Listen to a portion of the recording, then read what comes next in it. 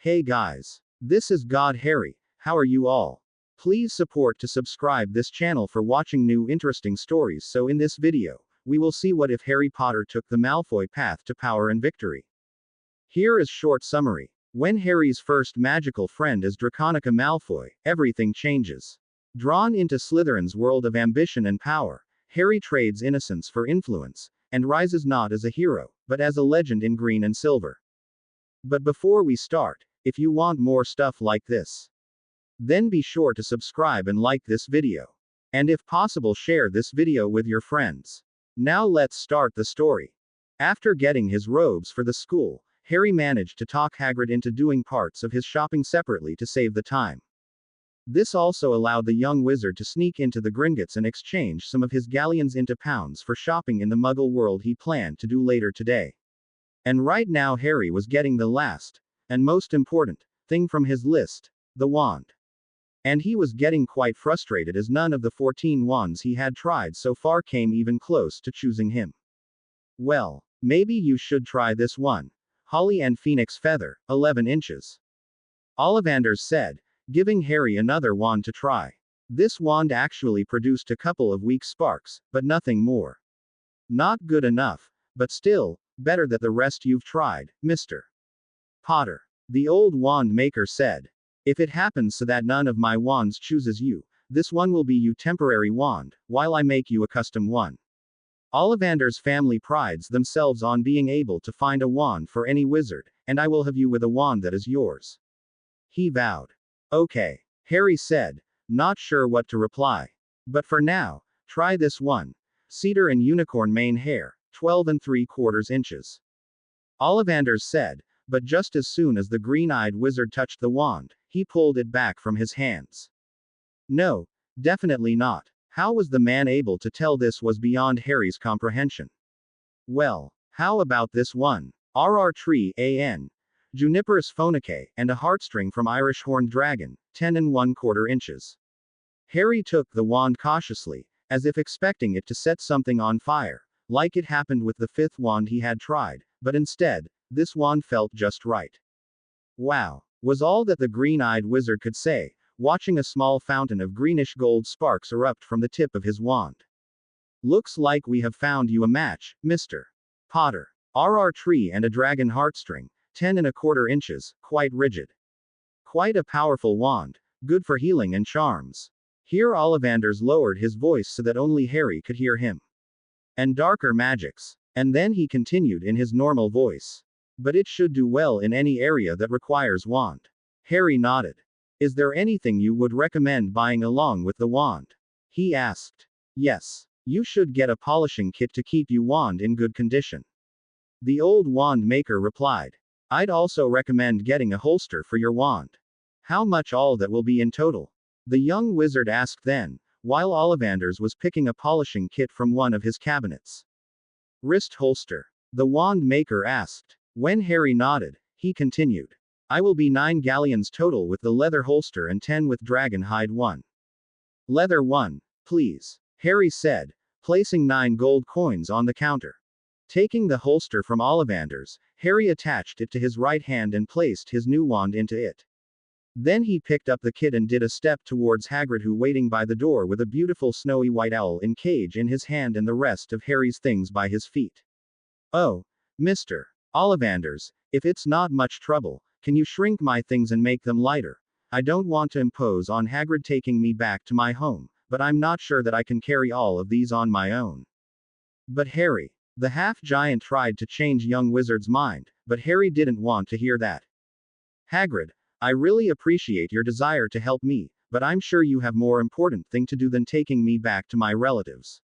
After a small pause, the green-eyed boy added, don't worry, I will be fine on my own. Hagrid nodded reluctantly. Yes, of course, Mr. Potter, that would be no trouble for me to do at all.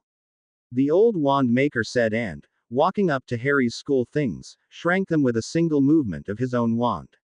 Another wand movement later, things glowed pale blue for a brief movement, they were featherlight too now. Thank you very much, Mr. Ollivanders. Harry said, picking his shrunk purchases and placing them in his pockets. Then he took the cage with the old from Hagrid, and the two of them left the wand maker's store. Thanks to overly enthusiastic shopping assistants in the Muggle Mall Harry went to buy himself new, Muggle everyday clothes. He barely was able to return to Privet Drive before 10 in the evening. Dursley, of course, were displeased with him being away for this long and not cooking for them. Also, they were displeased with him having new, and good, clothes and glasses. Yes, Harry got himself new glasses, nothing fancy, of course, but at least they were what he needed and not random old glasses he wore before. But they were displeased the most with the owl Hagrid bought him, though Vernon decided to interrogate his nephew about clothes first. "Boy, where did you get all of these things?" Vernon roared with his face quite purple with anger. "God help you if you stole even a penny from good people to get those." Being used to his uncle's tirades, Harry didn't even flinch. "Don't be so worked up, Uncle Vernon. You see, the school has a fund for those who don't have their money. And their money are different. You can buy a whole new wardrobe of normal clothes for the money you'll need to get a single suit of good quality in their shops. I just saved enough to be presentable at the school with these new clothes. Do you not want me to show them that normal things are better?" Harry said, carefully avoiding words magic and Hogwarts. This seemed to work as his uncle's anger had deflated somewhat. "And I even managed to save enough money to get myself to London on September 1st, so you won't have to drive me there." This finally returned Vernon to a relatively good mood. "Looks like we managed to install something good in you, boy," he said. "Because you were so go in showing that the normal people are better than no good freaks like you are, I'm even willing to tolerate this thing." He pointed at the owl in Harry's hands. "If you keep it to your room and have it being quiet." "Yes, Uncle, I will do just that," Harry said carefully not to give his uncle any reason to be angry with him. "Go to your room. I don't want to see you any more tonight. But just because you didn't have to do your chores today, don't think that I will allow you laze around." "Of course, Uncle Vernon," Harry relied. When his uncle nodded, he took all of his things and headed to his room. Albus Percival Wulfric Brian Dumbledore was in his headmaster's office at Hogwarts, sitting in his grand armchair, deep in his thoughts. The reason for that, though, was quite simple. All of his plans that he had built around the assumption that Harry would get that wand from Ollivanders were crushed. The wand with the second fox feather didn't choose young Harry. "Had I made a mistake all those years ago?" the old man asked himself. But Tom went after Potters, so Harry must be the chosen one, right? Or was the absence of any marks the true mark, and Neville is the one? I've heard that Augusta plans to send her grandson here with his father's wand. I need to suggest her that no matter how much she wants to see her Frank in Neville, the boy will need his own wand. Dumbledore thought. And if it happens so that that one chooses Neville, I'll have to declare him as the chosen one, as only the one with the brother wand will be able to stand up to Tom. The old headmaster paused to pop a drop candy into his mouth. But what if Neville too is chosen by a different wand? I'll have to wait and watch for other signs that will allow me to determine which boy is the chosen one. Ollivanders, as Harry learned the morning after his trip to the Diagon Alley, was a clever man and had placed all those charms on his things just temporary. So by the next morning, the green-eyed wizard had his things back to their normal size and mass and, thus, could do some preschool studying. So far potions and charms seem to be the most interesting subjects. Transfiguration and defense against dark arts seem to be good too, though with a bit too much theory in the beginning. Herbology could have been very interesting too, but the chores of tending to the garden he had had over the years saw to him being cold to the subject. Astronomy was good, but seemed to be outdated, compared to its Muggle counterpart. Harry had heard about Hubble telescope and what it could do, as well as radio and gamma observatories Muggles had both on the ground and in space. Magical people still used just refractors, 5 inches at most. History seemed to be the most useless subject as there could be no way that all that happened to the magical world were goblin rebellions. After all, there was Voldemort at very least. And Hogwarts founders, and Merlin, and as the time progressed towards the September 1st, young wizard decided that he didn't want to travel to the King's Cross from his current residence in the morning. It seemed to be a much better idea to get to London a day earlier and stay a night at the Leaky Cauldron. He could use magical way of transportation to get to the platform 9 3/4 from there. With this thought in mind, Harry approached his relatives on August 29th. Uncle Vernon, Aunt Petunia. He said to get their attention. What do you want, boy? His uncle snapped at him. Don't you have your chores to do? I'm finished for the moment. The green-eyed wizard replied honestly. I want to ask if I could leave your hospitable house a day earlier.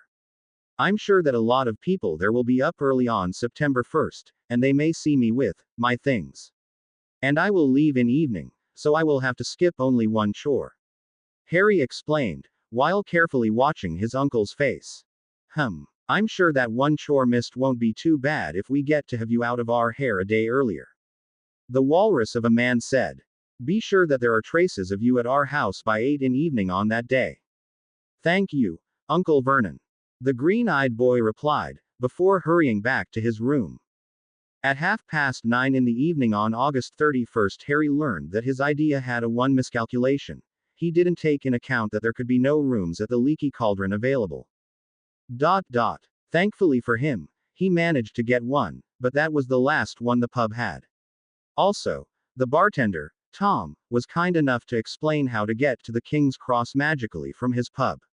The Flow Network, as much as Harry was apprehensive to traveling between fireplaces, looked to be a fast and relatively reliable way of traveling around. 10 in the morning the next day saw Harry standing in front of the fireplace at the Leaky Cauldron with all of his things by his side, including an empty cage. He had released his owl, Hedwig, to fly to Hogwarts on her own. So, I have to throw some powder into the fire, call the destination when the fire turns green, and step into it. The green-eyed wizard asked. Tom the bartender gave him a toothless smile and nodded. Yeah, that's right, Harry. Nodding to the man, thankful for his help, Harry picked some of the flow powder from the box that stood on the fireplace and threw it into the fire. Platform 9 3/4, he said when the fire turned green. Hoping that he had done everything correctly, Harry picked his things and stepped into the fire. As he was picking himself and his things from the stone floor of the platform, the green-eyed wizard decided that flow travel wasn't his chosen way of magical travel. Still, he was at the platform 9 3/4, and there indeed was a train going to Hogwarts standing there, with a Reed steam engine as its head. Deciding that he should go and find himself a compartment while there still was aplenty, Harry entered the car he was closest to. Entering the first free compartment he came across, Harry sat down and pulled a book from his trunk. It was an old tome of biology, published in the late 60s. He had bought it and several more books on biology and medicine after deciding that becoming a doctor, magical or otherwise, was not a bad idea. Plus, the shopkeeper was as big gossip as his aunt, and by now the rumors that would somewhat counteract his hooligan rumors spread by Dursley were running around the neighborhood. As it was getting closer to 11 in the morning when Hogwarts Express would depart towards the school, more and more people were appearing on the platform and more students were filling the train, but Harry didn't let them bother him. 15 minutes before 11 he was joined by a dark-skinned boy with short black hair, half-blood with strong muggle ties or just a muggle-born, judging by his clothes. But as the boy didn't bother him after asking if he could sit there, Harry was quite okay with him being there. Have either of you seen Harry Potter around there? Asked a lanky red-haired boy, opening the compartment door. The green-eyed wizard looked up from his book. It seemed that he got so engrossed in his reading that he actually missed the moment when the train pulled off. It took Harry only one glance to judge the redhead. And he did not want to be friends with a person like that. He didn't like parasites that wanted to use his supposed fame for their own gain, not that he wanted or needed it himself. He would gladly exchange that and all of his money at Gringotts for even a day with his parents any time. No, haven't seen him, Harry replied, before returning his attention to the book. The redhead swore under his breath and left. The rest of the train ride, bar the appearance of a lady with a trolley full of candies and snacks, went uninterrupted. The boat ride to the Grand Castle of Hogwarts, a part of the local traditions, might have been great were it not raining tonight, but alas. And being assaulted by a poltergeist with water-filled balloons immediately after entering the castle didn't help much. But at least Deputy Headmistress that took the children from this point was kind enough to cast drying and warming charms on anyone who wanted her help. Once everyone was dry and warm, Professor McGonagall explained that the sorting will happen in a few minutes and said that she will call them into the Great Hall when it was time. Then she left, allowing the first years to theorize on what the sorting would be. The redhead that was looking for Harry Potter on the train was telling everyone who was willing to listen that they will have to wrestle a troll. A girl with bushy dark brown hair was worrying that she didn't read enough to be sorted. A boy with long black hair was thinking that there will be some kind of a lottery. Harry didn't listen to those or any other, even more crazy, theories about what the sorting will be. Instead he spotted Draconica among the students and approached her. "Good evening, my lady," the green-eyed wizard said, getting her attention. Silently he was thankful that she was standing by herself and not chatting with other girls, or he might not have found enough courage to approach her. Draconica's gray eyes studied him for a couple of moments, before she recognized him as the boy she spoke to in the Madame Malkin's shop. Fine robes instead of hand-me-down clothes did make Harry look quite differently. "Hello. It's nice to see you again." She greeted him back with a small bow. "I'm afraid I haven't gotten your name from our last meeting," she added after a small pause. "No, I haven't told you it back then," Harry said. And seeing a question she was about to ask, he added, "And you will learn in a couple of minutes anyway, so I'm not telling it right now." Draconica huffed in fake annoyance, but gave him an almost invisible smile a moment later. At this moment Professor McGonagall returned to the chamber the children were waiting in and, after giving a brief overview of school's house's history, led the first years to the Great Hall. "You still haven't decided which house you want to be in the most?" Draconica asked Harry as they entered the Great Hall. "No, I still don't really care," the green-eyed wizard replied. "And you still want to be a Slytherin?" The blonde witch nodded. The whole Great Hall became silent as the hat that sat on the stool in front of teacher's table opened its mouth and started singing. After it finished the song, Professor McGonagall spoke. "Once I call your name, you will sit on the stool and place the sorting hat on your head. And once it sorts you, you will go sit with your new housemates." Several students laughed at surprised and annoyed face of the redhead. It looked like he was lied to about the sorting. Abbott, Hannah, a girl with dirty blonde hair, made into two pigtails, shyly moved to the stool and, 15 seconds after placing the hat on her head, was sent to Hufflepuff. The sorting ceremony progressed with each of the 4 Hogwarts houses getting new members. Susan Bones, Justin Finch Fletchley, Wayne Hopkins, Megan Jones and Ernie Macmillan joining Hannah at the yellow and black table. Terry Boot, Mandy Brocklehurst, Michael Corner, Stephen Cornfoot, Kevin Entwistle, Anthony Goldstein and Sue Lee becoming new Ravenclaws. Lavender Brown, Seamus Finnegan, Hermione Granger, the bushy-haired Brainiac girl, and Neville Longbottom joining older students under red and gold Gryffindor banner. Millicent Bulstrode, Vincent Crabbe, Tracy Davis, Gregory Goyle and Daphne Greengrass becoming newest members of the Slytherin house. Malfoy Draconica, McGonagall called, and Harry's female friend calmly walked towards the stool with the sorting hat sitting on it. As soon as she placed the hat on her head, it sorted her to the Slytherin house, adding green and silver colors to her previously neutral school robes. Removing the hat, Draconica walked to her house's table in the same calm and aristocratic manner, though she did smile back when she noticed Harry smiling at her. The sorting continued with Morag McDougal joining Ravenclaw House, Theodore Nott and Pansy Parkinson becoming new Slytherins, Padma Patil II joined Blue and Bronze House of Ravenclaw while her twin sister Parvati became a Gryffindor. Potter, Harry. It took all of Harry's self-control not to laugh at the shocked expression on Draconica's face, when she learned that she got friendly with the most famous preteen in the magical world and didn't realize who he was. It's nice to finally sort you, Mr. Potter. The sorting hat said in Harry's mind as soon as he placed it on his head. And what do we have here? You are hardworking and wouldn't mind helping others when they are in need, but for the most part you are doing things just for yourself. No, Hufflepuff isn't for you, though you do have qualities Helga favored so much. The hat continued. And you have a bright mind and you seek knowledge, but, again, you seek it not for itself. Rowena's house too isn't for you. So, it's either Slytherin or Gryffindor for me. Harry thought, noticing only now that he wasn't scared of the fact that Magical Hat was rummaging through his mind. Indeed, Mr. Potter, you have qualities of both houses, and either can make you great in their own way. You are ambitious and will walk through any obstacles towards your ambition, qualities of a true Slytherin. But at the same time you are quite noble and will fight straight and fair, something Godric wanted to see in his students. Where should I sort you, Mr. Potter?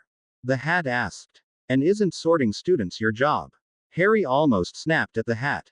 Yes, it is. But when one can fit into several houses, I tend to allow them to make their own choice. The Sorting Hat responded. So, where do you want to go, Mr. Potter? I don't really care. The Green-Eyed Wizard replied.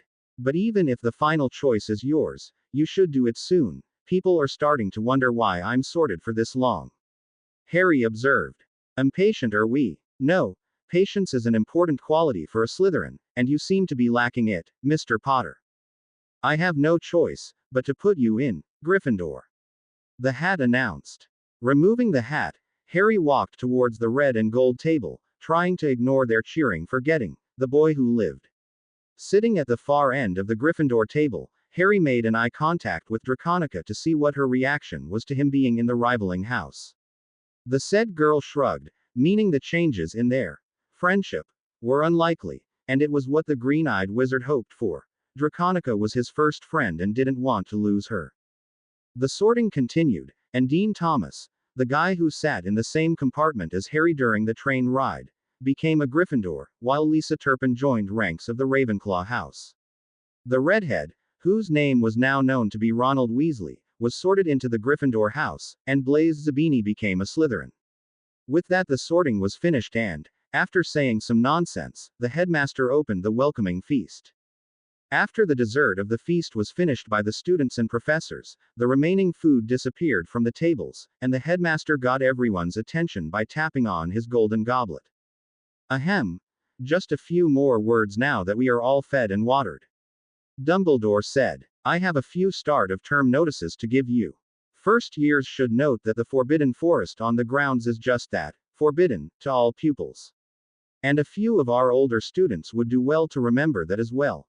Headmaster's twinkling eyes flashed in the direction of the red-haired twins. I have also been asked by Mr. Filch, the caretaker, to remind you all that no magic should be used between classes in the corridors.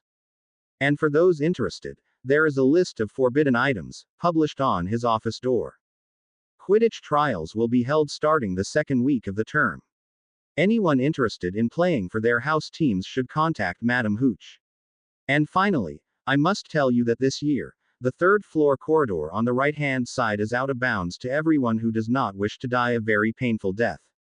Several students chuckled at the last bit of information, but Harry could see that the headmaster was quite serious.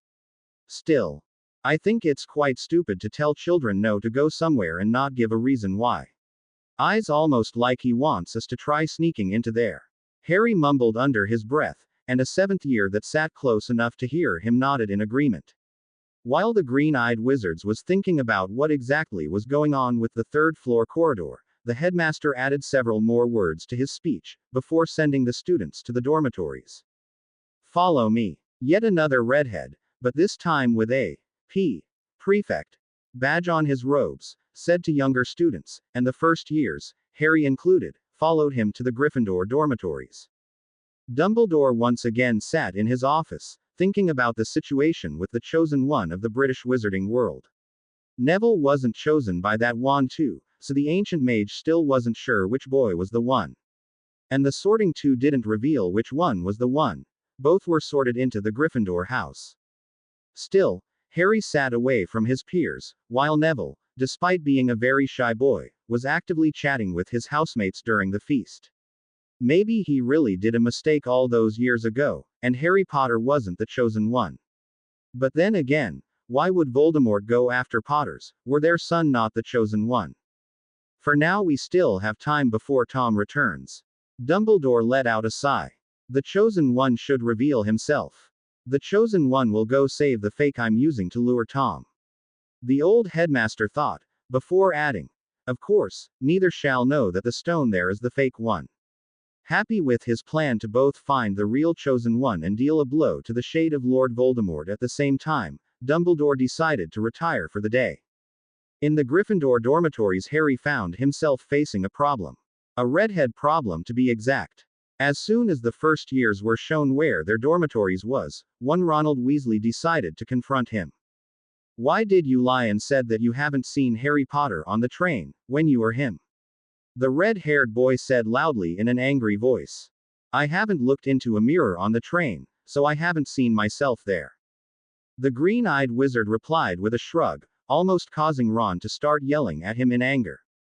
He just didn't want to tell the redhead up front that he just didn't want to be friends with someone who wanted to use his fame for his own gain. Draconica might have been told by her family. He had looked up Malfoy family the previous night, but at least she was friendly enough with him even when she didn't know who he was. Still, if the Weasley boy was as thick-headed as he tried to look, Harry would have to tell him in no uncertain terms that he didn't want to be friends with him before long. But mate, Harry gave the other boy a glare, making him shut up. I'm not your mate, the green-eyed wizard hissed out. But, another glare and Weasley shut up. Almost. And you were all friendly with a Malfoy. And, mate, you should stop talking to her, before you turn completely dark. Ronald said loudly. Harry gave the boy one more glare. She is my friend, he stated, before closing the canopy of his bed. Not before hearing the redhead spouting nonsense about Draconica being an evil witch and him being a dark wizard just for talking civilly to her. Thankfully, Harry's bed was closest to the door out of the dormitory, and next to him was Neville's, who was a good guy. Otherwise, were Ron sleeping in the bed next to his, Harry would have been worried that the redhead will try to save him from the darkness. I need to learn privacy wards as soon as possible. As incompetent as Hagrid was in higher-level magics, no offense to the man, he managed to install into Harry's mind that wards were stationary protective enhancements. Yeah, definitely need to learn them before long, he thought as he nodded to himself. On the other end of the castle, in the dungeons where Slytherin dormitories resided, Draconica was sitting on her bed in her room. Yes, Slytherin students were given personal rooms, thinking about what she leaned today. The boy whom she had met in Madame Malkin's shop was really Harry Potter, the supposed hero of the wizarding world. And he wasn't what her father or anyone else had expected him to be. He wasn't arrogant in his fame, almost like he didn't know about it until that day. Nor he was knowledgeable about the magical world, but he had a sharp mind and did a good job of not showing that he knew next to nothing about the world he now was a part of. The scion of noble House Potter was intelligent and, even thought he was technically a half-blood, he was nice to be around, Draconica had to admit. Better than Crabbe and Goyle her father wanted as her bodyguards, those two were about as intelligent as a couple of gorillas. And better than her contracted, who was not only quite stupid, but he also was 11 years older than she was.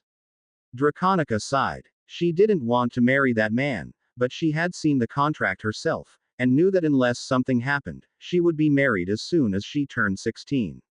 Oh, well, her mother had taught her that life not always was fair, nor one could get all the he or she wanted, so Draconica had humbled by now. Returning to the thoughts about Harry Potter, Draconica had to admit that she wouldn't mind keeping their friendship up. Greengrass and Davis were good, but they were about everyone worth her friendship in the Slytherin house. But with Potter being sorted into the rivaling house, keeping up an open friendship was outright impossible. Not that a real Slytherin should have any friendships, only associations that were benefiting, but one was easy to present as the other. But thanks to the headmaster stupidly believing that if he put Gryffindor and Slytherin together in classes the rivalry would end, it was possible to mask their friendship as just working together in classes for common benefit. Finally, while her mother, Narcissa Malfoy, née Black, too was contracted to her father, and the marriage was quite loveless, she had given her daughter a dream of her Prince Charming, and right now Draconica idly wondered if Harry was that prince for her. But she quickly dismissed the idea as a ridiculous one. They were in rivaling houses, belonged to political factions that were all but at open war, and she was already contracted. There was no way that anything could grow between them. Next morning, Harry woke little past 6 o'clock, long before any of his dorm mates, especially the red-haired one, and, after performing his morning rituals, descended to the common room. He still had about an hour before the breakfast would be served, so the green-eyed wizard decided to continue reading his biology book, from time to time casting a tempest charm, so that he won't miss the breakfast, because he was absorbed by the book. When the clock showed 7:30 in the morning, Harry closed his book and, using a plan for the route between Gryffindor Common Room and the Great Hall he had sketched the previous night, went there to get his breakfast. Even with the said plan, it took him some time to get down there. The stairs did change their configuration during the night a little. But as it turned out, there were only so many students in the Great Hall, mostly older Ravenclaws. The breakfast, unlike yesterday's feast, was quite simple, but there was everything a true Englishman could think of having for breakfast. Helping himself with a plate of fried eggs and some bacon and a glass of orange juice, Harry started eating, while reading his book simultaneously. Professor McGonagall, his head of the house, wasn't there yet, and she was the one who would give him his timetable. At about 8:15, students and professors started filling into the Great Hall, and, after having a quick breakfast herself, Professor McGonagall went along the table of her house, giving timetables to the Gryffindors. When she reached Harry, who was sitting near the door of the Great Hall, he shut his tome and accepted his timetable. "Thank you, Professor," he said, while his eyes scanned the said timetable. It was like this. Monday. History of Magic, with Ravenclaw. Herbology, with Hufflepuff. Lunch. Double Charms, with Slytherin. Tuesday. Transfiguration, with Slytherin. Dada, with Ravenclaw. Lunch. Free period. Herbology, with Hufflepuff. Wednesday. Double Dada, with Slytherin. Lunch. Free periods. Astronomy, all houses, at 11 p.m. Thursday. Lunch. Herbology, with Slytherin. Charms, with Ravenclaw. Friday. Double Potions, with Slytherin. Lunch. Transfiguration, with Ravenclaw. History of Magic, with Hufflepuff. Nothing too bad in Harry's opinion. Thought the fact that good 9 out of the 17 lessons were shared with Slytherins was a little bit disconcerting. While he himself had no problems with the House of the Snakes, not many of his housemates were of the same opinion, while most Slytherins despised Gryffindors, who, again, had that bright idea of pairing them together for the half of the lessons. History of Magic was taught by a ghost, Professor Binns, who kept droning on and on about one goblin rebellion or another, and only Hermione was able to both stay awake and write notes. The rest of the mixed Gryffindor and Ravenclaw class was either sleeping or doing something not related to the history lesson. Thankfully, it was just a single lesson. Herbology, which on Mondays Gryffindors shared with Puffs, was much more lively, compared to the history lesson. It was taught by a roundish kind witch, Professor Pomona Sprout, and took place in the Hogwarts greenhouses. So far she had introduced only the most safe plants to her first-year students, but one could say she had promised, with years to come they would advance to more dangerous and more interesting magical plants. Charms was taught by Very Short Wizard, and most likely not entirely human as he bore some similarities to goblins in his appearance, who had to use several books to stand on to be seen above his table. And as lively as the Professor Flitwick was, the first weeks he taught only magical theory behind charms to the first years, so Harry decided not to make the final opinion about the subject until they started practicals. But on the brighter side of things, he managed to talk a little bit to Draconica during charms as Gryffindors shared it with Slytherins on Mondays. Tuesday's first lesson was Transfiguration, which Professor McGonagall started with some demonstration of what could be achieved in the field.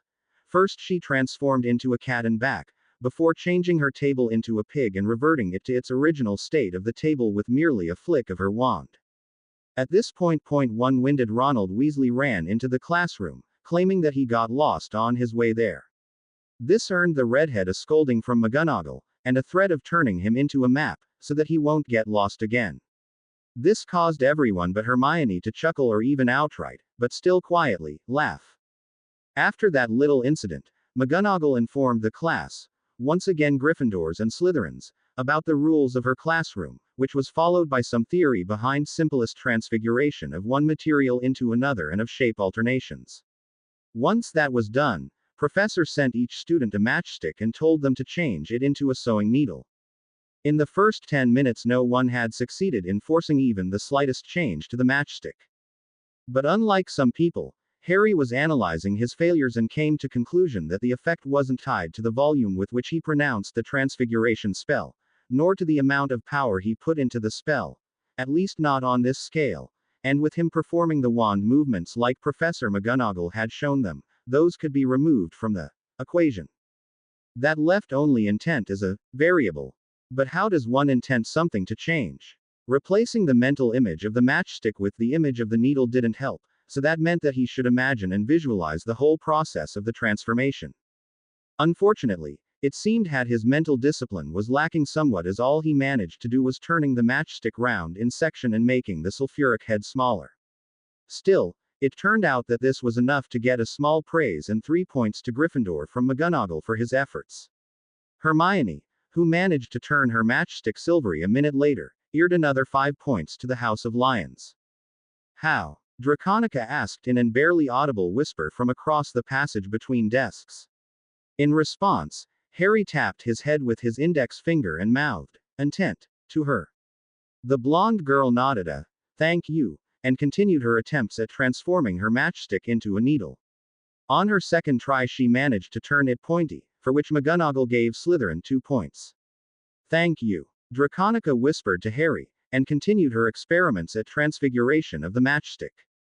Even if Harry thought he had figured the secret behind transfiguration, by the end of the period he managed only to turn his matchstick into a wooden needle without the eyelet, earning him 2 more points for the Gryffindor house. Unfortunately, the defense against dark arts turned out to be the second worst subject so far. Professor Quirrell was a joke. The man was reeking of garlic, was constantly stuttering and seemed to be afraid of his own shadow, and wasn't teaching them anything useful. That, and Harry was getting an odd headache in his scar around the man. Wednesday started with 2 more Dada periods, which brought only more headaches to Harry. Thankfully, there were no more lessons after that, until the astronomy at 11 in the evening. The said subject, like Harry got the feeling when reading the textbook, turned out to be stargazing. Professor Sinistra was good, but all that she taught were names of stars and planets that could be seen through the telescope. On Thursday, first years were allowed to sleep till lunch, which was a good thing since astronomy ended a little past midnight. And after lunch there was herbology with Slytherins, followed by charms with Ravenclaws. Friday for Gryffindors began with double potions with Slytherins. Professor Snape that taught potions was a nasty man with greasy hair that quite obviously hated 3/4 of the students, everyone who didn't wear robes with green and silver. And the moment his eyes landed on Harry's name, Snape made it clear that he hated the green-eyed wizard at least twice as much as anybody else. After a long speech about how great potions are and how there will be no need for wand usage in his classroom, Professor Snape decided to pop quiz Harry. "Potter," he called sharply, "what would I get if I added powdered root of asphodel to an infusion of wormwood?" Harry's mind raced, trying to remember a potion with these ingredients from the textbook, but failed to do so. But he did remember properties of the named ingredients when they were used alone, so it was possible to deduce the potion based on the information given. Snape kept staring at Harry, ignoring Hermione's raised hand. These ingredients used together would have a strong soporific effect. So, if I were to guess, this is a powerful sleeping draught. Draught of living death, Harry replied. 3 points from Gryffindor for coming to my lesson unprepared. I would have taken 5, but by some dumb luck you managed to get the answer right, Potter. Snape said with a sneer. Let's try again, but this time you will lose your house 10 points if you fail to answer. The potions professor made a pause, clearly trying to think of some really hard question. What for are lacewing flies used in potions? Once again, Professor ignored Hermione's hand. Lacewing flies are used in potions that alter appearance of the recipient. Harry replied, this time without more than a second of thinking. Snape gave him a cruel smile. Incorrect, Potter. They are used as a stabilizing agent in appearance-altering potions. It appears that you fail to see the truth that your fame is not everything. 10 points from Gryffindor. Ron wanted to shout something, but his partner, Dean, managed to keep the redhead from doing that. Let's try once more, Potter. I want you to bring me some leaves of cassia. Where will you look for them? Answer me, Potter, or I will take 20 points from Gryffindor. I'll look in an apothecary, in an ingredient cabinet, in a potions laboratory, or in a greenhouse. Cassia isn't native to British Isles and can't be found there in the wild. Harry replied with a false confidence in his voice. Judging by Snape's face, which looked like he had just swallowed a whole, he got this one right. The professor was about to say something like, 10 points from Gryffindor for knowing too much, but Ron chose this moment to break free of his partner's grip. Potter, you traitor. What are you doing losing our points? Glare from Professor Snape made the redhead shut up instantly. Weasley, he hissed in a low, dangerous voice. I do not tolerate such outbursts in my classroom. 5 points from Gryffindor. Now it was Ron's turn to look like he had swallowed a. Now answer me, Weasley, what is a bazaar and where you will look for it? And why should I know? Am I a know-it-all? Asked Granger. She is. The redhead replied angrily. This outburst cost Gryffindor 5 more points. Granger, you say? Snape said in a sneering voice. No. But how about Ms. Brown? How would you answer? Lavender too didn't knew, which had the potions professor taking another 5 points form the House of Lions. For your information, Weasley, Brown, bazaar is a stone found in a stomach of a goat. And it will save you from most poisons. Looking at the clock, Snape noticed that he had used a good part of his first lesson for today already. Today you will be brewing a potion to cure boils. Instructions are on the board. With a flick of his wand he made the said instructions appear. You have until lunch. Begin. 5 minutes later Harry discovered that it was a great mistake of his of pairing himself with Neville. The chubby boy was nice, sure, but he was about as inept at brewing potions as one could be, and Snape practically melting their cauldron with his glare didn't help the situation at all. So, deciding that his partner would do better at preparing the ingredients, Harry took brewing in his own hands, which, in the end, proved to be a wise decision. Thanks to Dursley he could concentrate on his task and not let Snape's hurtful remark distract him. His cooking skills were a great help there too.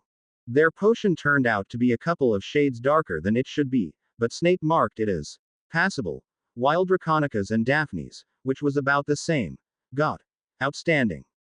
Scowling at the obvious hate his professor had for him, Harry collected his things and, throwing his bag over the shoulder, headed to the Great Hall to get something to eat for lunch. But as soon as left the classroom, he was sent into the wall by a very angry redhead. Potter, how dare you lose us the points good people had earned, you traitorous bastard! Ron yelled as he tried to physically assault his classmate. Alas, he was not very fast, and Harry managed to get away from the strike rather easily. At least I earned more than I lost. The green-eyed shot back, but it seemed to only make the redhead angrier. With a determination to hurt burning like hellfire in his eyes, Ron attacked again and, managing to fight his way through Harry's defenses, punched him in the stomach. Thankfully, not as hard as Dudley, that is when the fatso managed to catch him. And what do we have here? Said a sneering voice that belonged to Professor Snape. Fighting in the corridors, Potter, Weasley. 5 points from Gryffindor each. And you are doing it like some dirty muggles. That's another 5 points each from Gryffindor.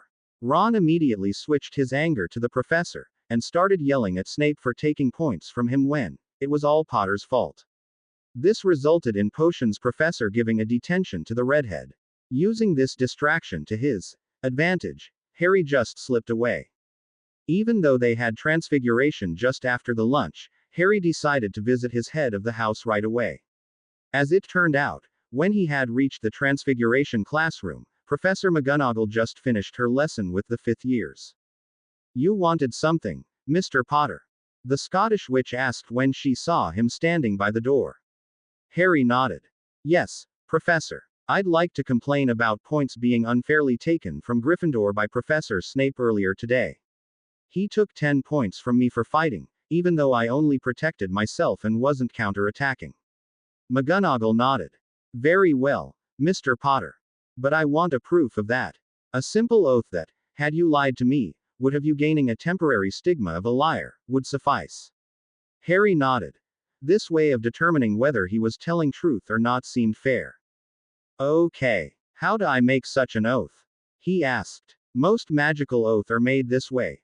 You say, I, followed by your full name, do swear on. Here you insert what on you do swear.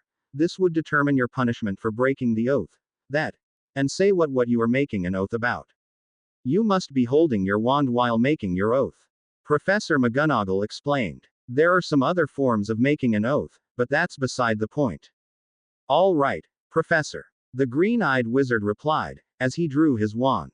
I, Harry James Potter, do swear on a stigma of liar that what I said to Professor McGonagall earlier this lunch break is truth.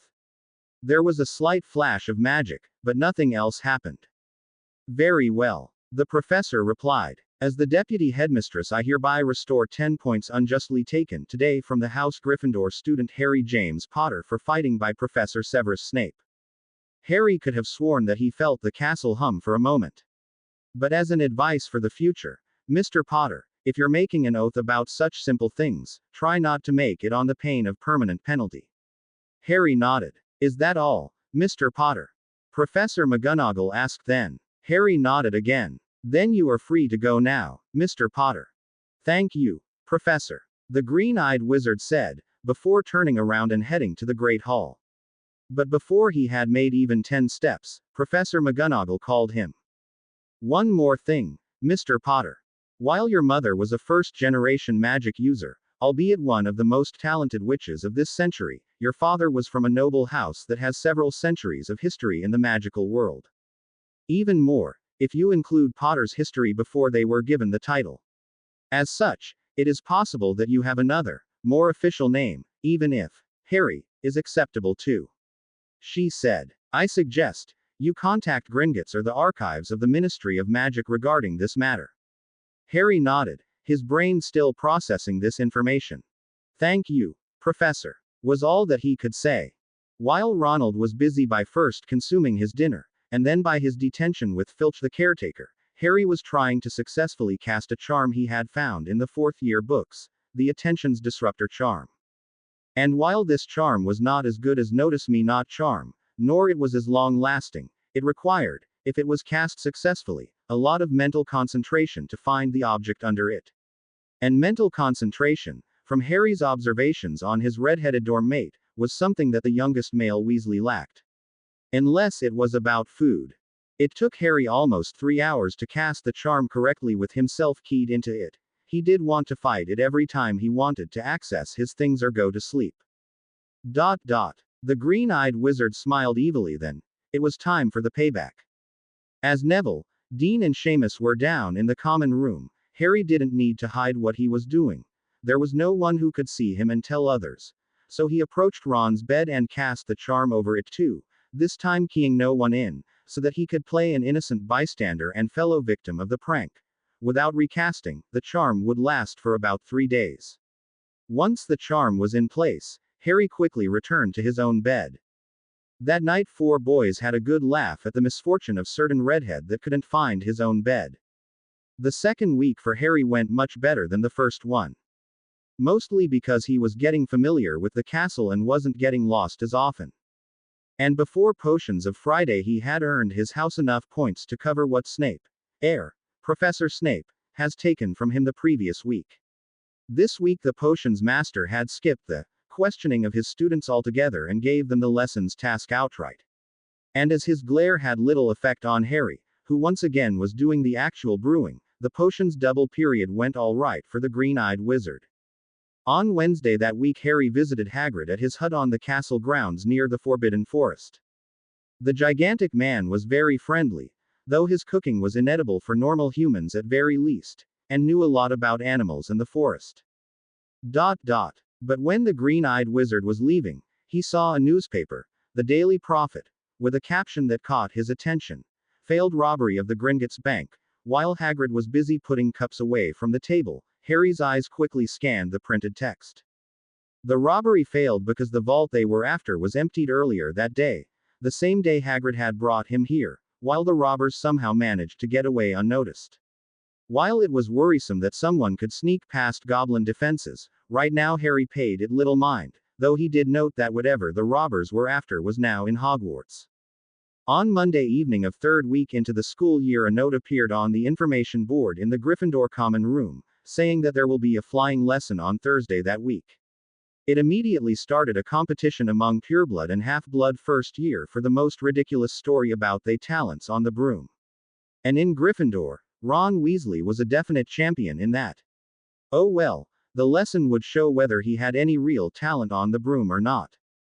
But the green-eyed wizard was more interested in what the archives of the ministry would say to him about his name. He did as Professor McGonagall suggested and sent a request there to look his registered name up. It already was more than a week, but having an idea about, from his uncle's tirades about useless bureaucrats, how the ministries work, it was unlikely that he would receive a response anytime soon. On Wednesday, Neville's grandmother sent him a remembrall, a small glass ball that became filled with red mist if it sensed that the one who held it was forgetting something, and this made the chubby boy a target for jokes from several Slytherin students, mostly not. But after Harry politely pointed out that making such jokes was below their social standing, the offenders shut up and didn't bother Longbottom Scion anymore, for which Neville was most thankful. Thursday finally came and the weather was quite good for flying, even if a bit cool and breezy. At least, the sky was clear and the autumn sun was shining. After the charms lesson with Ravenclaws was finished, the Gryffindors hurried to the school grounds for the flying lesson. But Slytherin students were already there, standing in front of the school brooms in a row with a gap between boys and girls. So Gryffindors had no other option but to stand behind the other line of the brooms. Almost as soon as both houses were ready for the lesson, Madame Hooch, that held some resemblance to a greyhawk, appeared. "Welcome to your flying lesson," the woman said, while her yellow eyes scanned the first years in front of her. Everyone was standing by a broomstick, so there was no problem yet. "Stick out your lead hand over the broom and say, 'Up,'" she instructed. Immediately air was filled with students shouting. Harry managed to make his broomstick fly into his hand on his first try, while most others had less luck. Hermione's was twitching on the ground, Neville's wasn't moving at all, and blazes struck the dark-skinned boy on his face, which made several Gryffindors laugh. Madame Hooch then showed them how to mount their brooms without sliding off the end, and walked up and down the rows correcting their grips. "Now, when I blow my whistle, you kick off from the ground, hard," said Madame Hooch. "Keep your brooms steady, rise a few feet, and then come straight back down by leaning forward slightly. On my whistle. 3, 2, 1. But before she could whistle, Neville's broom started rising into the air on its own, boy's nervousness being the most likely reason for that. The boy cried out, definitely preferring to be standing on the solid ground right now, but he just couldn't make his broomstick to start descending, and it kept rising. "Come back, boy," Madame Hooch shouted, but Longbottom still had no luck in regaining control over the broom. Then Harry noticed something. Neville's grip on the handle of the broomstick was slipping. Without much thinking, Harry pushed off the ground and sped towards where Neville was with a speed that the broom that would fail even at sweeping the floor shouldn't be able to achieve. So when the chubby boy slipped off his broom and started falling, Harry was there to catch him. And he did catch his falling classmate, but there another problem appeared while, thanks to the chores Dursley had him do, Harry had the strength to catch Neville, but his broomstick wasn't powerful enough to keep the extra weight in the air, and he too started heading downwards at an alarming speed. At this point the green-eyed wizard did the most foolish and heroic thing in his life. When they were but 9 feet off the ground, he threw the broomstick away and positioned himself and Neville to get the minimal damage from the fall. Another useful thing he had learned while in Dursley's care. The landing was still very rough, and the horizontal speed that was still there didn't help at all. Neville got his right wrist broken and some skin torn on the same hand. Harry got it much worse, as the rough ground tore skin from his back, along with a heavy damage to his clothes. "No one is to move while I take these two to the hospital wing," Madame Hooch said sternly. "Leave your brooms where they are or you'll be expelled faster than you can say Quidditch." While Neville could walk on his own easily, she had to levitate Harry, to prevent further damage to his body. The hospital wing was a very clean place, located on the first floor of the east wing of the castle, which smelled, well, like a hospital. It was ran by Madame Pomfrey, an overprotective of her patient's Medi witch, who immediately started applying treatments to the boy's wounds, while muttering about unsafe flying lessons under her breath. At the same time, Madame Hooch was finishing magically repairing Harry's clothes. First, Mr. Potter. Madame Hooch said once the green-eyed wizard was no longer constantly scowling from pain. Quote, I will award 40 points to Gryffindor for saving your classmate, but I would strongly advise you against doing it like this again. Harry nodded weakly. Also, seeing the way you handled your broom, I can't help but think that flying is in your blood. I will speak with Minerva about the possibility of allowing you to try for the Quidditch team. Merlin knows, she's in a need for a good flyer. But you are not to speak about this, understand? Harry nodded. And you too, Mr. Longbottom. We don't need any rumors of that kind flying around the castle. Neville nodded. Very well. I'll take my leave now. I still have a class to teach. Have a quick and painless recovery, you two. And the witch left, leaving 2 first years to the Madame Pomfrey's tender mercies. Harry was released from the hospital wing next morning with barely enough time to eat breakfast and run up to the Gryffindor Tower to get his things for the day's lessons. And the extra attention he got for his stunt, both positive attention and negative one, the latter one from those who thought he was just showing off, wasn't very helpful for the young Gryffindor. Professor Snape was especially vindictive towards Harry that Friday morning and took about 20 points from him for some stupid reasons like breathing too loud. The transfiguration went much better than potions, as not only Professor McGonagall wasn't looking for an excuse to make his life miserable like Snape did. The transfiguration professor was actually proud of what he did yesterday, but also the transfiguration was becoming easier for the green-eyed wizard, which had him earning back some points he had lost earlier this day. Finally the bell rang and the students started packing their things back into their bags. Mr. Potter, please stay. Professor McGonagall said, making the green-eyed wizard head towards her table instead of the door out of the classroom. Yes, Professor. He asked. Rolanda came to me yesterday and spoke to me about your talents on the broom and said that I should see whether it is possible to have you try out for Quidditch this year.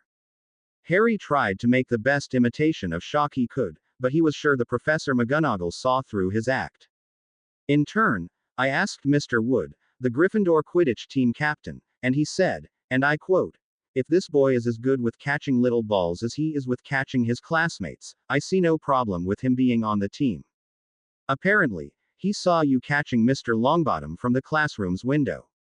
Professor McGonagall said. As such, I asked the headmaster for permission for you to be on a team and he has agreed, under the condition that you are accepted through tryouts. Unfortunately, the headmaster was adamant that you won't be allowed to have your own broomstick this year. He said that bending too much rules for you will be seen as a sign of favoritism, which will be bad not only for you and headmaster, but the school itself. Harry nodded. I understand, Professor. After a small pause, he continued. Professor, is there a rule saying that a student can't own more than one broom? In case I'm selected for the team, I could buy one and transfer my ownership of it to someone on the team until the end of the year. Professor McGonagall nodded. This was a great idea, no matter how Slytherin-ish it sounded. No, there is no such rule, Mr. Potter. She said. Now, I know you have another lesson right now, so I suggest you hurry up if you don't want to be late. Harry nodded and hurried out of the Transfiguration classroom. Later that day, after the 4th lesson finished, Harry was approached by a burly 5th-year student, Oliver Wood, in the Gryffindor common room. Potter, Professor McGonagall asked me to see if you fit for the seeker position on our Quidditch team. So I want you to be at the stadium tomorrow by 8 in the morning for the tryouts. Oliver said. And don't expect me to go easy on you just because you are a first year. And if you do become our seeker, I advise you to keep up with your studies, as Professor McGonagall said that if you start failing your studies because of Quidditch, she would ban you from it till the 3rd year, and I would hate to lose another seeker of the team. Harry nodded. While Wood seemed to be a Quidditch fanatic, he also understood that you needed to do well in classes to play. I have to become seeker first. The green-eyed wizard said. But I'll be there. Very well, Oliver said. Have a good evening. And with that he headed to an empty corner of the common room to do his homework or something like that. Being an early riser, Harry had no problems with getting to the Quidditch stadium with some time to spare. And as it was, there were only 3 other students trying out for the seeker position, and another 5 who wanted to be a chaser.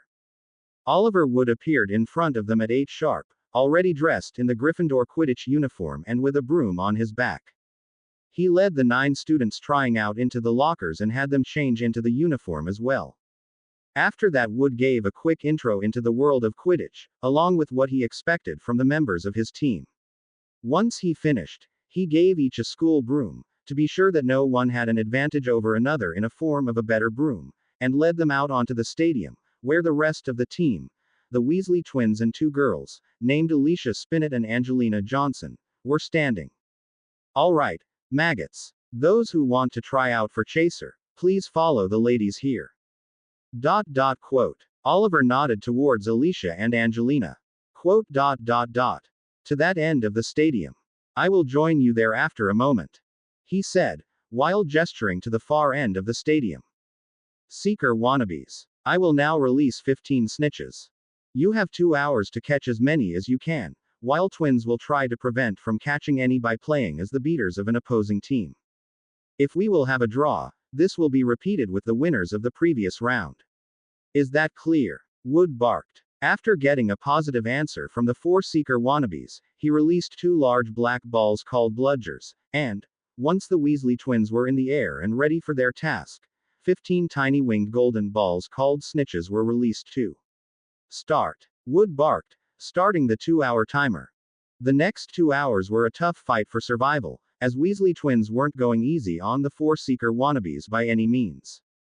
2 of them didn't even live till the end of the 2 hours. Thankfully for him, Harry was good enough on the broom not to end in the hospital after just the tryouts. And with 8 snitches he had caught, he was sure of his victory. He got more than a half of them. Still, the game seemed to be quite violent and was more of an excuse for him to fly.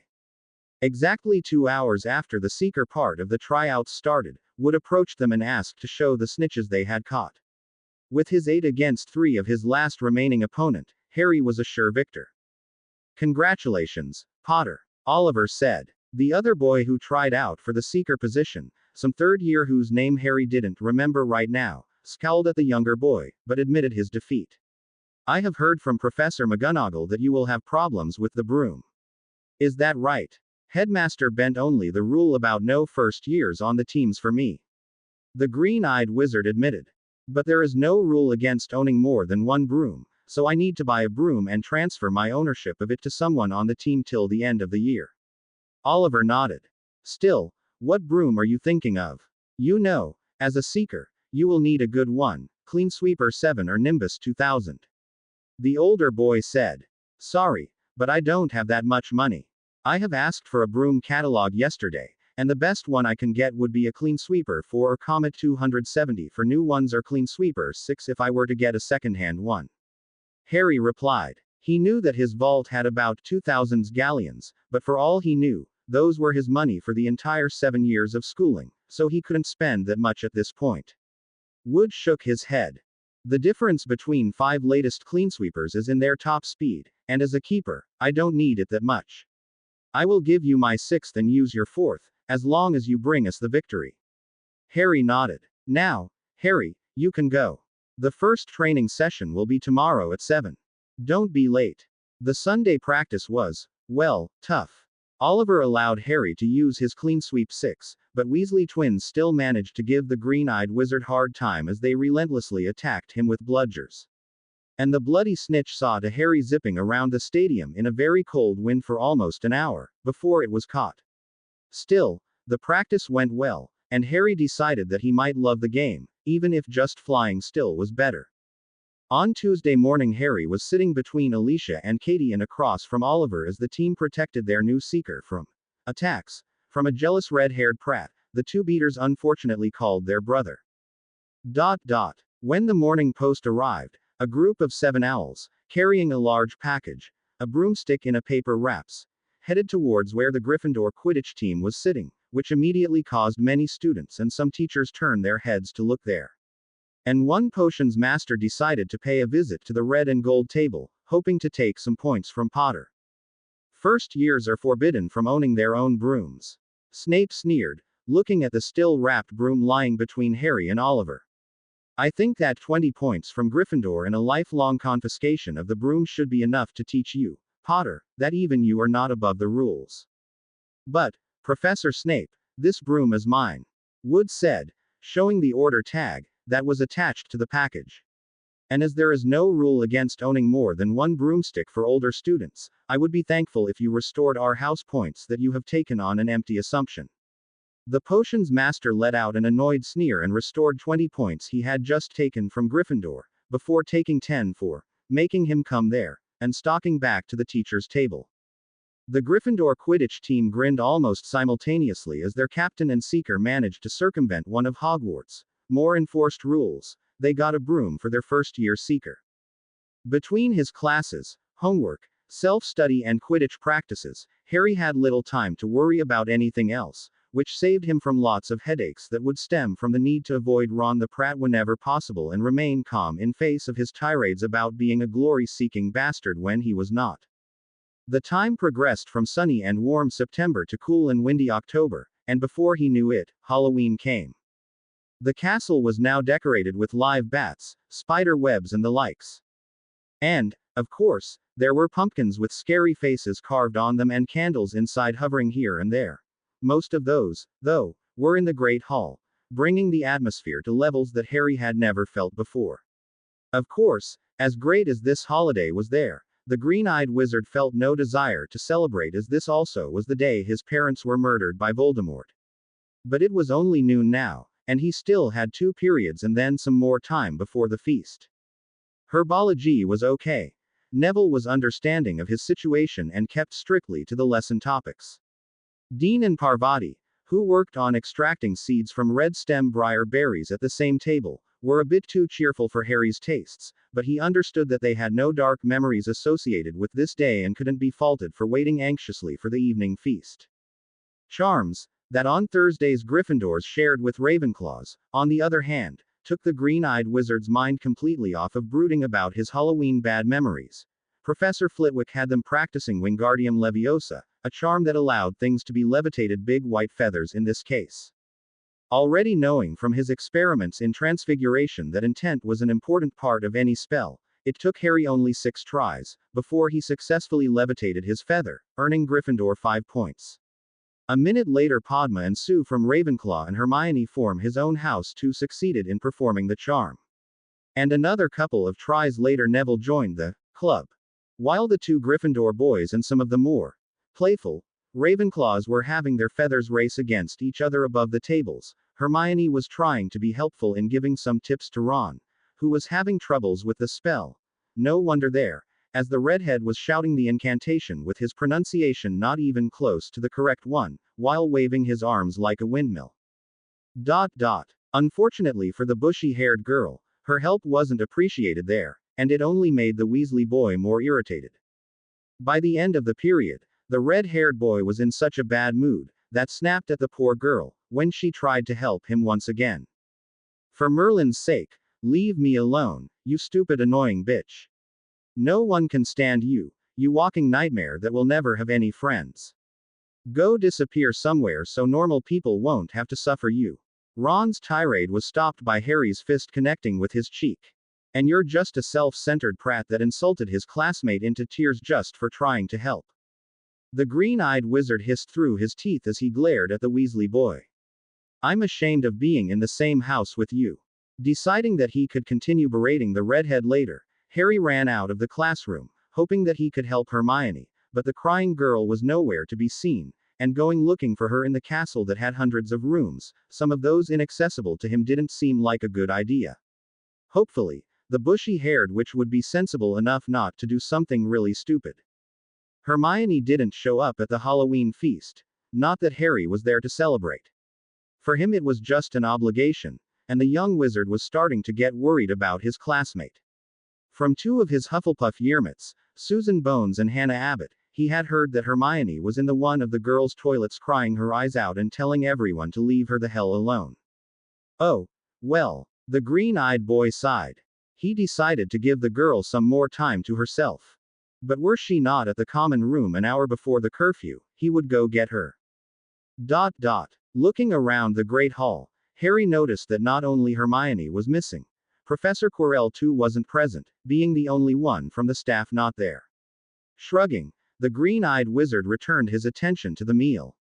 20 or so minutes after the headmaster finished his speech and the feast started, Professor Quirrell came sprinting into the Great Hall with his turban askew on his head and terror on his face. Troll! Troll in the dungeons! The turban-wearing man shouted in a fake, terrified voice.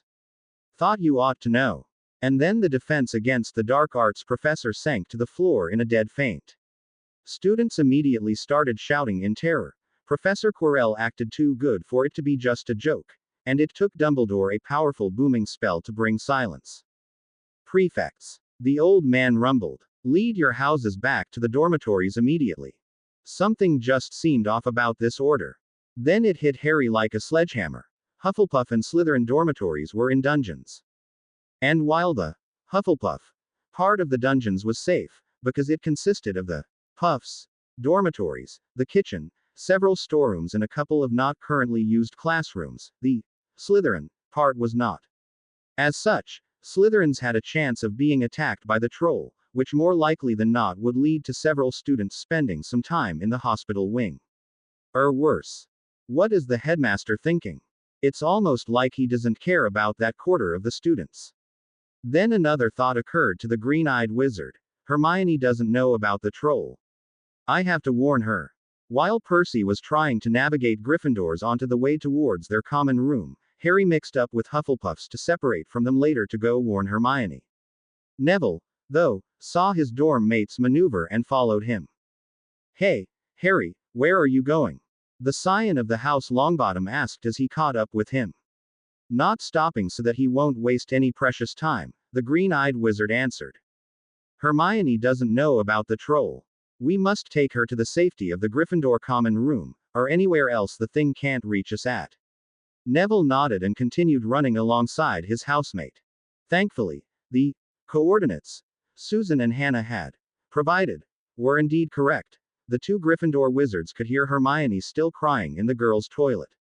The boys looked at each other before entering the toilet. Go away. Leave me alone. The bushy-haired witch pleaded from the stall she was occupying. Harry approached that stall and knocked on the door. Hermione, you should go back to the common room, he said in a soft yet commanding tone. Unfortunately, the only effect it had on Hermione was her recognizing that there was a male in girls' toilet, which forced the girl into her bossy rule-following mode. What are you doing here? She asked through her sobs. You aren't allowed there. Harry sighed and tried again. Hermione, there is an emergency in the school. The troll found its way into the dungeons and you might be in danger there. This finally had the effect on the Gryffindor witch, and she opened the stall's door, only to freeze in place and scream. At the same time the green-eyed wizard finally felt Neville tapping his shoulder. We have a big problem there. The pudgy boy said. The next moment the troll, it had found the trio of first years in the toilet, let out a roar and attacked. Harry threw himself and Neville on the floor while Hermione dumbly stepped backwards. The troll's club nearly hit the witch as it passed just several inches in front of her face, showering the girl with splinters from the smashed wood partitions. Knowing that fighting the troll was a suicide, no one under 5th or 6th year was taught in the classes any spells that could overcome the magical resistance of the beast's hide. Harry decided to use the other way out of their current predicament, running away. The problem there was in the fact that the said troll was standing between them and the door out of the toilet.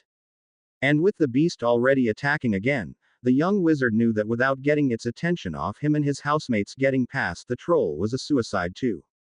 But so far they weren't taught any spells that could be used for averting beast's attention.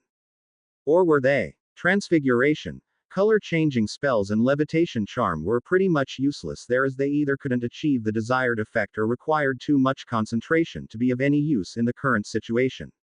His Nox spell so far had too little radius of the effect to hide 3 first years. That pretty much left him with just Lumos spell. But the said charm created the ball of light at the tip of the wand, while Harry needed it somewhere behind Troll's head. Quote. Hoping for the best, the green-eyed wizard willed a ball of light flash into the existence behind Beast's left ear. The troll, being as dumb as it was, switched its attention to it, allowing 3 first years to run for their lives, actually managing to get past it and out of the toilet, before it realized that its prey was gone. Harry, where are you running? Gryffindor common room is the other way. Neville asked as the young Potter led them towards a narrow and steep stair that led onto the 4th floor north wing. Trolls may be extremely stupid, but they are generally faster that we can run, and they can track us by our scent. The green-eyed wizard replied. But the narrow stairs will give us a tactical advantage over the troll. Just believe me. Neville nodded unsurely while Hermione said nothing, just tried to keep up with the boys. It took the 3 of them almost 2 minutes to reach the top of the stairs. At the same time the troll appeared at the bottom of these stairs. What now? Hermione asked as she tried to pull the doors into the north wing open, but failed to do so. We have nowhere to run. Harry ignored her for a moment and talked to Neville, who stood to his right, instead. When I say 3, levitate its right leg forward and upwards and to the right. I'll levitate the left one to the left. Having no other option than to rely on his classmate, the Longbottom scion nodded. 1, 2. Harry waited for the troll to get high enough so that dropping it down from the stairs would have some effect. 3. Wingardium Leviosa. 2 boys cried simultaneously, while guiding Troll's lower limbs in a fashion they needed. And like Harry thought, the beast dropped down onto the stairs with a loud thud, before it started sliding downwards, gaining quite a speed thanks to the steep slope of the stairs. There was the second thud, as the troll's head hit the floor at the stairs, bottom with the power that should have had knocked the giant out, maybe even kill it. It worked. Neville observed, too mentally tired after the race against death for any serious emotion. Harry just nodded in agreement with his housemate. Suddenly the 3 first years hear approaching clatter of heels, and a couple of seconds later Professor McGonagall walked out of the corridor and stopped next to the downed troll. The Transfiguration professor studied the troll with her eyes, just to make sure that the beast wouldn't be of any danger, before looking upwards, at the 3 members of her house. What are you doing here? The headmaster ordered everyone to back to the common rooms. McGonagall asked sternly. The bushy-haired witch opened her mouth to say something, but Neville was faster. Professor. Hermione wasn't at the feast and didn't know about the troll, but she was, reported to be at the lower levels of the castle. She was in danger. So Harry and I went to warn her. Unfortunately, the troll found us before we could take Hermione away from where she was. So, we kinda had to fight it. The pudgy boy explained. Professor McGonagall rubbed her temples, no doubt trying to fight a coming headache. And how in the 7 hells did you manage to defeat it? She asked, already fearing the answer a bit. Harry ruffled the hair on the back of his head as he answered sheepishly. We used levitation spell to drop it from the stairs. The Transfiguration professor sighed. If the things continue like this, her hair will be completely gray before these 3 will sit their owls. Very well, she said with another sigh. Potter, Longbottom, 10 points from Gryffindor each for acting recklessly and not telling anyone where you went. And 10 points to Gryffindor each for helping your classmate. And another 30 points to Gryffindor for the sheer dumb luck of taking down a grown-up mountain troll and living to tell the tale. The 3 first years looked at each other, not completely believing that they had just earned 30 points to their house.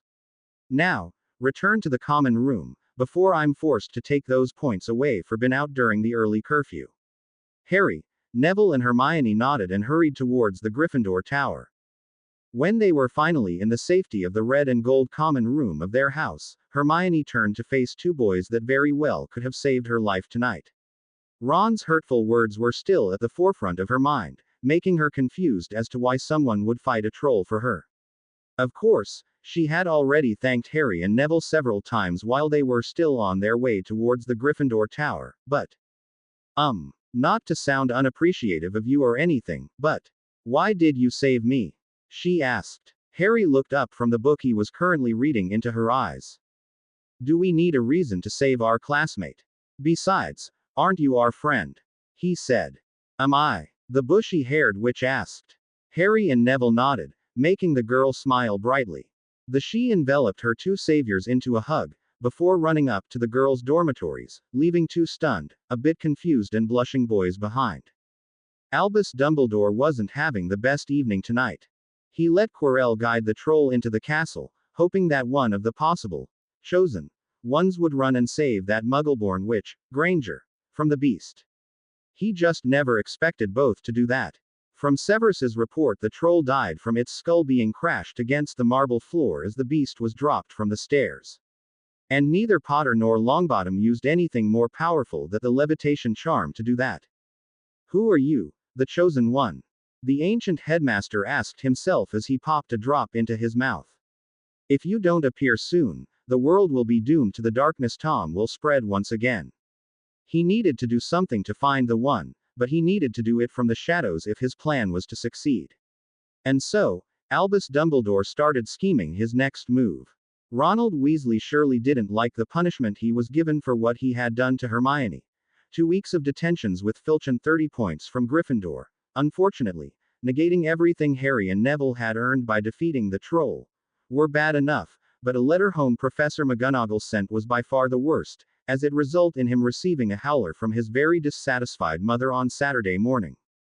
He wanted to do something to the bushy-haired witch and her newfound friends right there and right now for embarrassing him in front of the entire school, but a sharp glare from McGonagall told him that it wasn't a good idea. So, the red-haired wizard decided to alternate between ignoring the Golden Trio, when around professors, and trying to provoke them into starting a fight with insults when not. Not that either Harry, Hermione or Neville cared about what the redhead did as long as he didn't directly attack them. In the middle of November, as the first Quidditch, the one between Gryffindor and Slytherin houses, approached, Wood became even more of the training fanatic than he already was. And so Harry and the rest of the Gryffindor Quidditch team found themselves on the pitch training their asses off at least twice a week, more if Oliver could reserve the pitch more often. On Tuesday, November 12th, Wood had the team training, till it was only an hour left before the curfew. Quickly taking shower and changing into his normal clothes, the green-eyed wizard headed back to the Gryffindor common room, but when was passing by the corridor on the 4th floor, he had heard Professors Snape and Quirrell argue about something. For some reason, Harry decided to listen to what that was all about, especially since the Dada professor sounded even more scared than he normally was. So no luck there? The potions master asked. No. Getting past that dog is not as something we see can do without alerting the headmaster as far as I can know.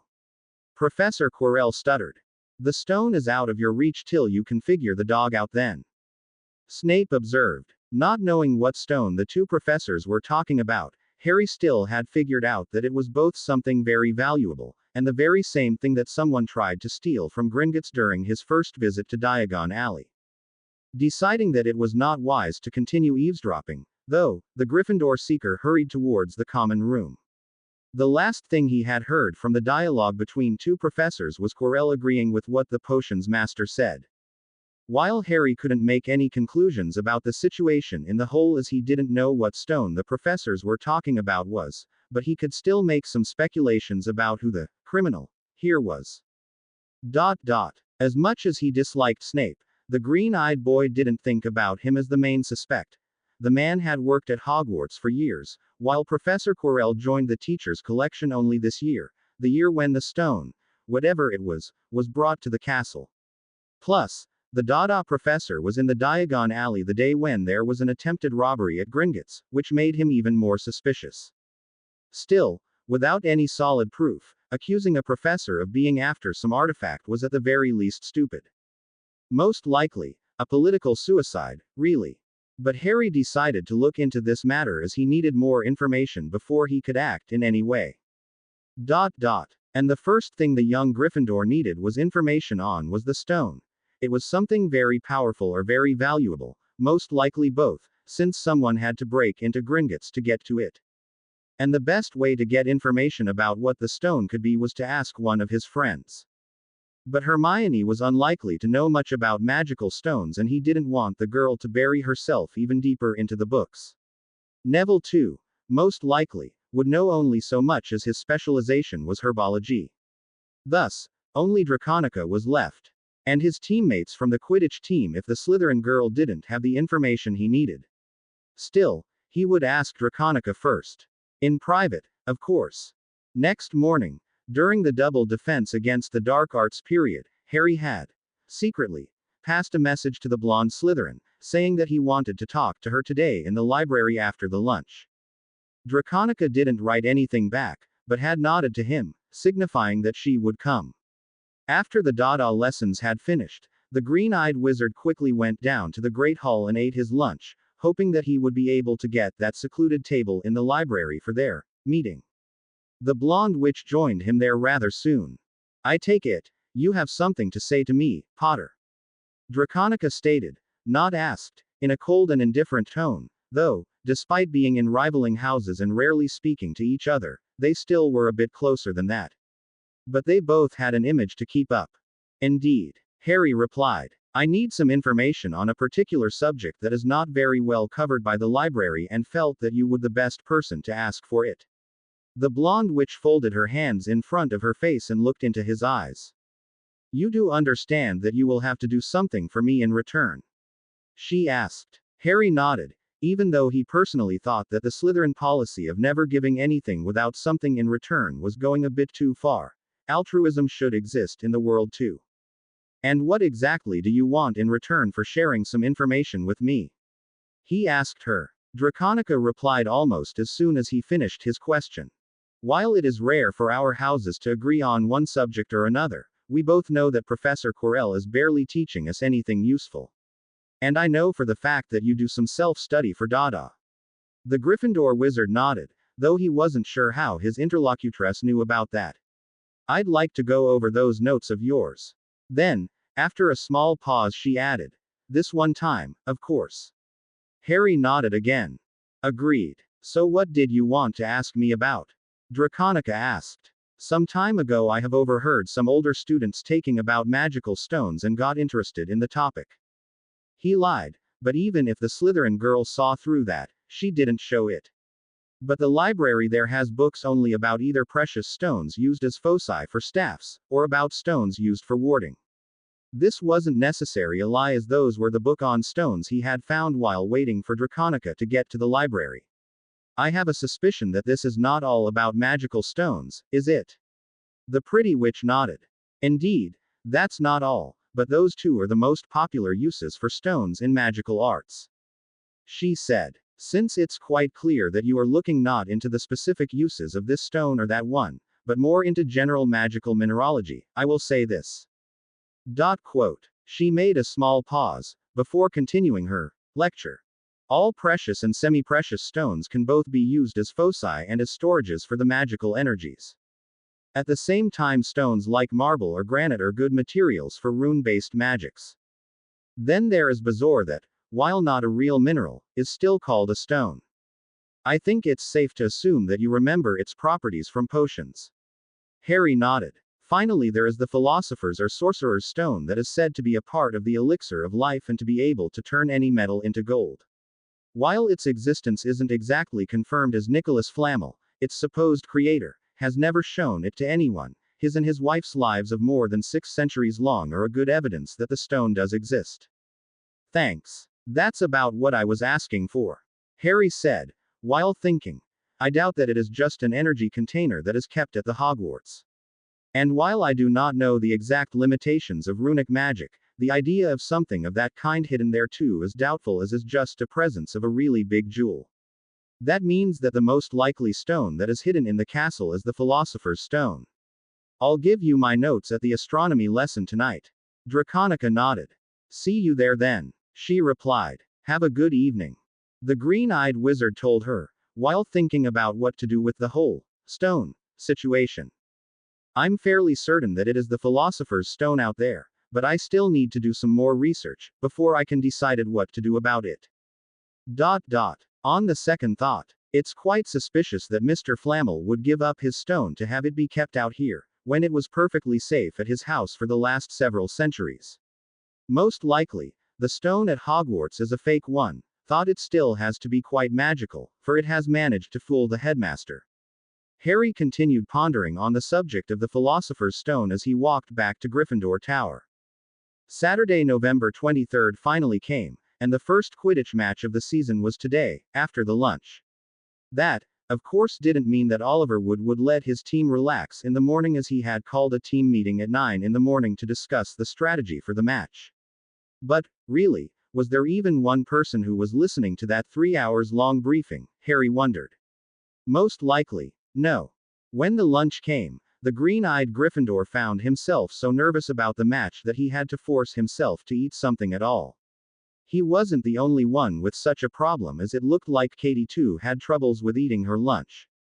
Finally, the time came and Oliver guided his team to the locker rooms. Even some of the team members had barely eaten anything. And then there was another briefing, though, once again, barely anyone listened to Wood. 10 minutes before 2 in the afternoon, Madam Hooch called the teams to the pitch. Harry barely listened to the third-year Gryffindor, Lee, announcing members of the team, and Professor McGonagall scolding him for being prejudiced against Slytherin House. Madam Hooch had the captains of the teams shake their hands. It looked like either one tried to crush the other's hand, before opening the chest that held the balls. She released the 2 bludgers and then the snitch. Finally, she took the quaffle and, blowing her whistle, threw it up into the air, signifying that the match had started. Harry, completely concentrated on his task of catching the snitch before the other seeker could do that, paid little attention to what was going down there, other than occasionally hearing Lee's especially loud comments when Gryffindor scored. Finally, after what felt to be an eternity, the green-eyed wizard spotted a golden-winged ball no larger than a walnut hovering not far away from one of the stands. Knowing exactly what he had to do now, he shot after the snitch. A second later the Slytherin seeker started flying after him. The man, Harry couldn't recall his last name at the moment, was using a strategy based on following the other seeker and not looking for the golden winged ball itself. In this situation the green-eyed boy could lead the opponent away from the snitch and have him crash into something, before claiming the victory by catching the ball. And so the young wizard started flying between and behind the stands, trying to lose the other seeker there, while keeping his eyes on the snitch, which was still zipping around the same stand. Suddenly Harry lost his control over Oliver's broomstick, as it started moving randomly, trying to throw him off. Concentrating on the task of not falling from the broom, he had to ignore the rest of the world, thus losing the snitch. Thankfully the Slytherin seeker hadn't even seen it at all. Still, the movements of the broom were getting more and more forceful and random. And at one point it succeeded in throwing the young Gryffindor off itself, though Harry was still hanging on it with just his left hand still gripping the handle of the broom. Too bad, he didn't have enough strength to hang there for long. Thankfully, the solution to the problem came from the problem itself. The broomstick jerked to the right, ending up really close to one of the support beams of the tribunes, and, using the said beam as a pivot, the young wizard propelled himself back onto the broom. For another 15 or so seconds the broomstick continued to thrash around, almost leaving the boy imprinted into another support beam, before it all suddenly stopped and he could control it completely again. Looking around, Harry saw that both teams, as well as Madam Hooch, were on the ground in the center of the pitch. So he flew there and landed next to the Gryffindor team captain. "You okay, Harry?" Oliver asked when the green-eyed wizard was finally standing on the solid ground. "Good of you to finally join us down here," the Weasley twins said together in a mocking voice, though it wasn't hard to hear their concern for their teammate underneath that. "I'm fine," Harry said, a bit scared, but okay. Madam Hooch then told him to give her the broom, and, once he did that, she ran a few diagnostics over it. The witch hummed. "Enhancements are in order. So there was an outside reason for the broom's abnormal behavior," she concluded. She ran the diagnostics again, just in case she had missed something, but the broomstick was in order. "Very well, we will continue the match now, but should the interference happen again, the match will be rescheduled until we can deal with the attacker. We can't have someone interfering with the match by trying to either kill one team's seeker, or by messing with the said seeker's equipment." Both Gryffindor and Slytherin teams nodded. "Now back onto your brooms. The match continues." The 14 players hurried to do just that. When they were all on their brooms and took off the ground, Madam Hooch blew into her whistle, signaling the match to continue. For the next 20 or so minutes Harry circled above the Quidditch pitch, looking for the golden snitch, but the damned ball decided to play hide and seek and wasn't showing itself to the Gryffindor seeker. And the Slytherin seeker kept following him, hoping to outfly the green-eyed wizard when the golden ball would be finally spotted. Finally Harry grew tired and started doing advanced maneuvers, hoping to shake the other seeker off his tail. It kind of worked as the Slytherin boy was now keeping his distance from him, though he never stopped following Harry's gaze.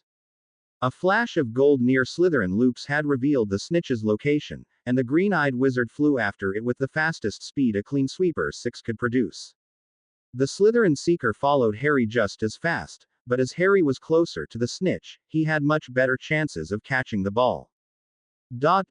Suddenly a bludger appeared, forcing the Gryffindor seeker to change his course, and allowing the Slytherin seeker to catch up to Harry a little. The black ball, apparently, picked Harry as its personal target and attempted to hit the young seeker again. But the green wizard dodged it rather easily. Unlike the Slytherin seeker that happened to be on the same line. With his opponent temporarily out of the competition, it took Harry only some maneuvering around Slytherin's players and dodging some more bludgers to finally catch the golden winged ball, earning Gryffindor the first victory in the season with the score of 310 against 90. The celebration of the victory in the Gryffindor Tower lasted well past midnight, till Professor McGonagall decided that her lions were too loud for this hour of night. And Harry, as the one who had brought the victory to them, was all but forced to stay up. Not that he minded it very much, as the Weasley twins brought a box of butterbeer bottles for everyone and several bottles of fire whiskey for older students, along with some snacks from somewhere. So, when their head of the house sent her students back to their dormitories, Harry fell onto his bed utterly exhausted, but very content with both himself for winning match and with the celebration that followed it. On the Monday morning the next week, reply to the letter Harry had sent to the archives of the Ministry of Magic came, bringing the green-eyed wizard an answer to the question about his official name. Opening the envelope, he read the letter. It was written in a very dry official language, though it was quite easy to see that the ministry worker was quite surprised by Harry's inquiry. Skipping straight to where his official name was written, the young Gryffindor read, Hadrian James Potter. It was followed by his title as the scion of an ancient house of Potter, etc., etc., etc. Harry smiled to himself, before hiding the letter into his bag, promising himself to dispose it as soon as possible. It wouldn't be good if such information leaked to those who would use it to harm him. That done, the young Gryffindor returned to eating his breakfast, while thinking about what to do during the history of magic lesson. With December now in its full rights, the weather got worse, thanks to the cold winds and heavy gray clouds that powdered the earth with snow. And with the end of the semester exams approaching, professors were giving more and more homework, which was taking away any free time Harry might have had otherwise. But once the exams started, the green-eyed wizard found out that most of them were quite easy and he had been worrying in vain. Well, potions were difficult because of Professor Snape, who, it looked like, wanted nothing more than make him fail, but Harry managed to get exceeding expectations there. The other difficult subject was history of magic, but he did good there too, despite everything. Since he had no intentions to return to his relatives for the Christmas holidays, not that he would be welcome there anyway, Harry was staying in the castle. This had earned him, and the Weasley twins, who were staying too, some playfully hateful glares from the Chaser trio, as Oliver Wood got a bright idea of having day-long training sessions during the holidays because of that. On the Christmas morning Harry slept in a bit, till almost 9 in the morning, but still was the first one to wake up. Since Dursleys never spent a penny on gifts for him, the young wizard wasn't sure whether or not he should expect something this year, but, once he got down to the common room, he found a stack of gifts for him under the Christmas tree. On the top of the said stack there was a box of chocolate frogs from Hermione, a bit surprising, since her parents were dentists, and a box of some others chocolate candies from Draconica. Accidentally, Harry got her a similar one through Oliver Wood, when the Gryffindor Quidditch captain went to Hogsmeade the previous week. Neville sent a book that about magical properties of plants that were common for muggles, plants like milfoil or tansy or.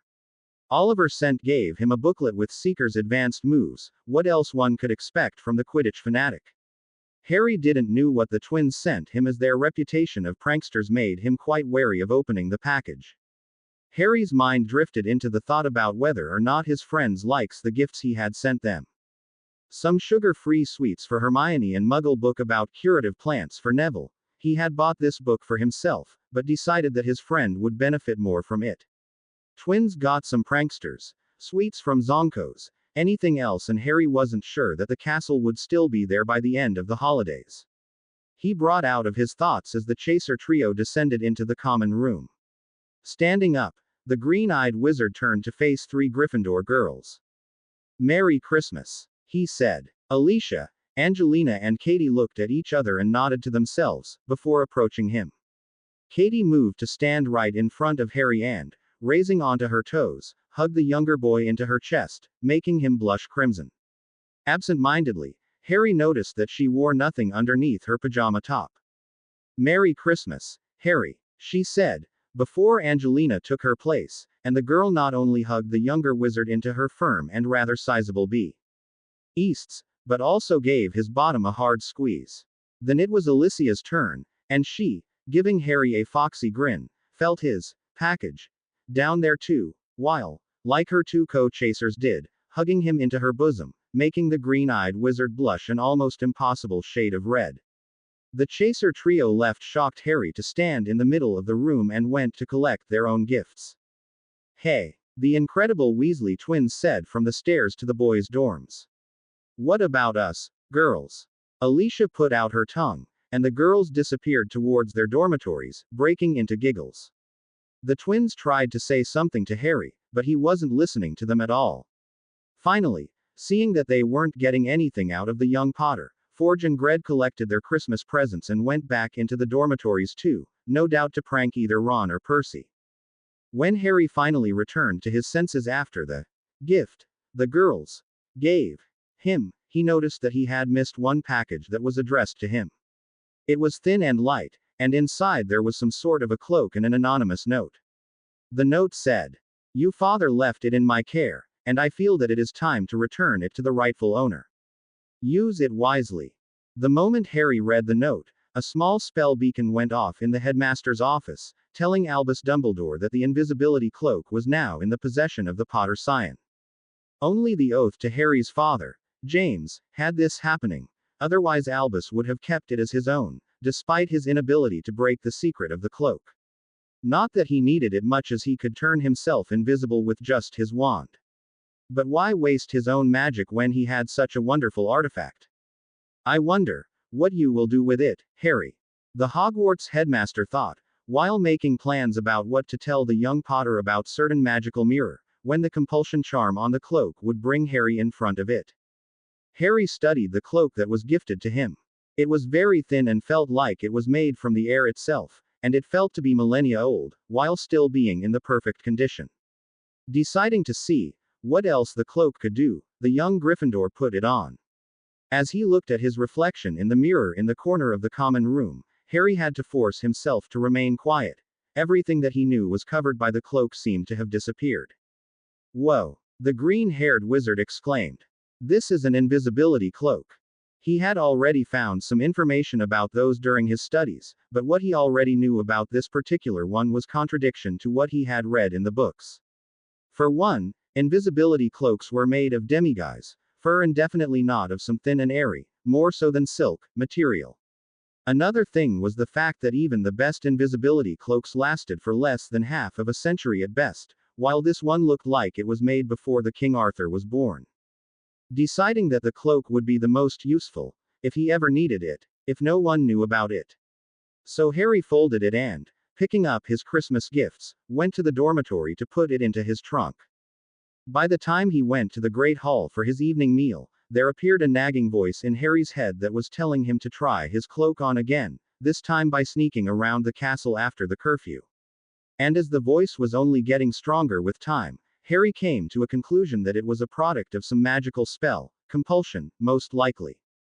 Not knowing how to detect compulsions through any magical means, the young Gryffindor decided to just try to remove magics from himself and his things.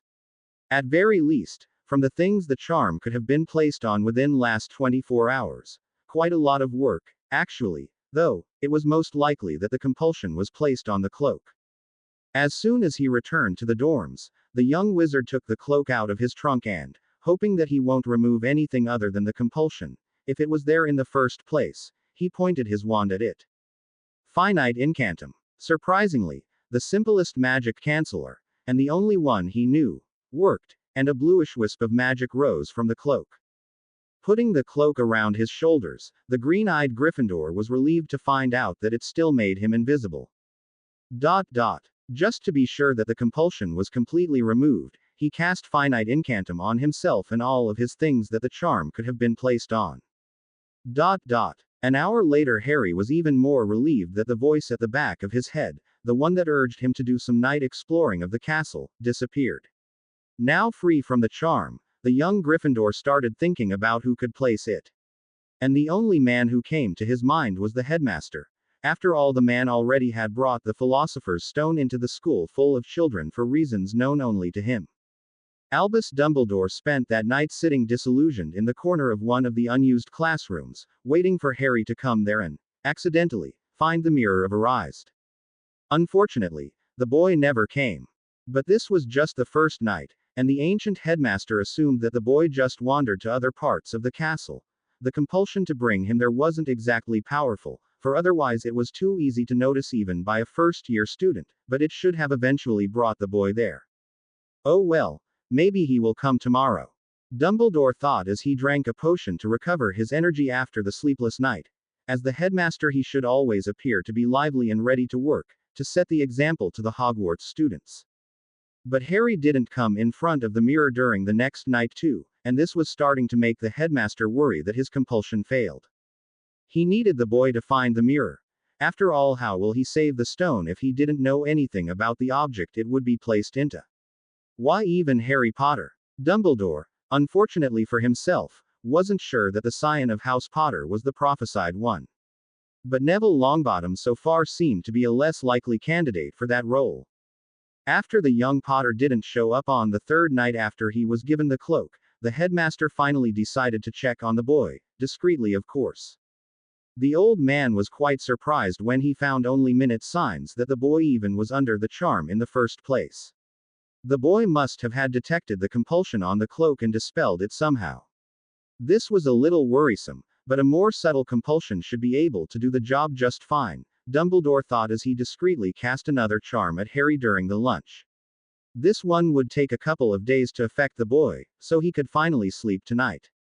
On December 30th, while doing his homework for potions sometime before the dinner, Harry found himself in a need of going to the library to check information on some ingredients in the bigger books.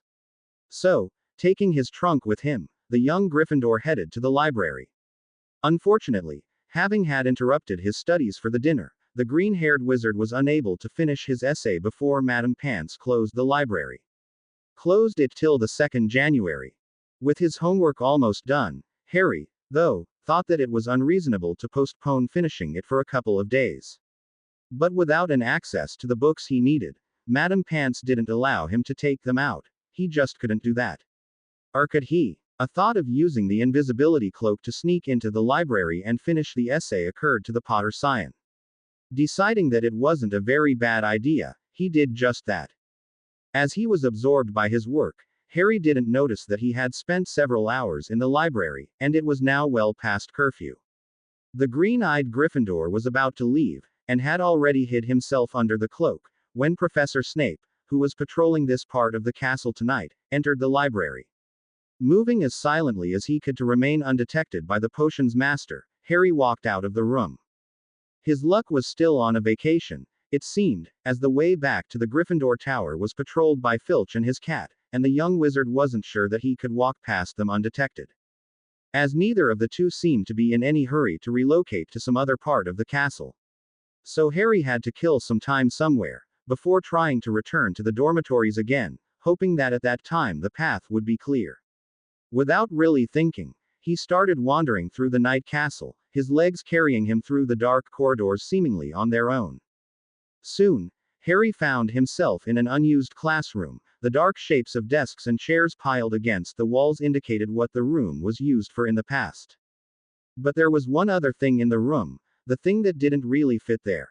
A magnificent mirror, as high as the ceiling, with an ornate gold frame, standing on two clawed feet and an inscription carved around the top. Arised straw eru oytube kafru oyt on woshi. The carving didn't seem to be made in any known human language, but after looking closely, Harry noticed that it actually was English, just with misplaced spaces and actual words written backwards. I show not your face, but your heart's desire. The young Gryffindor read the carved text in a low whisper. For some reason he felt really curious about his heart's desire. So he stepped in front of it. What he in the reflection almost made him yelp in shock. The mirrored him looked to be older, about 18, and had a young woman in his arms. She was in the shadow, so the young wizard couldn't say who she was, but he could swear that she had blonde hair. Behind the pair stood two adults. A pretty red-haired woman with bright green eyes, just like his, and a tall, thin man that, was it not for his hazel eyes, could be mistaken for an even older Harry. Then the two adults waved to him, while the mysterious girl snuggled into his reflection's chest. Mom. Dad. Harry whispered, understanding who the adults were. Well, he was never shown any pictures or photos of them, but from what Hagrid and the Hogwarts professors said about them, he had little problem with recognizing them. When Harry looked back into the mirror, there were more people there. A couple that looked to be around their 60s stood behind his parents, his grandparents on the Potter side, most likely, as the man looked to be like his father without glasses and with slightly graying hair. Next to them there was another couple that looked to be roughly of the same age. They must have been his mother's parents. Rather tall man with dark brown, though, too, graying hair, and a pretty woman with reddish hair. Older Neville, Hermione, the Chaser trio, Professors McGonagall and Flitwick, Hagrid were there too. There were more people in the reflection, but like the girl in mirrored Harry's arms, their bodies were hidden by shadows. Family and friends. The young wizard whispered. That's what my heart desires most. Suddenly, there was a sound of someone sitting down onto a desk. Whirling around, Harry saw the headmaster sitting there in the corner of the classroom. At least, the old man didn't look to be angry at him. So, you have discovered the wonders of the Mirror of Arised. The ancient man said as he slipped onto the floor and started approaching the young Gryffindor. "Yes, sir. I haven't noticed you," Harry said, still a bit afraid that the old man will punish him for being out of the tower after the curfew. "Strange how nearsighted being invisible can make you," Dumbledore said with a smile. "And you got it correctly. The mirror shows us nothing more and nothing less than our heart's deepest and most desperate desire. You, having never know your family, see them in the mirror, and while they are no longer with us, they are still within your heart. As for a family of your own, this is a dream that you can make come true," the headmaster said. "However, this mirror gives neither knowledge nor truth, and I would thank you if you will not look for it again. After all, many men had wasted their lives in front of it, and I wouldn't want my student to be one of them." Harry nodded. "Good. Now, why don't you put that admirable cloak back on and get off to bed?" the old wizard said while thinking. "I'm relieved that his desire is family and friends. The world wouldn't survive were he anything like Tom Riddle was." Only when Harry was back in his bed, he thought that it was strange that he had wandered so far away from the dormitories, when he found the mirror. Thinking that it could be an effect of another compulsion, most likely the one that was placed on him, and not his things, the green-eyed wizard cast a magic canceller at himself. There was a wisp of magic raising from his body. That old Harry swore as he understood that the whole mirror thing was orchestrated by the headmaster. It would be a long time before he would be able to fully trust the old man again. Surprisingly enough, the next months of the school year were quiet and pretty much eventless. The subjects they were taught became a bit more difficult than they were in the previous semester, but working together with Hermione and Neville, Harry had little problem with them. Occasional, and mostly silent, help from Draconica did factor there too. The Quidditch match of the Gryffindor team against the Hufflepuff 1-2 went good. Other than Professor Snape being the referee, there wasn't anything outstanding about the game. No brooms going out of control or anything like that. The House of Red and Gold won the game, but, no offense to Hufflepuffs, the only player they had that was a challenge for the Gryffindor team was their seeker Cedric Diggory. But this period of calmness allowed Harry to think a lot about the Philosopher's Stone and why it was at Hogwarts. He didn't the conclusions he came to. It looked like the stone. The fake one, as there was no way in the hell Nicholas Flamel would give the real one away, was there as some kind of allure. After hours upon hours spent on pondering who the headmaster hoped to lure with the stone being in the castle, the green-eyed wizard decided that it was there to lure someone possessed by the spirit of Lord Voldemort. But there was one more thing. Dumbledore all but announced where to look for the stone at the opening feast.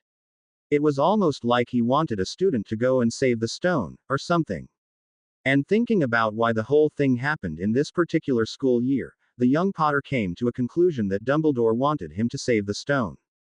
Then it occurred to Harry that Neville's fate so far was very similar to his own.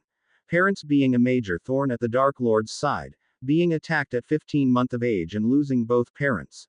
Though Neville's were only in some kind of magical coma, as the scion of House Longbottom never talked about them as if they were dead. Neville, while being well cared for, still wasn't very loved by his family in his early years, as he was thought to be a squib. And they were born within 24 hours at the end of July 1980. So there was a small chance that Dumbledore had decided that it was Neville's role to save the stone from the spirit of Voldemort. With this in mind, Harry let the young Longbottom on to what was happening at Hogwarts this year. And Hermione too, as the girl would find this out anyway. Much like him, they weren't happy with what this all meant, and, while Hermione could do nothing about this, being a Muggleborn and all, Neville promised to contact his grandmother, who was on the school's board of governors, and ask her to do something about this. Harry also decided to try to contact Nicholas Flamel himself, but it was more likely than not that the old alchemist would be inaccessible. Albus Percival Wulfric Brian Dumbledore was very thankful that he had installed a ward that scanned all outgoing letters for a specific word combinations, Sorcerer's Stone, or Philosopher's Stone, in this case, the last summer. No, he was pleased that both boys that could be the chosen one solved the mystery about what was hidden on the third floor. The world didn't need dumb heroes, but the fact that neither Harry nor Neville wanted to play by his rules wasn't to his liking. Either of them were supposed to save the stone on their own, not ask higher-ups to solve the situation. Changing Harry's letter to Master Flamel didn't require a lot. The wards around Nicholas' house were very powerful and kept unwanted incoming mail away. As such, all that Dumbledore needed to do was to make sure that the letter was marked as an unwanted one by Flamel's wards, an easy task. Modifying Neville's letter was much harder, as it needed to reach the addressee. Thus, the headmaster had to change what the boy was asking his grandmother to do. Instead of bringing the subject of the stone up on the upcoming meeting of the Board of Governors, it now was buying some more fertilizers for Longbottom greenhouses. And a strong, but subtle compulsion to ensure that Augusta will send the right response to her grandson. Thanks God, she was laconical in her speeches, verbal or written. When he was finally done with modifying the letters, Dumbledore sealed them back into the envelopes, erasing any detectable signs of him doing anything to the mail, before sending the owls on their ways. The ancient man felt a little bad about what he had done. Tampering with others' mail was a crime after all. Unless it was done for the greater good, of course. Content with his actions being justified, Dumbledore popped a drop into his mouth and started going over the balance sheet for the last calendar year that needed to be presented to the Board of Governors. After Neville got a reply from his grandmother, saying that she will do this, the Gryffindor trio relaxed a little, thinking that the situation with the stone will be taken care of, and, upon Hermione's urging, started preparing for the exams, even if they were still quite a time away. Thus, the trio of Gryffindor could be found at the library quite often these days as they studies tomes on various aspects of magic they had to know to pass the end-of-year tests. From time to time their little study group was joined by Draconica, who often provided her own insight into the topic of the day, of her Gryffindor yearmates, while always listening to what they had to say on this. At first Hermione was against letting a Slytherin join their study group, but since Ms. Malfoy was a scholar and was tolerating enough towards the Muggleborns, even if she wasn't knowledgeable about Muggle world, and because Harry had personally vouched for her, the bushy-haired girl allowed Draconica to become the fourth, unofficial, member of their study group. Today was 20th March, and the Gryffindor trio, following the study schedule Hermione drew up for them, was working on their transfiguration. Draconica had a study session with her housemates in the dungeons tonight, when Hedwig finally returned after almost 2 weeks of absence that followed her being sent to deliver Harry's letter to Nicholas Flamel.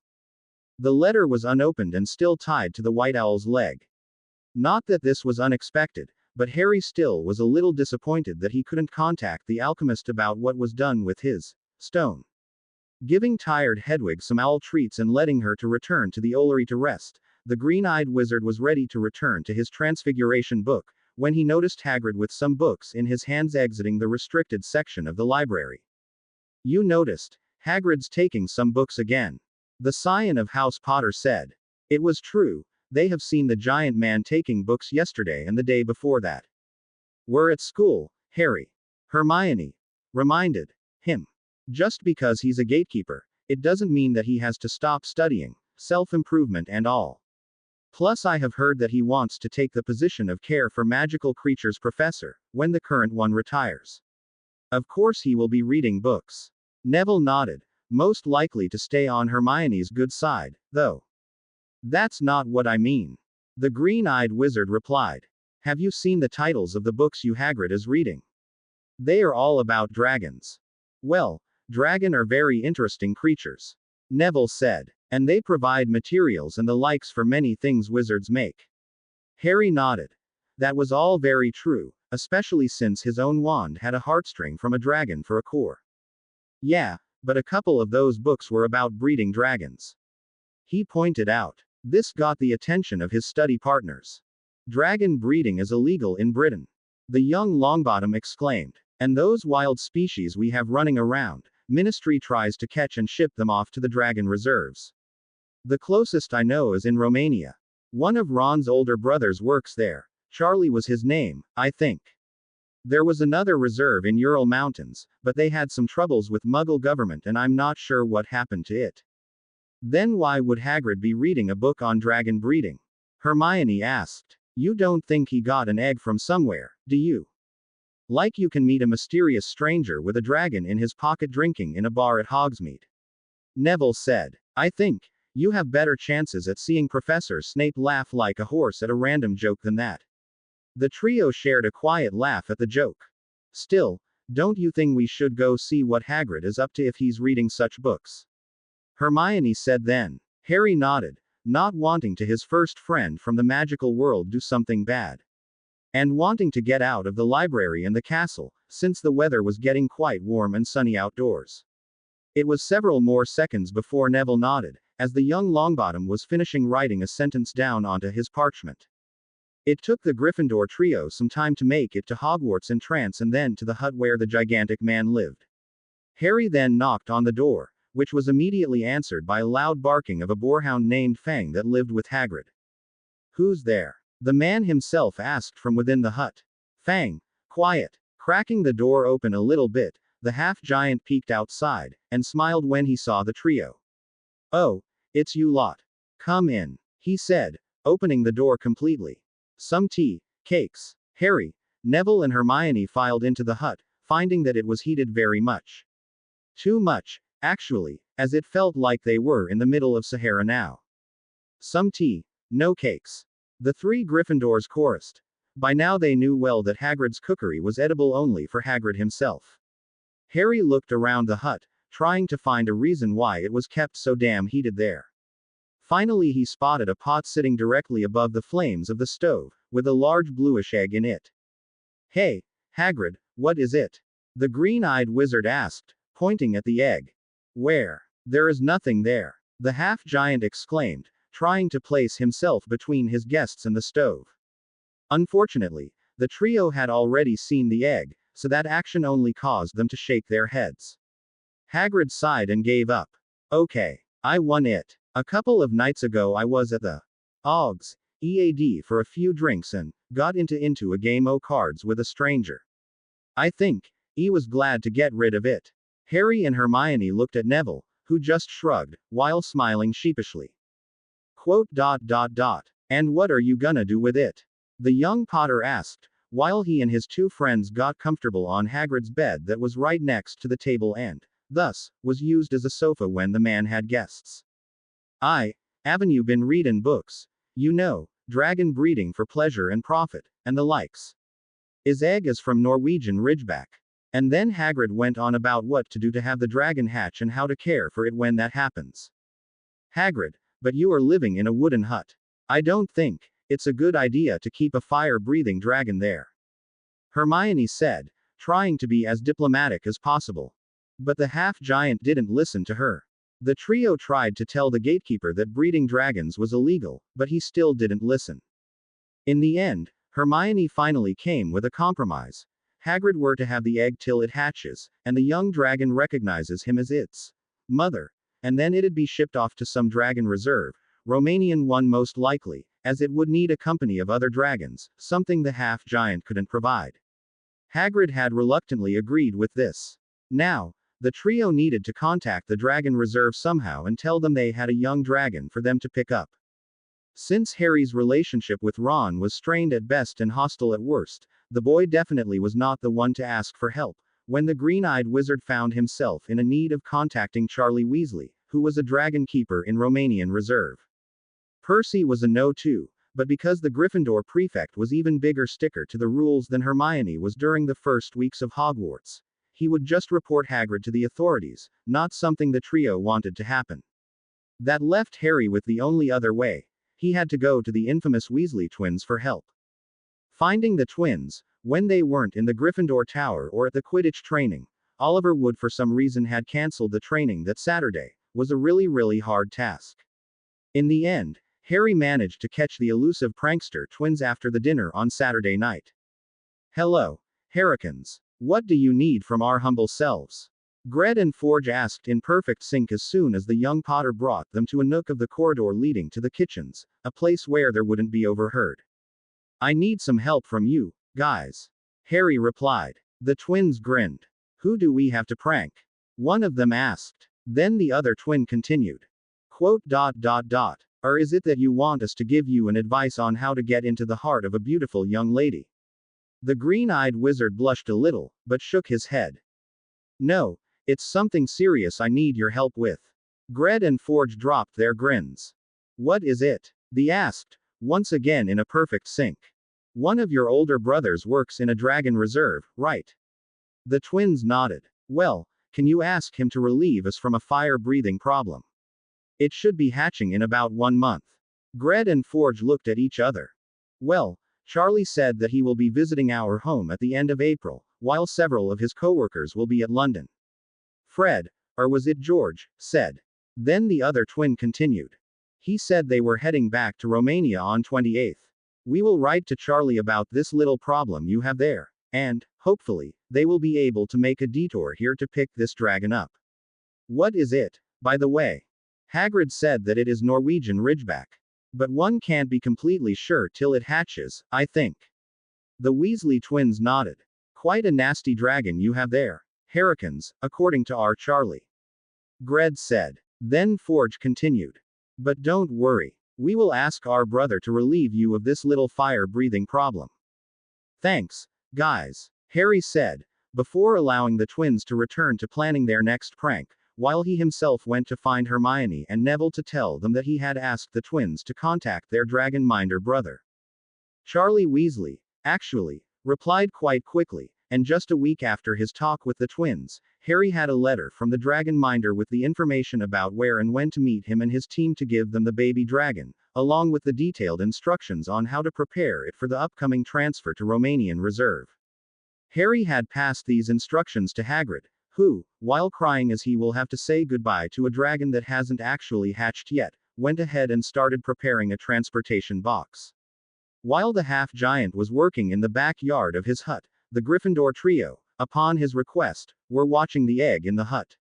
Why? Who knows, as there was quite some time before it would start hatching.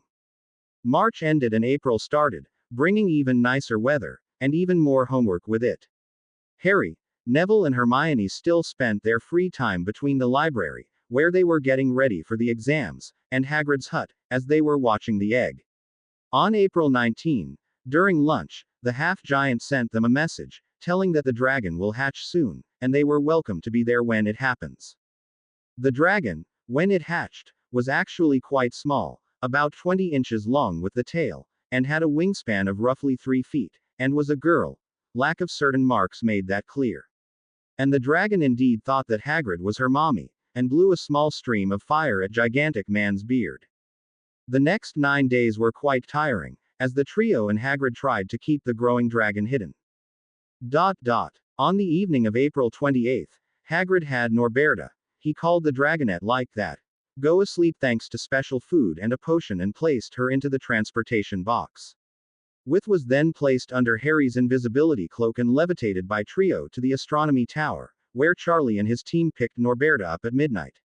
When the Gryffindor trio was returning to the dorms, they almost ran into Professor McGonagall, but, thankfully, she didn't notice that. May came, and so did the last Quidditch game of the season, Gryffindor versus Ravenclaw. The match was long and hard, and not exactly during the fine weather too, but in the end Harry managed to catch the snitch before the other seeker did it, thus bringing the third victory in the season to the Gryffindor team. And with 3 victories and a lot of points, the House of Lions won the Quidditch Cup. For the first time in several years, which put their head of the house, Professor McGonagall, into a very good mood. Unfortunately, the house that lost the cup was Slytherin, and Professor Snape didn't hesitate a second on being extra mean to anyone who didn't wear silver and green during his potion lessons, which quickly brought to naught the 100 points Gryffindor was awarded for winning the Quidditch Cup. The second week of May marked the beginning of the end-of-year exams. Harry was sure that he and his friends, including Draconica, were more than ready for them, and he wasn't wrong there. The exams weren't hard at all. Well, potions and history of magic were for the green-eyed wizard, but that had more to do with the professors than with the subjects. On the Monday of the last week of May, the results were announced. Unsurprisingly, and much to the dismay of Ravenclaws, Hermione was ranked first among the first-year students. Draconica was 5th, while Harry and Neville shared 11th place. Not bad. With only so many days left from the school year, a certain dark spirit that parasitized on the back of Quinius Quirrell's head was using everything it could to have its host get a certain stone. And while the defenses that he headmaster erected around the stone were easy to bypass, the stone itself was hidden within a powerful magical object the spirit didn't know how to deal with. It knew that the Philosopher's Stone was hidden inside the Mirror of Erised, but it didn't know what it, or its host, needed to do in order to get it, and destroying the mirror was out of question as it could destroy the stone too. We need to find some help. The dark spirit hissed. Potter would be perfect, as his demise at my hand would be a good way of announcing to the world that I'm back. Quirrell nodded. I agree, Master, but Potter doesn't seem to be stupid enough to just come here. We need to do something to have him go down there. The Dada professor replied. The dark spirit was silent for several seconds. He is hanging out with that mudblood. If we capture her, Potter will come here to save her, and we will capture him. And killing not only Potter but a mudblood too will be even better. It hissed to its host. I take it, you want the girl to be alive until you are done with Potter? Quirrell asked. After the parasite hissed a positive reply, the man started waving his wand in an intricate pattern, and several seconds later stone floor in front of him started shifting and a humanoid figure of about 3 meters tall rose from the stone floor. By the time the creation of the golem was complete, the young professor was breathing heavily. Creating a golem took a lot of energy, and enhancing it to move silently wasn't easy either. Not wanting to waste his master's time, Quirrell drank a potion to restore some of his energy and guided the golem through the various traps set to protect the stone to the corridor of the 3rd floor. From there the animated piece of stone would have to work on its own. Hopefully, it would do everything like it was told to. Hermione was walking back to the Gryffindor Tower after doing some more studying in the library. Why? The school year has ended, you should relax a little too, Neville had said to her, when she felt something approaching her from behind, something that wasn't friendly. Turning around, the young witch saw a very large stone statue approaching her. Instinctively letting out a loud scream, Hermione started sending the most powerful hexes and jinxes she knew at the golem, while trying to run away from it, but the animated statue was both quite fast and seemed to be impervious to the magics of this level. Trying to run and fight, simultaneously too, proved to be not the best idea, as the bushy-haired witch had made a wrong turn somewhere and ended in an unused classroom instead of the safety of the Gryffindor common room. Hermione put up a really good magical fight for a first-year student, but with none of her spells even scratching the stone golem, she was quickly pushed into the corner and knocked out by Golem's punch. Picking the unconscious girl up, the animated statue started walking back to the right-hand part of the corridor on the third floor where its creator was waiting for it to return. As Harry and Neville hadn't seen their friend since lunch, and she didn't appear at the dinner, the two of them naturally got worried about her. As much as Hermione liked studying, she never missed her meals without a really good reason. Speaking of people who were absent at the dinner. The headmaster too wasn't there, which was quite unusual. No Wizengamot sessions lasted this long, plus there wasn't one today anyway. ICW2 didn't hold any meetings during this week. Oh well, maybe the ancient man felt like having a quiet meal at his office. Professor Quirrell wasn't there, but that was hardly unusual in the last month or so, and Professor McGonagall was currently very busy as the deputy headmistress and just didn't have time to dine in the Great Hall. Suddenly, one of the school owls flew into one of the special windows of the Great Hall and landed in front of the two Gryffindor boys. Receiving mail this late was unusual, but it happened sometimes, so the boys took the note that was attached to the bird's leg. Opening the note, the two boys saw the message written in rather big and irregular letters in some dark maroon ink. Potter, if you want your friend back alive, go to the right-hand corridor on the third floor and you will find her at its end. I'll be waiting. Harry and Neville looked at each other, trying to decide whether the author of this note was serious or just wanted to get the green-eyed boy into a trouble. Harry looked back at the text and studied it more carefully. The ink it was written with was strange and it looked like blood, he whispered, catching Neville's attention. It is written in blood. Most likely someone made a small cut on a finger and used it to write the note.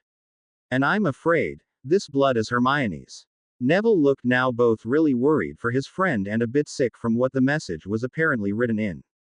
We need to tell Professor McGonagall about it. Now. Harry nodded, and the two friends raced out of the Great Hall, heading straight to their head of the house's office. Thankfully, the professor was there, going over some of her paperwork. Mr. Potter, Mr. Longbottom, I do hope that you have a good reason for diverting me from my duties right now. I'd hate to take points from my house this late in the school year. Apparently, the Transfiguration professor wasn't having a good day. Here. Instead of replying verbally, Harry just gave her the note. Her frown as she read the short message told the boys that their reason for disturbing the deputy headmistress was good enough. I see. Professor McGonagall said finally. I know that this looks bad, but I think that it is just someone trying to get you into trouble, Mr. Potter. But just in case someone had really done what he claims, I will ask the castle's portraits and house elves to look for Ms. Granger. If they can't find her within an hour, I will have professors and prefects go get her. In any case, the one who did this will be punished most severely. While Harry and Neville didn't show this on the outside, they weren't really happy with what their head of the house said. So as soon as they were out of her office, Neville said that themselves will go save Hermione. And the scion of House Longbottom also insisted that they both go there, stating that not only the bushy-haired witch was his friend too, but also that he won't leave his friend to face whatever was there in the corridor alone. Two boys ran up to the Gryffindor Tower and collected Harry's invisibility cloak there. Who knows, they might need it, before racing down to the third floor and to the forbidden corridor. They stopped in front of the door there to catch their breath before going further, into the unknown. Shall we, mate? Neville asked. Harry just nodded, and the two of them pointed their wands at the door's lock. I hope this works, the pudgy boy said, before they simultaneously cast the Alohomora charm on it. There was a clicking sound, and the door creaked open. Now the boys could hear three loud snoring sounds and some tune played by a charmed lyre. Peeking inside, Harry saw a Cerberus, Hagrid's Fluffy, sleeping next to the lyre that was playing on its own, and an open trapdoor. Opening the door wider, he and Neville slipped in. I think we should go down through this trapdoor. Then the green-eyed wizard looked down into it. Unfortunately, it's quite dark there and I can't see the bottom. You can throw the stone. Thankfully, there was a couple on the floor next to the trapdoor. And listen, when it hits the floor down there. Harry nodded and did just that. The duo listened for the sound of the stone hitting the floor, but even after 30 seconds there was none. It's either really deep, or there is something soft down there. Let's hope it's the second. The green-eyed wizard said, as he readied himself for a jump. This must be the stupidest thing I did in my life, Harry said, before jumping. He was falling for several seconds, before landing on something soft, yet wet and slippery. Like tentacles of a giant octopus. Looking up, Harry saw that the trapdoor's hole looked to be really small from down here. You can jump down, Harry shouted. Neville, apparently, had heard him, as several seconds later the green-eyed wizard heard an approaching screaming of his falling friend. I hope I don't have to do this ever again, the pudgy boy said after he had recovered from the fall. By the way, Harry, do you know that we're sitting on the devil's snare? Looking down, the green-eyed wizard saw that, indeed, the tentacles they were sitting on belonged to the said plant, and it had already wrapped around his both legs without him even noticing it. Oh, damn, I knew this couldn't be that easy. Lumos Solum. Thanks to all of the studying session Hermione made them complete, Harry knew that the devil's snare didn't like heat and light, and faced with a source of bright light, the plant retreated into the dark corner of the chamber, making the two boys fall down onto the rough floor of a chamber underneath this one. It took Harry and Neville more than a minute to get ready to continue forward, through the only door available to them. As they came closer to the door, they could hear sounds of multiple bird flying there, as well as some booming of an unknown machinery or something like that. Opening the door, the two boys were blinded for a moment with how bright it was there. The room itself was a vast rectangular chamber with two doors opposite to each other. In front of each door there was a small balcony without rails, and their balconies were connected by a very narrow bridge. The floor of the chamber was covered with ominous spikes that would definitely kill anyone who was unlucky to fall onto them. There also was about 100 of polished marble cubes in the room, on the either side of the bridge. These cubes were moving in different patterns, but mostly up and down, while producing those booming sounds the boys had heard. Finally, just below the ceiling there was a flock of winged keys that zipped around. And what do we have to do here? Neville asked as he threw a small stone down. It fell between the spikes, revealing that there was no transparent panels over them. If I were to guess, we have to catch the right key without falling onto the spikes and cross this bridge. But I think it won't be that easy, Harry replied. But then again, to get the right key, we need to know what we need, so crossing the room is in order. Crossing the bridge wasn't easy, even if it was still and straight. Neville even had to crawl as he still had his acrophobia and couldn't stand over the spiked abyss without fear taking over him. Finally, the duo crossed the bridge and were standing in front of the exit from this chamber. It looks like we will need a large silver key. Possibly with an ornate handle, the scion of the House Longbottom said as he examined the lock. Harry nodded and started locating the key in the flock. He was lucky as the key was pretty much like what Neville said it should look like, and it also had a broken wing, which made it slower and less maneuverable. Wish me luck, the green-eyed wizard said as he jumped onto the lowering marble cube. It appeared to be much more slippery than its polished top looked to be, and Harry was quite sure that the cube had some charms on it for that purpose. Thankfully he managed not to fall down, though it still was a close call. After he had recovered from his first jump, Harry waited till the block was as high as it could go, before jumping onto the block that was moving horizontally across the chamber. And from that one he had jumped onto the one that was moving along the chamber. Now all he had to do was waiting for the right moment to catch the winged key. Finally, a little more than a minute later, the young Potter was in the right position. Jumping up from the block, he caught the key. And the rest of the flock instantly stopped and turned towards him. Sensing that something bad was about to happen, Harry started jumping towards the balcony where Neville stood, while angry keys tried to turn him into a pincushion. Unfortunately, as Harry was doing the last jump, he slipped a little and missed the balcony. Feeling that he was falling towards his death, Harry threw the key he had caught to Neville, who managed to catch it before the thing could recover and fly away. The green-eyed wizard prepared himself for the pain that will mark the end of his short life, but it never came as he hit some magical field about an inch above the spikes and bounced up, landing face first onto the balcony a couple of seconds later. "You okay, mate?" Neville asked as he dragged Harry through the door, before the keys made another attempt of killing them. "Yeah, I'm fine. Let's go." And they continued forward. The next obstacle on there was in the form of a giant chess board with human-sized figures. It was supposed that they would have to win the game to continue to the next room, but since the figures couldn't leave the squares of the board, the boys just used the edge of the board to slip past the obstacle.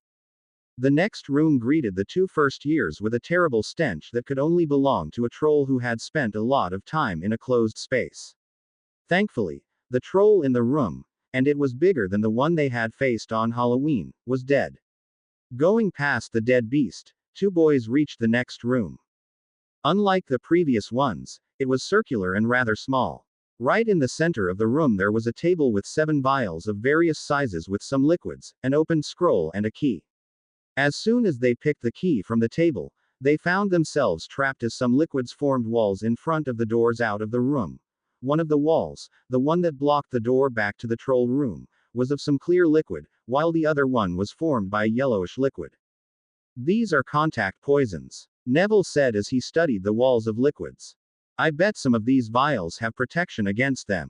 Indeed, the riddle that was written in the scroll told that one of the vials had a potion that will protect from the poison that formed the wall preventing the boys from going forwards, while one other, from the poisonous wall that prevented them from going back.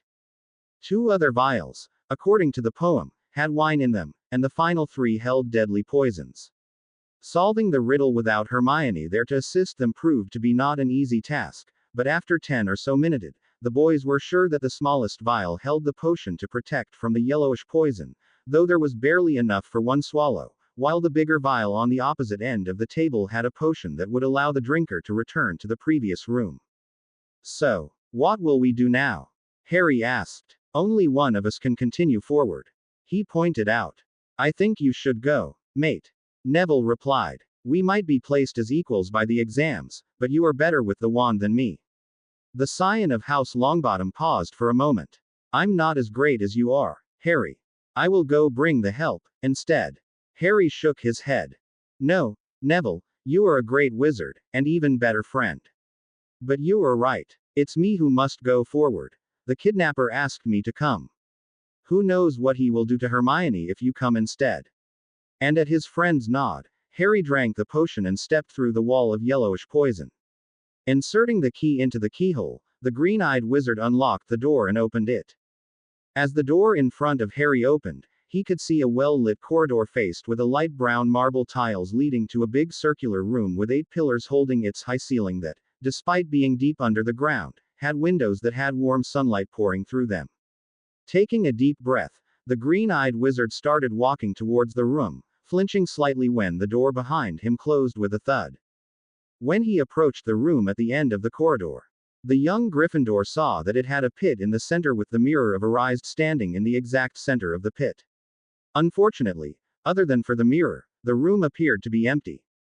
But as soon as he stepped closer to the pit, a stone wall rose behind him, preventing him from escaping the room.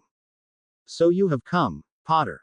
A voice, laced with hate towards his family name, said. "In the end you were just a stupid attention-seeking dirty-blooded Gryffindor that would jump at a chance to show that he is any good. But you should not worry, your mudblood is still alive. I want you watch my master torturing her to death, after you will help him regain his body." So he is a supporter of Lord Voldemort, Harry thought, still trying to find where the speaker was hiding. Most likely, he concluded, that the wizard was hiding under some charm to make himself invisible, as it seemed improbable that a fully grown man could be hiding behind one of the pillars so well. Suddenly the young wizard saw a red beam approaching him at a great speed, but, thanks to the dodging training he had done for Quidditch, Harry managed to dodge the curse. And knowing where it came from, he could tell where his invisible opponent was. Petrificus Totalis. The still invisible, evil man, effortlessly blocked the full-body bind curse with a semi-transparent magical shield, before sending another reddish curse at the green-eyed wizard. "I'm surprised," the invisible man taunted. "How could the Great. Harry Potter defeat the greatest wizard on the earth 10 years ago, when now you can't do anything to me, who is a mere servant of the Dark Lord. Hell, you even needed the traitor Snape to save you during Quidditch match. Harry had to dodge the third curse from his opponent, while replying with an assortment of first-year hexes and jinxes. Seeing that the young Gryffindor was too evasive to be hit with his incancerous curse, the Invisible Man changed his tactics, and summoned a flock of sharp-beaked birds, before ordering them to attack the Preteen. While Harry was busy trying to fend the annoying avians off himself, he was hit with a curse that made red-hot chains, though they didn't do any real damage to his body or his clothes, bind him. Once the young Potter was rendered immobile and unable to defend himself, Harry's wand fell out of his hand too and was now lying somewhere on the stone floor of the room. His attacker dropped whatever the charm he was using to make himself invisible, revealing himself to be Quinius Quirrell in his turbaned glory. So it was you. Harry hissed through the pain the chains were making him feel. The Dada professor made an offended face. How could you suspect poor stuttering Professor Q Quirrell?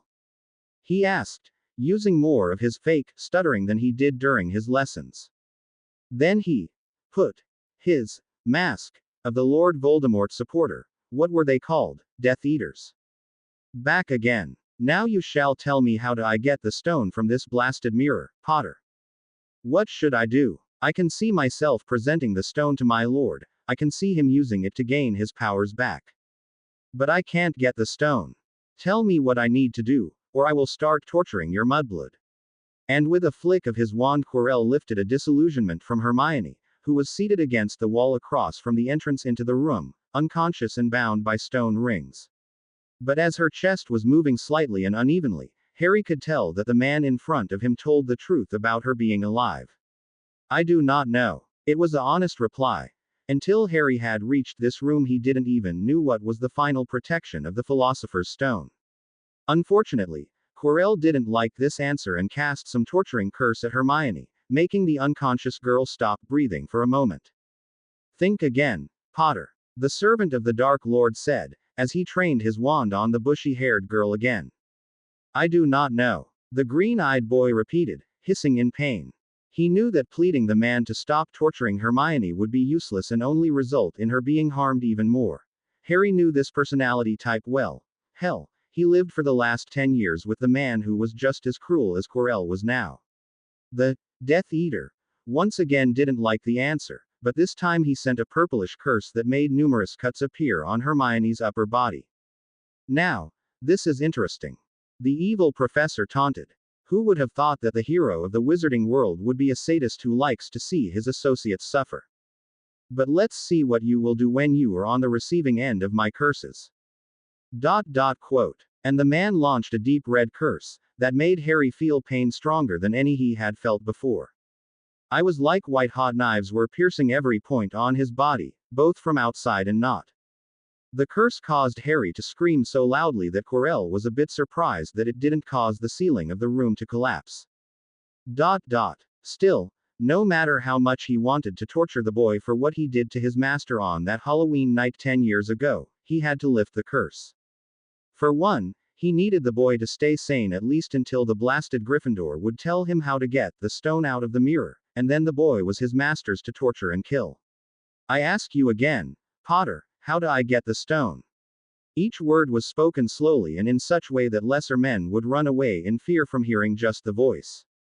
I don't know. Harry replied finally, after gasping for breath for a good minute. Too bad. His answer set Quirrell over the edge. Why you? Crew. The evil professor was about to curse Harry again, when the new voice spoke. Stop. The voice that said it was low, hissing and just radiated evil. And it also caused Harry's scar to throb with pain stronger than ever before. But the most surprising thing about this voice was the fact that it too originated from Quirrell. The boy isn't lying. Why yes, Master. The turban-wearing man stuttered. This time for real. Then the Dada professor looked back at Harry. How come the great Dumbledore didn't confide in his golden boy how he hid the stone? He asked with some surprise, though the young Gryffindor couldn't tell whether it was fake or not, in his voice. The man is just a manipulative old coot. Harry replied, still hissing from pain the chains were causing him. Quirrell raised an eyebrow. What is it I hear? Gryffindor Golden Boy is at odds with the so-called leader of the light. The Dada professor was about to rant about something, but the evil voice hissed him to stop. Quirrell, use the boy to get me the stone out of this blasted mirror. It said, before making the turban-wearing man's body tense as if a jolt of pain passed through it. Of course, Master. Using his wand, the evil professor levitated Harry in front of the mirror. What do you see in this mirror, Potter? Do you see how to get the stone out of it? Adding some more magic, Quirrell forced the green-eyed wizard to look straight into the mirror. Even though the pain from the red-hot chains was still clouding his rational mind, Harry could see that the mirror of Arised showed him the same thing it did back in the December. It showed him his family. Thought this time the mysterious girl in his arms had her hand slip under his robes and take an uneven blood-red stone the size of a matchstick box out of his inner pocket. The reflection Harry smiled, and the girl put the stone back, while the real Harry felt some weight appear in his own robe's inner pocket. What do you, Potter? Quirrell repeated his question.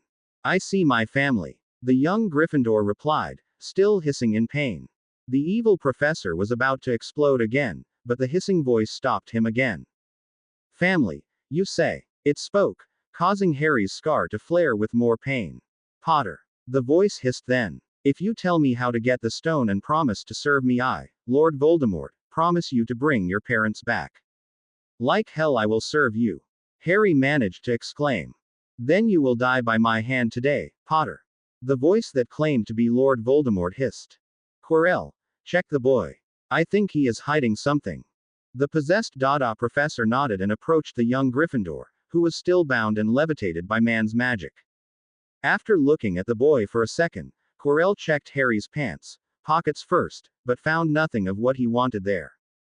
Then he checked Pretine's robe's outer pockets, getting the same results. Finally, after exclaiming, aha! The Dada professor went to check Harry's robe's inner pockets. Not wanting the man to get the stone, the green-eyed wizard performed a powerful bout of accidental magic that loosened the chains on his right hand, allowing him to move it freely, and tried to stop man's hand from checking his inner pockets. As Harry's hand wrapped around Quirrell's, pain started flooding his senses through the scar, but the professor was now screaming in pain too, trying to free his hands from boy's grasp that obviously was hurting him. In the end, the evil professor succeeded in freeing himself, and the pain in Harry's head languished. Also, as Quirrell lost control over his spells when this happened, Harry was now lying on the ground and the chains, while still binding him, were now steel gray no longer hurt him. Looking up, the green-eyed Gryffindor saw that where he had touched Quirrell, man's skin was burnt away and the flesh underneath it was gray in color, heavily damaged and falling apart at some places. Master, it hurts. The evil professor cried, but the Dark Lord didn't care. Get me the stone, you useless sack of a wizard.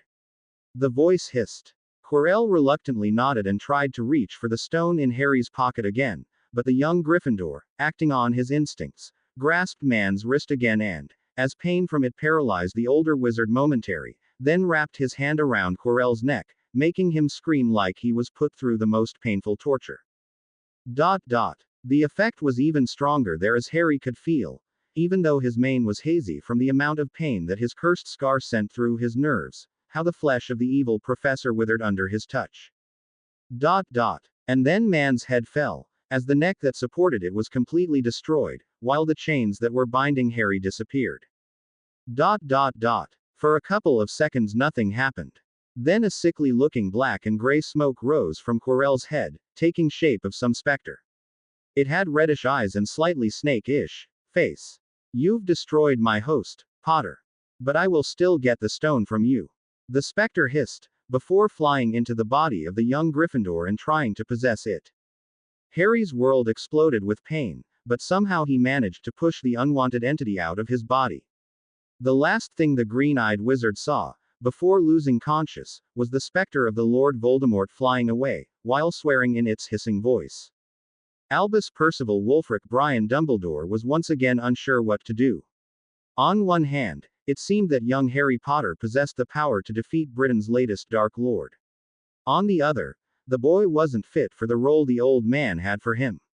No, sure, young Harry risked his life to save his friend and the stone, though, later was done not so willingly, but at the same time the boy too much independent and too sneaky to be guided to his destiny. Neville Longbottom, the other possible chosen one, thanks to his upbringing, was much easier to mold on as the hero of the wizarding world like Dumbledore saw it.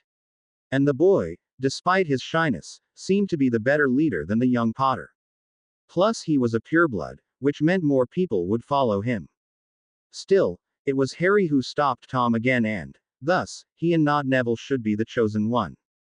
So, the ancient headmaster started building new plans around this assumption. But before he would start implementing any of those, Dumbledore needed to make sure that he kept his positions in the wizarding world.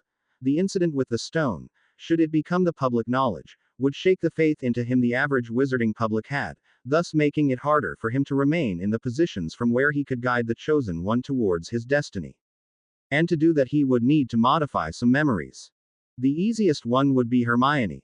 The would need to forget only about the stone. She didn't see any of the so-called protection that he had placed around the stone, though removing the golem from her memories would be a good thing. Neville would be much harder, as the boy went down the corridor with Harry and hadn't seen only the final room, the one that held the mirror. And Dumbledore thought that he was lucky that he managed to catch the boy before he told Minerva where Harry and Hermione were. The old headmaster really didn't want to modify the memory of someone from the school staff. Of course, if the greater good required it he would, but all in all, the scion of House Longbottom would have to forget about the stone and about everything that was behind the door of the right-hand corridor on the third floor. Finally, there was Harry himself. Dumbledore didn't want to obliterate him too, but the boy could tell his friends what really had happened this day, and if they wouldn't have memories that corresponded to his story, the questions would be asked. Surely, there were oaths, but unless it was a wizard's oath, Dumbledore feared that the boy would find a loophole to tell his story to others. And the boy was too cunning and slippery to make a wizard's oath without realizing what it was, so there was a possibility of questions why he was under an oath arising, the questions Dumbledore didn't want to answer. And since he would be modifying memories, the old headmaster needed to come up with some story that would be taking place during today's adventures of the trio. And here the paper Harry and Neville gave to Minerva before going to rescue Hermione themselves gave the idea to Dumbledore. It would be like a Death Eater coming to kill Harry and avenge his master. Professor Quirrell tried to stop the man, but was killed protecting the school and the students. After killing the poor Dada professor, the Death Eater couldn't find an opening to kill Harry unnoticed and decided to use his muggle-born friend Hermione to lure the boy who lived into his trap. Man's plan succeeded and he had captured Harry. Neville, who was back then with Harry, managed to escape and had informed him, Dumbledore, about what had happened, so he, Dumbledore, charged down there to save his students, but was a bit late and the Death Eater had already started torturing poor Harry and Hermione. After a quick, but tough, duel he, Dumbledore, managed to subdue the Death Eater, but the man used an exploding potion and killed himself, while it was only his, Dumbledore's, magic that protected two children from the blast. A good story to cover what had really happened. With his plans made up, the ancient headmaster went down to the hospital wing to make them real. Though he would have to stop by Minerva's office and ask her not to be too harsh on the boys. After all, even if they did a really stupid thing, they did it to save their friend. They were true Gryffindors, even if they needed to be less headstrong in their desire to protect their friends on their own and have more faith in the higher-ups if they wanted to survive in this world. For the next several days Hogwarts was buzzing with gossip about what, according to Dumbledore, happened to the Golden Trio, and why Hermione and Harry were in hospital wing. Neville, whose memories the headmaster had modified, only confirmed the official story. Professor McGonagall had taken 100 points each from Harry and Neville for acting hastily and going against her order to leave the matter to the stuff to deal with. But then she gave them the total of 100 points for trying to save their friend.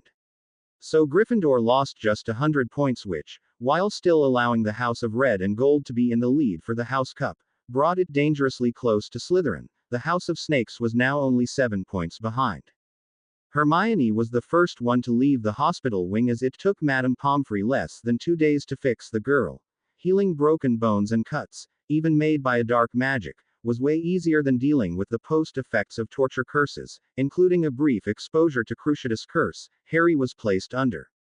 Still, the Medi-Witch managed to have the young Potter healed up before the end-of-year feast. The said feast was just as great as the one on the September 1st, though many students of the House Slytherin, which lost the House Cup for the first time in the last 7 years, would disagree with that. The Great Hall during the feast was decorated with red and gold, the colors of Gryffindor, but not only the House of Lions were celebrating. Hufflepuff and Ravenclaw cheered too, most likely because their students were tired of Slytherin winning all the time. And on the next morning the Hogwarts Express will take the students back to London and the summer break will officially begin. Harry, where are you going? Neville asked, when he saw his friend collect something from his trunk and turn to leave their compartment. Hermione, who was reading some book, too, raised her head to look at the green-eyed wizard. Sorry, have some business to do. I'll be back really soon. Harry replied and quickly left the compartment, but the bushy-haired witch managed to catch a glimpse of blush appearing on his cheeks. Were she not as serious as she was, this would be a perfect teasing material. Closing the compartment door behind him, Harry put his invisibility cloak on, which he took it along with a rather small box of quality chocolates from his trunk moments before, and started looking for a certain owned girl he wanted to congratulate. Unlike the train ride to Hogwarts on September 1st, when at least first years sat randomly, now the entire student body was split by the train's compartments into many small groups, which made Harry's task of locating Draconica both easier. He knew that she hanged around Greengrass Heiress and Tracy Davis, thus it was more likely that she will be sitting with them, and harder, as he would have to congratulate her in front of others. Going through the train cars under the invisibility cloak was a bit hard, as he had to dodge all other people in corridors, but as no one saw him, or so he hoped, no questions would be asked as to where and why he was going. Still, the young Gryffindor stopped by a couple of compartments on his way to say hello to his friends from Quidditch team, leaving the protection of his cloak or returning under it in the tambours when no one would see him. On his way towards the first car, Harry passed past a compartment that was occupied by Crabbe and Goyle. Apparently, Draconica didn't want her two supposed bodyguards to be by her side, and the two Slytherin boys, not knowing what else to do, found themselves a compartment to sleep in during the ride to London. A little further on his way, the green-eyed wizard saw the youngest male Weasley playing Exploding Snap with Dean Thomas while inhaling any food either of them had. Finally, in the third car from the steam engine, Harry saw a familiar blonde witch, who, indeed, was sitting with two other, neutral, Slytherin girls. Going a little more forward, to the nearest tambour, the young Gryffindor removed his cloak and, folding it, put it into his pocket. Then he backtracked to the compartment where his target was, and knocked on the door.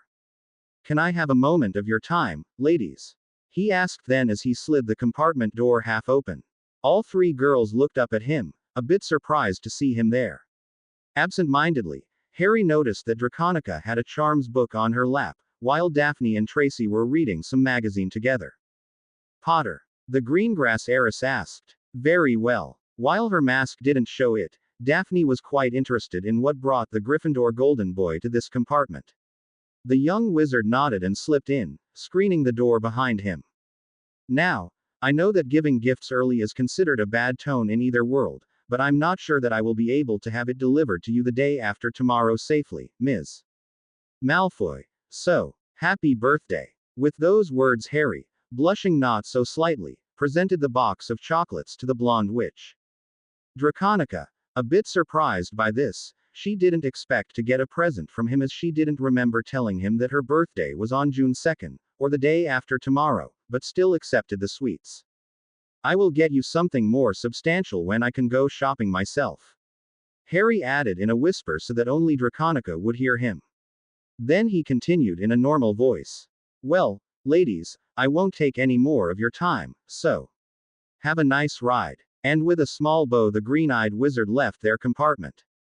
While the girls were discussing what he had done, Harry made it back to the compartment where Neville and Hermione were sitting. What young Harry didn't know was that Dumbledore tried to adjust his relationship with Ms. Malfoy when he changed his memories. But even with the power of the Elder Wand, the old headmaster failed there, as he both tried to be subtle about it, and tried not to cause any additional mind damage to the young Potter. The world didn't need an insane hero, after all. But the old manipulator didn't let it bother him much. If he could keep Harry on the light side, Ms. Malfoy, through her association with him, could be used to spy against dark families and Tom himself, when he decided to reappear. The ancient headmaster also tried to adjust young Potter's views on himself and the Dursley family, very subtly, of course. But as Madame Pomfrey chose the very bad moment to go check on her patients, Dumbledore couldn't check the results of his work there, and didn't knew that this charm too wasn't completely successful. Augusta Longbottom wasn't sure what to think of the latest events at Hogwarts. On one hand, she wasn't happy that her grandson ran away from the Death Eater that attacked students. His father and her son wouldn't run. On the other hand, had Neville not run away, he would have been captured too. No matter how much she wanted to see an Auror in him, her grandson was still just a first-year student, and there would be no one to alert the stuff on time to save the attacked students from torture and possible death. So the Longbottom matriarch settled for just congratulating Neville on doing good in his studies.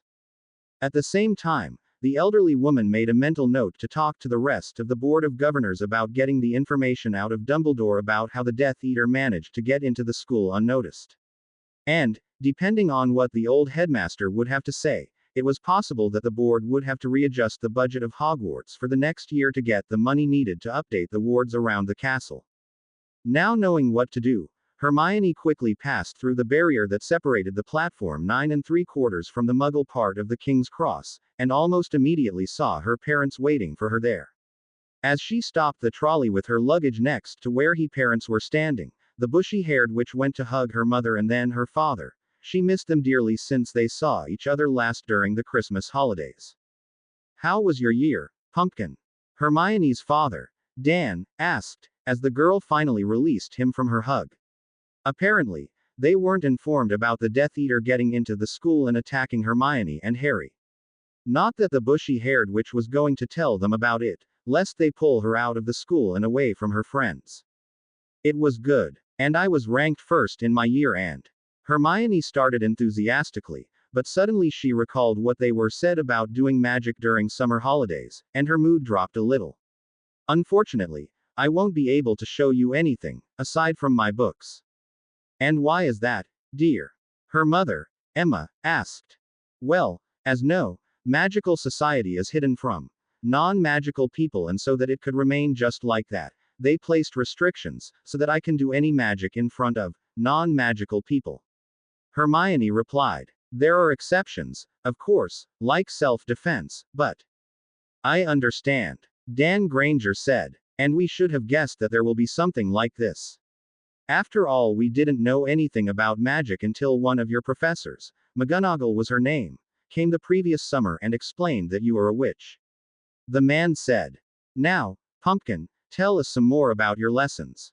Hermione's mother changed topic to a lighter one. No one wanted to talk about politics and such on such a good day. Hermione nodded eagerly and started talking about her classes, while she and her parents made their way to the parking, where Dan's car was. Unfortunately for Draconica, her father wasn't as happy to see her back. The scowl that was on his face when he greeted her at the station told the bee-owned girl as much. At least, like a proper pureblood, Lucius Malfoy would keep his family's business hidden from the public. After the Malfoy family flowed to the manor where they lived, Lucius ordered one of their house elves to take Draconica's things to her room, while he led his daughter to his study, while Narcissa silently followed after them. In the study, the head of the Malfoy family sat in his armchair behind a large mahogany table with various papers in neat folders on it, while his wife took a guest's chair, leaving Draconica to be the only one standing in the room. "It was reported to me," Lucius began, "that you were seen with Potter, Squib Longbottom and a Mudblood on multiple occasions. I originally planned to punish you most severely for not behaving like you are supposed to do, but your mother managed to talk me into postponing my decision until I hear your reasons. So explain yourself, young lady." So this was what got her father so displeased with her. Father, as you might already know, the defense against the dark arts professor the headmaster had hired for this year was not the best one. Lucius nodded. He too was displeased with Dumbledore's choice of Dada professor. As such, if I were to receive proper education on this subject this year, I had to either do a lot of self-study, or to use notes of someone who did. I chose Potter, because he was one at the top of the class in this subject, having marks above those any of my housemates had. Also, this allowed me to get acquiescent with him. While Potter won't be on our side, he is not Dumbledore's pawn and doesn't like the headmaster much for some reason. Draconica said. I see. Her father replied, while thinking how he could use the rift between Potter and Dumbledore to further his own agenda. But that doesn't explain your being acquiescent with the squib and the mudblood. The Muggleborn which Potter associates with, and I had to get acquiescent with, is Granger, who is currently ranked first in my year. She might be coming from a not magical family, but she is a good researcher and has great memory, which allowed her to take her rank. By being acquiescent with her, I get an easy way to have the materials for my homework found and prepared for use. So for as long as I gain something from it, I see nothing wrong with being civil with her. Quote. Draconica made a pause, before continuing. Regarding Longbottom, Father, the rumors about him being nearly a squib were wrong. He might be a bit crude in his wand work, but so far he had displayed an adequate level of magical power, in the top 10 of the class, actually. And in a few years he will ascend into the lordship of House Longbottom, which will add a political power to his magical one, making him someone whom you don't want to be open enemies with. As such, it would be better to gain his trust now and use it when the time is right, than trying to manipulate him later. In addition to this, Longbottom is on the top of the year in herbology and having him to help with the studies does improve my grades too. Lucius sighed. Narcissa had created a true politician from their daughter. And the arguments Draconica presented were all good and excused her acquaintances, no matter how much he may dislike it. Very well, I believe I have heard enough. He made a pause, but Draconica's face didn't betray her worries. I will allow you to continue being acquiescent with those three under the condition that your rank would be 5th or higher in your year. But remember that should you turn a blood traitor, the consequences would be most severe. Thank you, Father, Draconica said with a small bow. With this be all? Her father nodded. Yes, you may go. With another slight bow, the bee-owned girl left the study. Her mother followed her, and as soon they both were in the corridor and the study's doors were closed behind them, Narcissa knelt in front of her daughter. Draconica, dear, unlike her father, her mother did have a soft spot for her. Yes, mother, the bee-owned girl asked. Tell me, is there another reason, besides academical one, why you chose to associate with your Gryffindor friends? The older blonde asked. The slip of Draconica's mask, even if it lasted a mere second, was enough for her mother to get the answer. I see, Narcissa said with a small smile. Don't worry, I won't tell your father. I remember what it is to be a girl like you. Just keep in mind that there is an active contract for you there. Draconica nodded. Thank you, mother. But Narcissa remained knelt in front of her daughter. And, don't tell this your father, but I want you to continue studying with your friends. The younger witch raised her eyebrow questioningly. Rumors say that Dumbledore is considering hiring Lockhart as your next Dada professor. I remember the man being a couple of years below me at Hogwarts, and he was nearly at the bottom of his class. I highly doubt that he did half of the things he writes in his books. Draconica nodded. It looked like there will another year when she'll have to learn defense without the Dada professor to help her. But don't let me take any more time from your summer now, my little star. Once Draconica was back to her room, she dropped onto her bed, deep in thoughts about her possible feelings for a certain dark-haired Gryffindor. He was nothing more than a study partner and a useful associate, right? Still there was something that caused her reaction to her mother's question. Sure, the young Potter was intelligent and nice to be around, but did she really see him as anything more than a mere acquaintance? Apparently, she did, and that wasn't a good thing. So, Hoping to destroy whatever feelings she had for the green-eyed boy before they got completely out of her control, Draconica started practicing her occlumency to keep her mind organized in the way she wanted it to be. From the platform 9 3/4 Harry flowed to the leaky cauldron and, after leaving his things with Tom the bartender, went into the Diagon Alley. The green-eyed wizard had plans for his summer, and those plans needed some muggle money, so he went straight to Gringotts. There he converted 100 galleons into 500 pounds. It seemed that the exchange rate was a constant here, and asked the goblin teller a question that he forgot to ask behind his excitement of being introduced to the magical world the previous summer. Who had access to his vault?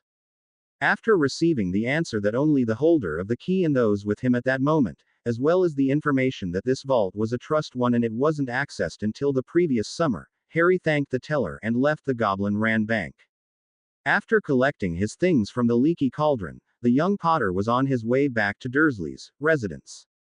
He, actually, wasn't completely sure why he felt the need to go there at all, but at least his relatives should be in a relatively good mood as they didn't have to pick him up from the King's Cross. When Harry finally reached number 4, Privet Drive, it was already about an hour past the time Dursleys had their dinner at, so they were most likely watching some film in the living room now. The young wizard knocked on the door, and almost immediately heard heavy footsteps that could only belong to his uncle. The man opened the door and looked at him for a moment. "It you? What are you waiting for? Come in." Harry quickly entered the house. "Now, boy, give me your things so that I can put them away." The green-eyed wizard shook his head. "I don't that this would be a great idea." Vernon immediately turned dark red in his face. "And why is that, boy?" he asked. "I have a homework for summer, and if I can't complete it, they'll have me repeat a year or, worse, expelled. And I can push for emancipation only after I have passed the first set of my exams." Harry lied, while trying to look like he wasn't. "Do you want me to be here more than absolutely necessary?" His uncle shook his head. "Then let me have my things during the summer.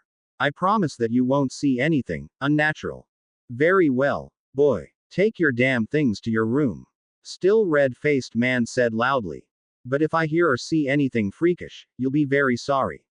Harry nodded and started carrying his things upstairs. "And make sure that your bird doesn't wake me up, or I'll kill it," yelled Vernon from downstairs. Harry lay on his not-so-comfortable bed that his relatives provided him with when they, reluctantly, gave him his own room. And the young wizard was deep in thoughts, trying to figure out what was wrong with him, for something definitely was. For one, he remembered researching some kind of magical stone during the school year, that this stone, whatever it was, or at least its copy, was at Hogwarts and was in danger, yet the green-eyed boy couldn't remember what exactly this stone was. Another thing that bothered Harry were repeating nightmares he had at the beginning of the summer about him turning men into ashes by touching them with his hands. Even from those little he had read about how cognition functioned, he knew that such nightmares, especially repeating ones, didn't just spontaneously appear. They always had a reason, but once again the green-eyed wizard couldn't remember what could have caused these. Unless his subconscious, or someone's magic, made him forget what exactly happened when he went to save Hermione from that Death Eater. That, and no one had him consoled after the event. And then there was his headmaster Albus Dumbledore. The young Gryffindor was sure that he didn't trust the ancient man one bit, and there ought to be a good reason for that, but after he was saved from the Death Eater, something happened that made him see the headmaster like the second coming of Merlin. Even if the man saved his life, Harry was sure he wouldn't see Dumbledore as someone he should blindly follow, like his mind told him to. There must be some mind magic involved there. So Harry decided that he should be really cautious around the man from now on. Finally, there was the Dursley. Sometime near the suddenly felt like he needed to stay with them, even if as the scion of the noble House Potter he had to have at least a couple of houses scattered around the British Isles. It all seemed like someone had used a compulsion to have him return to Privet Drive. But Harry's logical side told him that he should stay there for some time to make sure that whoever had made him come back to his relative's house would be satisfied with the results of his magic. The green-eyed wizard didn't want to be turned into a mindless zombie, not at all, so he would have to play by someone else's rules for some time. Turning onto his side, Harry looked at the book he was currently reading, a tome on human anatomy. Telling Dursley that he had to study a lot to be able to move out of their house as early as possible made them much more bearable. Only a couple of chores for a day, and a lot of free time to study. Completing his summer homework took only a couple of days, and the rest of those 2 weeks he had already spent at Privet Drive number 4. Harry was catching up on his self-study of the medicine. He had almost abandoned it at the end of the previous school year with whatever was happening at Hogwarts. Speaking of Hogwarts, there was another thing that was worrying the green-eyed wizard. He was yet to receive any letters from his friends, and those he had sent them were unanswered. He would have suspected that this had something to do with the mail wards around his relative's house. Why else he hadn't received any fan mail in the 10 years he spent there. But Hedwig returned to her cage looking whipped a couple of times, so his mail, this time, was intercepted manually, and not very professionally at that. So, most likely, the one who did this and the one who played with his mind were two different people. Why couldn't his life be easy? At least, getting to the mall to buy presents for his friends wasn't a big problem as he was spending his own money and all that his aunt had to do was to drive him there when she went there to buy some special groceries, and then drive him back when she was done. Boy, get down here now, Uncle Vernon yelled from the guest room, interrupting Harry's thoughts about finding someone at the Diagon Alley to lay a couple of enchantments on the presents to complete them. Sighing, the young wizard rose from his bed and headed downstairs to see what his uncle needed. As it turned out, Vernon had some of his clients over for a dinner, and wanted Harry to stay at his room for the whole time. Why the man needed 30 minutes to explain that to his nephew was beyond the comprehension of the green-eyed wizard. When Harry finally returned to his room, though, he had to show a good deal of self-control not to shout as there was something sitting on his bed. As soon as he entered the room, the creature, it was about 2 feet tall, had greenish skin and really large eyes, and was dressed in an old and partially torn pillowcase, slipped off the bed onto the floor and bowed so low that its nose touched the thin carpet. Harry Potter. So long has Dobby wanted to meet you, sir. Such a honor. The creature, apparently named Dobby, said in a high-pitched voice. The green-eyed wizard, though, wasn't very happy to have such a guest at this time. Who are you? And what are you doing in my room? And try to be quiet. The young Gryffindor asked in a serious tone. Dobby made a step back and looked at him with his big eyes. Of course, the great Harry Potter wouldn't know of Dobby. I is Dobby, the house elf, sir, just Dobby. The creature, now identified as a house elf, whose name was Dobby, made a pause, before continuing.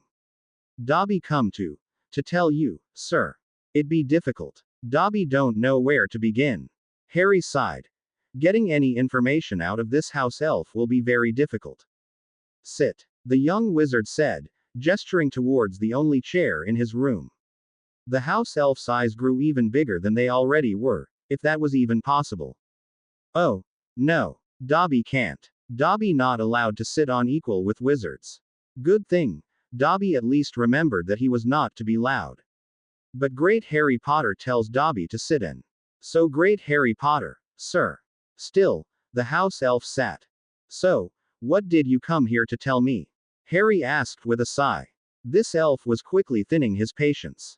Dobby looked at him with his big eyes and opened his mouth, but then quickly shut it and tried to reach for a lamp and hit himself with it. Harry managed to stop him, though. What are you doing? Dobby almost said bad things about his family. Dobby has to punish himself for it.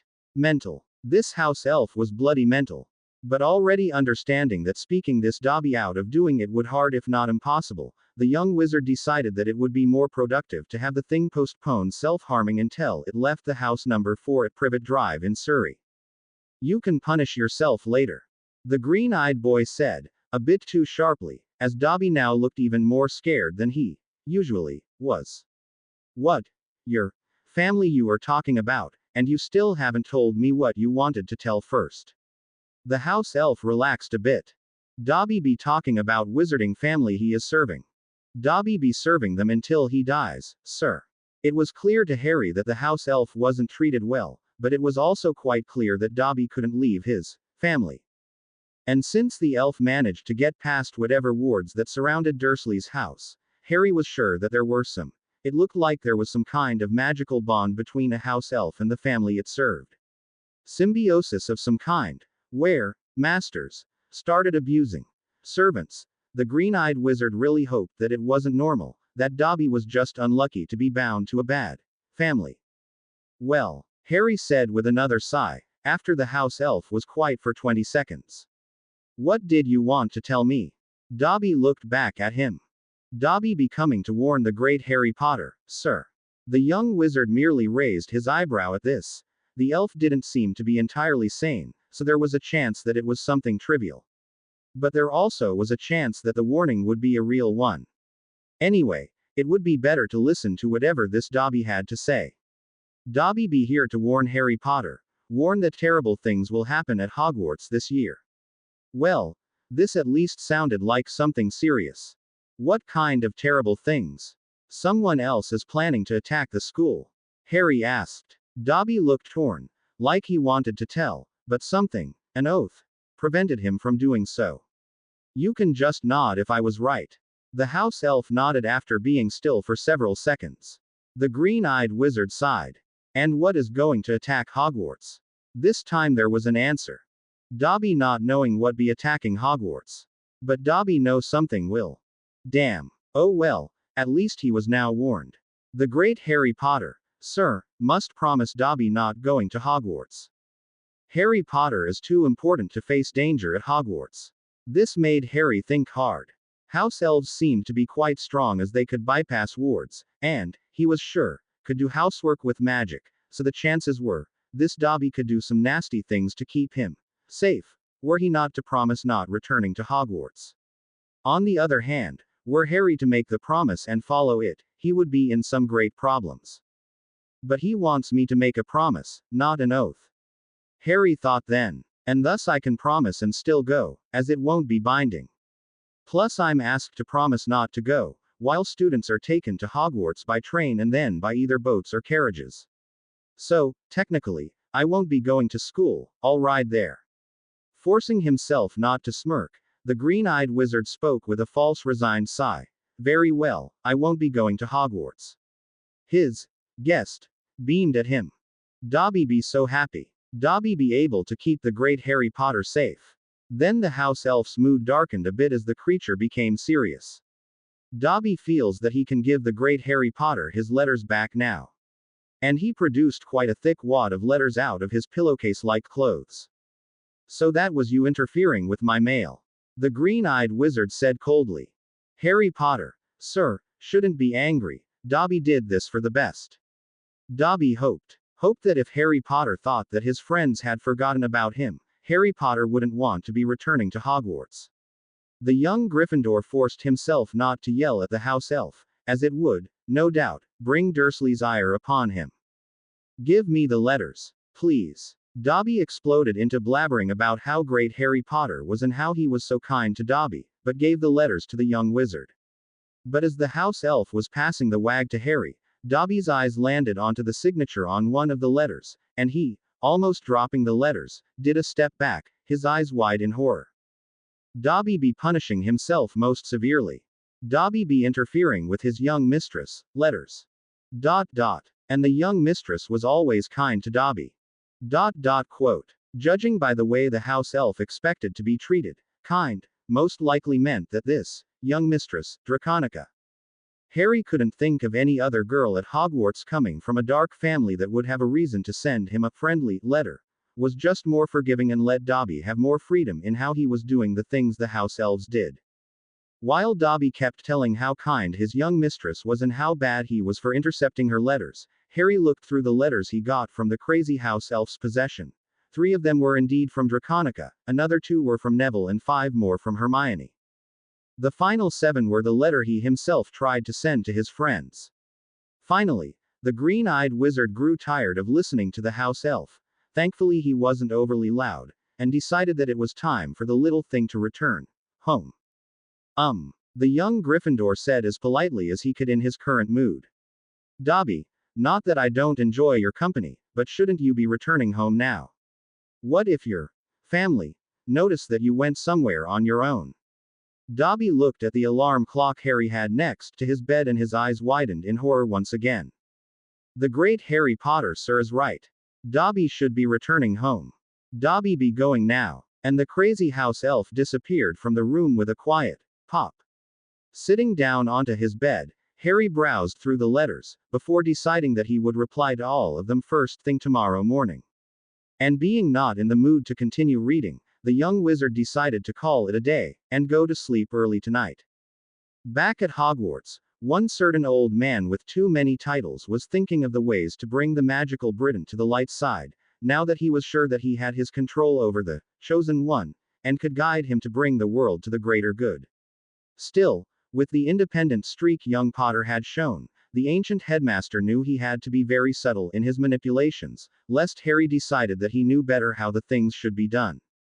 Still, Albus Dumbledore thought, he should keep an eye on Neville too, as there still was a small chance that he made a mistake and the scion of House Longbottom was the real, chosen one, and Harry's protection against the wraith of Lord Voldemort wasn't boy's own power of love, but the sacrifice of his mother. The old man sighed. Why couldn't that wand choose either boy and make it clear, which one was the true savior of the wizarding world? Why everything had to be so difficult? Sighing again, the ancient headmaster resumed plotting to change the wizarding world for the greater good, making sure that he always had a backup plan or two, in case his current judgment of which of the two boys was the chosen one was wrong. Saving the world from the darkness was so difficult. Hello, Tom, Harry said as he entered the Leaky Cauldron one afternoon in the middle of July. I'd like to rent a room till the end of summer. The bartender smiled and gave the green-eyed wizard a key to the room number 7, not that Harry cared about what his room's number was. Thanking the man, the young wizard headed to his room. Like the room next door he stayed at the end of the previous summer, this one was about the same size as his room at Dursley's household, but had a much more comfortable furniture and looked much better, though pretty much sterile, like any good unoccupied hotel room should. After placing Hedwig's cage next to the window, so that she had her own place to rest when she would return there, Harry unpacked his own things, including his collection of books on medicine. Looking at the titles, the young wizard noticed that he was almost done with the easier books he had and, unless he wanted to start reading on something like physiology of higher neural activity, he'd better get some new books. Magical ones, so that his knowledge wouldn't be too one-sided. But as there was still enough reading material to last him until the school started, the green-eyed wizard decided to be lazy and postpone his visit to Flourish and Blots until he got his list of school supplies for the second year. Still, Harry had some business in the Diagon Alley. Even with the pointers from Tom the bartender, it took the young wizard some time to find the enchanter at Diagon Alley, as the man's workshop was rather small, didn't have any really noticeable signboards and was quite far away from the entrance to the alley. Hello, anybody here? Harry asked, when he entered the workshop and was greeted only by a jingle of small silver bells. Looking around, the green-eyed Gryffindor couldn't see anything but various enchanted item and half-completed projects on the tables that stood in disarray around the room. Anyone? Harry asked louder, hoping that the owner of the shop was just too engrossed in his work and hadn't heard him the first time. I'm coming, I'm coming. An old and rasped-voiced replied from behind what Harry thought was a solid wall. Several seconds later, a well-hidden door behind the counter opened, and the owner of the shop emerged from it. The man, Emilio Faganini, if the small signboard wasn't lying, looked like a classical mad scientist. Shoulders long, untidy, and a bit dirty gray hair, pale skin, big glasses with several different lenses and various carving instruments in pockets of dusty robe. What brings you to my shop, young man? Emilio asked, as he looked at his potential client through his goggles. I need self-refilling enchantment laid on these, Harry said, while handling 4 fountain pens of different designs to the shop owner, who studied them through various lenses of his glasses, before placing them on the counter. And self-refilling and preservation enchantments on these ones. This time it was a modern ball pen with several spare cores of different colors. The enchanter studied those ones too, before making his verdict. Yes, that can be done, young man, but enchanting objects isn't cheap, you know. For the quills, all 4 of them, I'll ask 15 galleons from you, and another 3 for this curious muggle pen. 18 in total, with a third paid in advance. And a week of time to have everything done. While what the shop owner asked for laying enchantments was quite a lot, it was still less than these pens cost Harry to buy, so he agreed to pay without any fuss. Very well, I'll come here next Friday to collect them, the Green Eyes Wizard said, while handing the enchanters 6 galleons. I be sure to have everything done by then, Emilio replied, before heading back to his workplace. Being lazy, when allowed freedom, Harry had postponed his visit to the Gringotts Bank. He needed to see the state of Potter House's finances, till he would go there to get money for his shopping for his second year at Hogwarts. So, the green-eyed wizard spent the next week either in his room at the Leaky Cauldron or at the Fortescue ice cream parlor, reading his books on medicine. When the week the enchanter asked for to do his job passed, the young Gryffindor visited his workshop again, testing the results of man's work himself. Being satisfied with what was done, Harry paid the man for his work, and even promised to stop by his shop if he ever needed to lay enchantments on anything else. Late in the evening of July 29th, Harry sent Neville a letter where he wished his friend a happy birthday. Attached to the letter, there was a small package that contained the enchanted fountain pen the young wizard got for his friend. It even was in the colors of House Longbottom's coat of arms, and an instruction of how to use and maintain the said pen. Harry hoped that his friend would like his gift, especially since it was both looked good and was useful. Neville loved the gift the green-eyed wizard got him. Or at least that was what he wrote in the letter he wished Harry happy birthday in. The two boys were born within 28 hours, actually. And considering how neatly the letter looked and the fact that it was written in the exact same ink Harry used to test the enchantments on the pen, the young Potter was sure that his friend wasn't just nice to him. The 2 rather old tomes on medical herbal mixes Neville sent as his gift to him could attest to that too. On August the 4th, the letter from Hogwarts with a list of books required for his second year at Hogwarts arrived. And seeing 7 books written by Gilderoy Lockhart on the list made Harry a little apprehensive of who will be teaching Dada in the coming year. He really didn't like fangirls, and the new professor made an impression of being one. Oh well. Since the letter arrived late in the afternoon, the young wizard decided to do the shopping tomorrow, when all of the shops would be open. And finally have a meeting with the House Potter estate manager. Bright and early in the morning Harry entered the white marble building of the Gringotts Bank. Since it was still early, there weren't many customers there, so finding a free teller wasn't hard at all. Good morning, Master Teller. After his second visit to Gringotts, the one on the day he was introduced into the wizarding world, the green-eyed wizard decided that most magicals were stupid in showing no respect to those who managed their money. The goblin teller showed no reaction to being addressed to for about 20 seconds, as he continued to measure some gems. Finally, the teller decided that he had made Harry wait for long enough. What do you want, wizard? The goblin asked with a sneer, showing his teeth to the human. The said green-eyed wizard tried not to look intimidated by that. I wish to meet with the manager of Potter account at his earliest convenience. The last words Harry said in such tone, that they couldn't be interpreted in any other way than, right now. The goblin teller looked at the young wizard in front of him. The nerve of those wizards. Even if you are indeed the Harry Potter, you are too young to be bothering Master Goldsaw, wizard. The goblin sneered in response. Unless you have any other business with Gringotts, leave. So Potter's estate manager's name was Goldsaw, huh? As I'm the scion of the noble House Potter, and the last living member of the said house, I'm allowed to oversee the state of my house's estate thence I turn 11. This was a written rule of Gringotts. Well, it was written in a much more gaudy language, but the idea was this. The goblin teller made a face like he swallowed but had to grant Harry his request. Very well. Master Goldsaw will see you if he is not busy. The teller summoned a younger goblin and told him something in a quick gobbledygook. The younger goblin nodded and disappeared behind one of the large doors that were there behind counters. A couple of minutes later, the assistant goblin returned and made a report in gobbledygook to the teller, who nodded, before turning to Harry and addressing him. It appears that you are lucky, wizard. Goldsaw will see you. If you can prove that you are indeed Harry Potter, of course.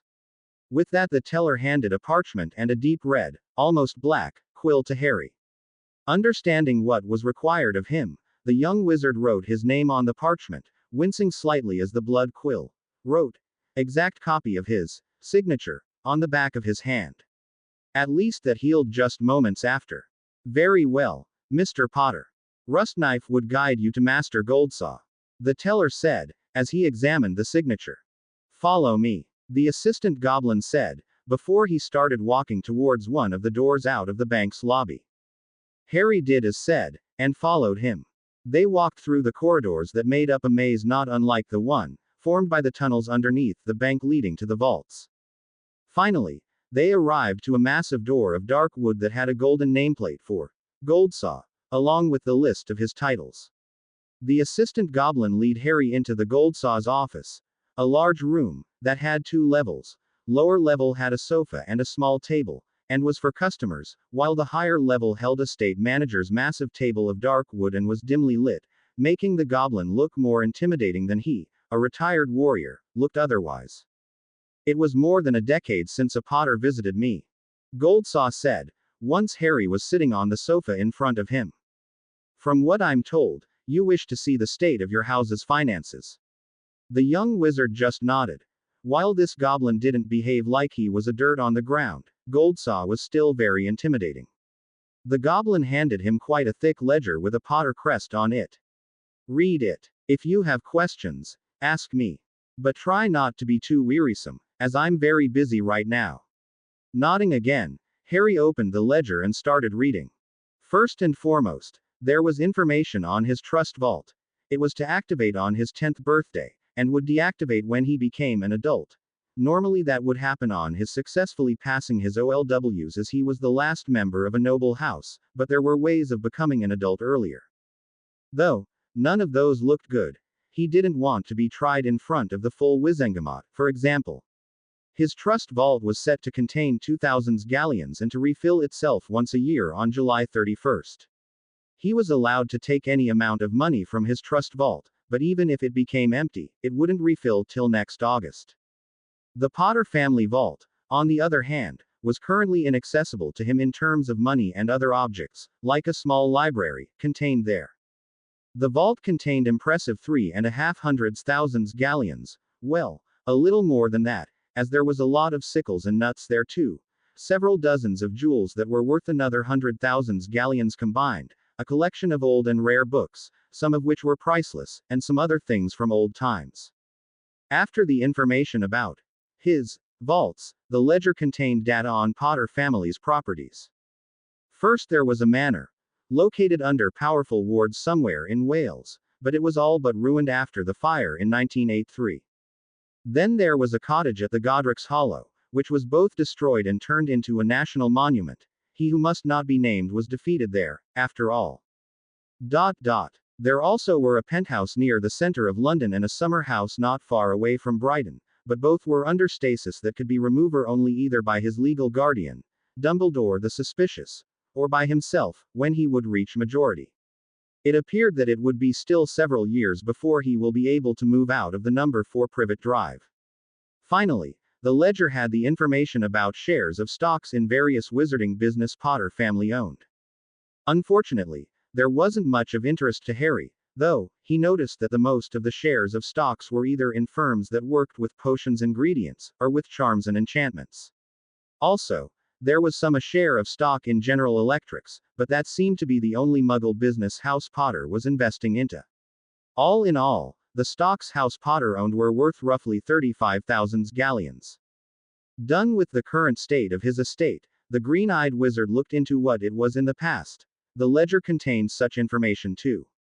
It looked like his grandfather, Charles Potter, was quite a good businessman, as he managed to have the main vault contain almost 1 million of galleons in gold, and another quarter in jewels. But that was in 60s to middle 70s. After that the war with Voldemort started, and new Lord Potter, Harry's father James, was financing the light side, which, in the end, brought the house to its current state. Master Goldsaw, Harry addressed to his estate manager the same way the teller did. Hopefully the goblin in front of him wouldn't find it rude. Thank you for providing me with this information about the state of my house's estate. With that he handed the ledger back to the goblin. Being the last member of a noble house, and being older than 11, I would like to make a few suggestions about the investment politics of the House Potter. Of course, since I'm still a minor, you, as my estate manager, are the one who decides whether following those suggestions is profitable or not, but I'd be thankful if you at least listen to what I have to say. Goldsaw looked at the young man in front of him. Very well. I will listen to your suggestions, Mr. Potter, but, as you said, it's up to me to decide, should those changes be made or not. The goblin said, while mentally preparing himself for requests like buying Zonko or something like that. Since my uncle is a businessman, I'm forced to listen to the business news quite often and, as such, I have an idea of what's going on around the globe. First and foremost, I'd like you to triple the share of stock of General Electric's Potter House owns. Next, I'd like you to buy shares of stocks in Microsoft and Apple companies, each in the Muggle equivalent of 5,000 galleons. Both companies are Muggle and analytics say that both are really unlike to face anything but increase of their value for the time being. Harry said. Judging by the expression on Goldsaw's face, this was not what the goblin expected him to say. It actually took him a couple of seconds to recover his normal expression of, being better than you. I see. Goldsaw said slowly. I will ask the analytic team of Gringotts to look into the companies you named. If their results agree with yours, I will follow your suggestions for the investments. Harry nodded. Is there anything else Gringotts can do for you today, Mr. Potter? Yes, though, I think I shouldn't bother you with me getting some galleons out of my trust vault. The green-eyed wizard said, and he got ready to head back to Bank's main lobby. No, Mr. Potter, there is no reason for you to face the queues again. With that, the Potter estate manager activated some rune on his table, and moments later a young goblin entered the office. Sharptooth will guide you to your vault. Thank you. The young wizard replied, and followed the young goblin out of Goldsaw's office. Harry had to agree with Hagrid there. Those carts were evil. But then again, they were one of the few ways goblins could have their payback with the arrogant wizards that insulted them. Checking that the money bag with almost all of those 2,000 galleons he was allowed to spend during the year was still with him, Harry headed out of the bank. He had a shopping to do. First and foremost, he needed to restock his potion ingredients. Professor Snape made it clear that he would pass Harry with acceptable only if Harry's potions were nearly perfect. And perfection needed a lot of practice. As such, the green-eyed wizard was burning through his stock of potion ingredients at an alarming rate. Plus he needed a new set of vials. Once he was done with the apothecary and other minor shops he needed to visit, the young wizard headed to Flourish and Blots to buy himself the books he will need his year. But once he got closer to the bookstore, he saw that there was a lot of people there, twice or even more than there normally were in the shop, and they were mostly housewives and teenage girls. And the most disturbing thing was that they all behaved like fangirls in front of their idol. As Harry came closer to the bookstore, his suspicion was proven correct. Those were fangirls. And the reason they were there was explained by a big sign near the entrance to the shop that said about Gilderoy Lockhart held book signing today. Sighing, the young Gryffindor decided to postpone his visit to this particular shop. He had no desire to go jostle through such crowds in order to get his books. So he headed back to the Leaky Cauldron to put his things there. But when he was passing by the shop's entrance, the crowd of fangirls suddenly started moving, as if they tried to avoid something. Moments later Harry saw exactly what they were trying to avoid. A red-haired man in late 40s, presumably the father of Harry's classmate Ron Weasley, was brawling against aristocratic B-owned man who could be no one but Lucius Malfoy. Scanning the crowds, Harry soon saw Draconica walking towards the queue to the counter with the books in her hands. She saw him too, and nodded to him in greeting. The green-eyed wizard nodded back and was about to continue on his way to the Leaky Cauldron, when his eyes caught Mr. Malfoy, who by now stopped fighting with Mr. Weasley, looking intently at the cauldron with books that a red-haired girl, young Ms. Welly, had. Something just felt fishy about the whole thing, but since it was none of his business, Harry ignored it and walked away. After leaving the things he had bought in the morning in his room at the Leaky Cauldron, and having a quick lunch there, Harry returned into the alley. He was there to buy himself a new, and decent, broom. No, Harry was sure that Oliver would allow him to use his broom this year too, but the green-eyed wizard felt bad about forcing his captain to use an old and outclassed broom that his Harry's clean sweep 4 was. Since the Nimbus company released the new model this summer, the previous one, the Nimbus 2000, was now sold with rather big discounts, which allowed one to buy a more than decent sport broom at the cost of little more the 1,400 galleons. And Harry was going to buy himself one of those old Nimbuses. That only left the young Gryffindor with the problem of what he should do with his clean sweep. On one hand, his rational and materialistic side wanted to keep it and use it as a spare broomstick, in case something would happen to his Nimbus. On the other, knowing the state of Hogwarts brooms, the softer side the young Potter possessed wanted him to gift his old broom to the school. In the end, after some thinking, Harry decided to try to sell his clean sweep to Hogwarts at half the price it would have on the second-hand market. The next day, the young wizard made another tour into the Diagon Alley, this time heading straight to the Flourish and Blots. After picking all of the books he would need at school this year, he was lucky that there were Lockhart's books left after what was happening there yesterday. The green-eyed wizard started browsing the shop for books on magical medicine. Unlike the Muggle bookstores, though, he couldn't find any books on anatomy or physiology or psychiatry or, well, anything like that there. It seemed that in the magical world medicine was more like sets of spells and potions that were discovered to help in certain cases, than a real science. Still, knowing those spells and potions would be nothing but helpful, so the young Potter bought himself books on basic healing charms and on medical potions.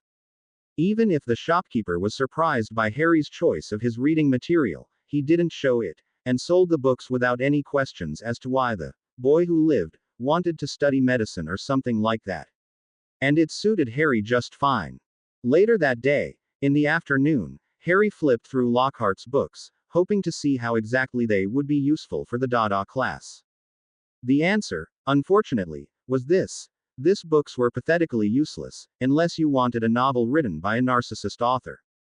They were a waste of money, and no small amount of gold at that, and the teacher, who chose them, wasn't like to be any better than Professor Quirrell was. If anything, the new teacher would be even more useless than a constantly stuttering man, who made it look like he was afraid of his own shadow, was. Oh well. Hogwarts had a great library and there definitely were normal second-year Dada textbooks to study the subject form. The rest of the summer was rather quiet for Harry. The young Potter spent it sitting in the squares of the Diagon Alley. There were 3 there. Or in the Fortesque's ice cream parlor, with his nose in the books, as he was either studying ahead in his Hogwarts subjects, or doing his own studies in the fields of medicine, both Muggle and magical. On September the 1st at about 9:30 in the morning, the green-eyed wizard descended into the public area of the Leaky Cauldron for his breakfast, his things with him. The pub surprisingly wasn't very crowded, and the young Gryffindor didn't have any problems with making and, then, getting his order. 30 minutes and a great meal, courtesy of Tom the bartender. Later, the scion of House Potter used the public flow, located in the pub to get to the platform 9 3/4. Since it was nearly an hour before the express would depart, there weren't many people on the platform and most of the compartments were empty, allowing Harry to easily choose where to sit. After a couple of seconds of thinking, the young wizard chose a compartment in the car near the center of the train. After laying some simple charms on the door, so that he won't be disturbed too much, the Potter heir returned to reading one of his anatomy books. He had to find Draconica to give her the rest of his birthday present to her, but that would wait till the train would depart and everyone would be seated the way they wanted. Half an hour later he was joined by Hermione, who, like him, started reading a book. But a transfiguration tractate, unlike his medical one, once her bags were secured on the luggage cupboard. Another 10 minutes later the final member of the Gryffindor, Golden Trio, and no one other than Neville Longbottom, joined them in the compartment. After exchanging greetings with his friends and thanking Harry for his birthday gift, the slightly pudgy boy pulled a pot with some magical plant from his trunk and started working on it with his wand.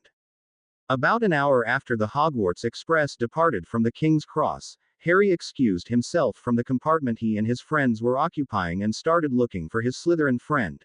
He thought of Draconica as one, even if the blonde witch would deny that they anything more than mere accomplices. After checking compartments in several cars behind the one the trio was in, the young Potter finally found the compartment Draconica was sitting in. Of course, with her friends, Daphne and Tracy. There was a charm around girls' compartment, very similar to the one he had placed on his own, but he bypassed it easily. The caster of the charm wasn't thinking of him as an unwanted guest.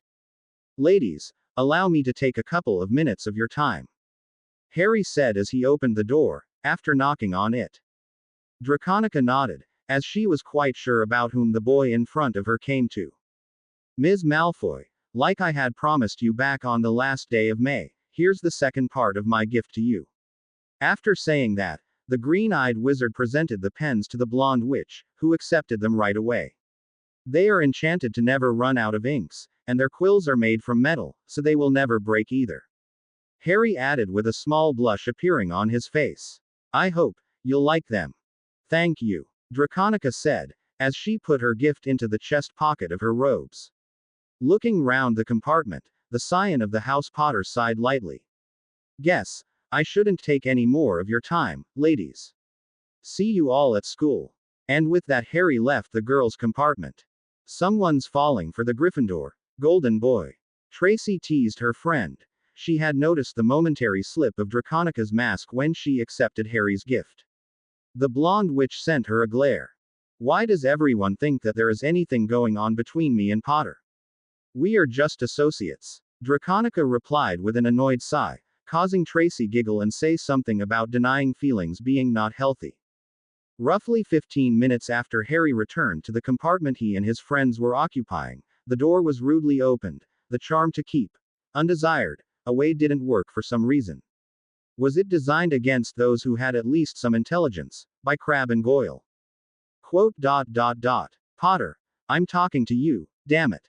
An angry voice that came from between two human trolls caused the Potter scion to stop thinking about the reasons for his charm's failure and look closely at those who had disturbed him. Between Crabbe and Goyle there was another boy, one of those yet to be sorted first-year students, judging by his uniform. He had blonde hair and snobbish expression on his face, and looked like he was a young clone of Lord Malfoy. Had Harry not met Lucius in the Diagon Alley this summer, he would have troubles believing that this boy could be related to Draconica. Sorry, you said something, the green-eyed wizard said, as he bookmarked the page he was reading and closed the book. Annoying an heir to a noble house like House Malfoy wasn't a good idea, but right now Harry didn't care. I said, ditch these losers and become my friend, Potter. Surely, you must see that associating with a squib and a mudblood isn't good for you, you're already becoming deaf. The little snob said, but succeeded only in making Harry angry. The young Potter, having spent his childhood without friends, was very protective of those few friends he had now. How about you get lost instead? The dark-haired Gryffindor hissed in a controlled anger. And take your lackeys with you. The Malfoy heir didn't like this response. When my father hears of this, Potter, he will.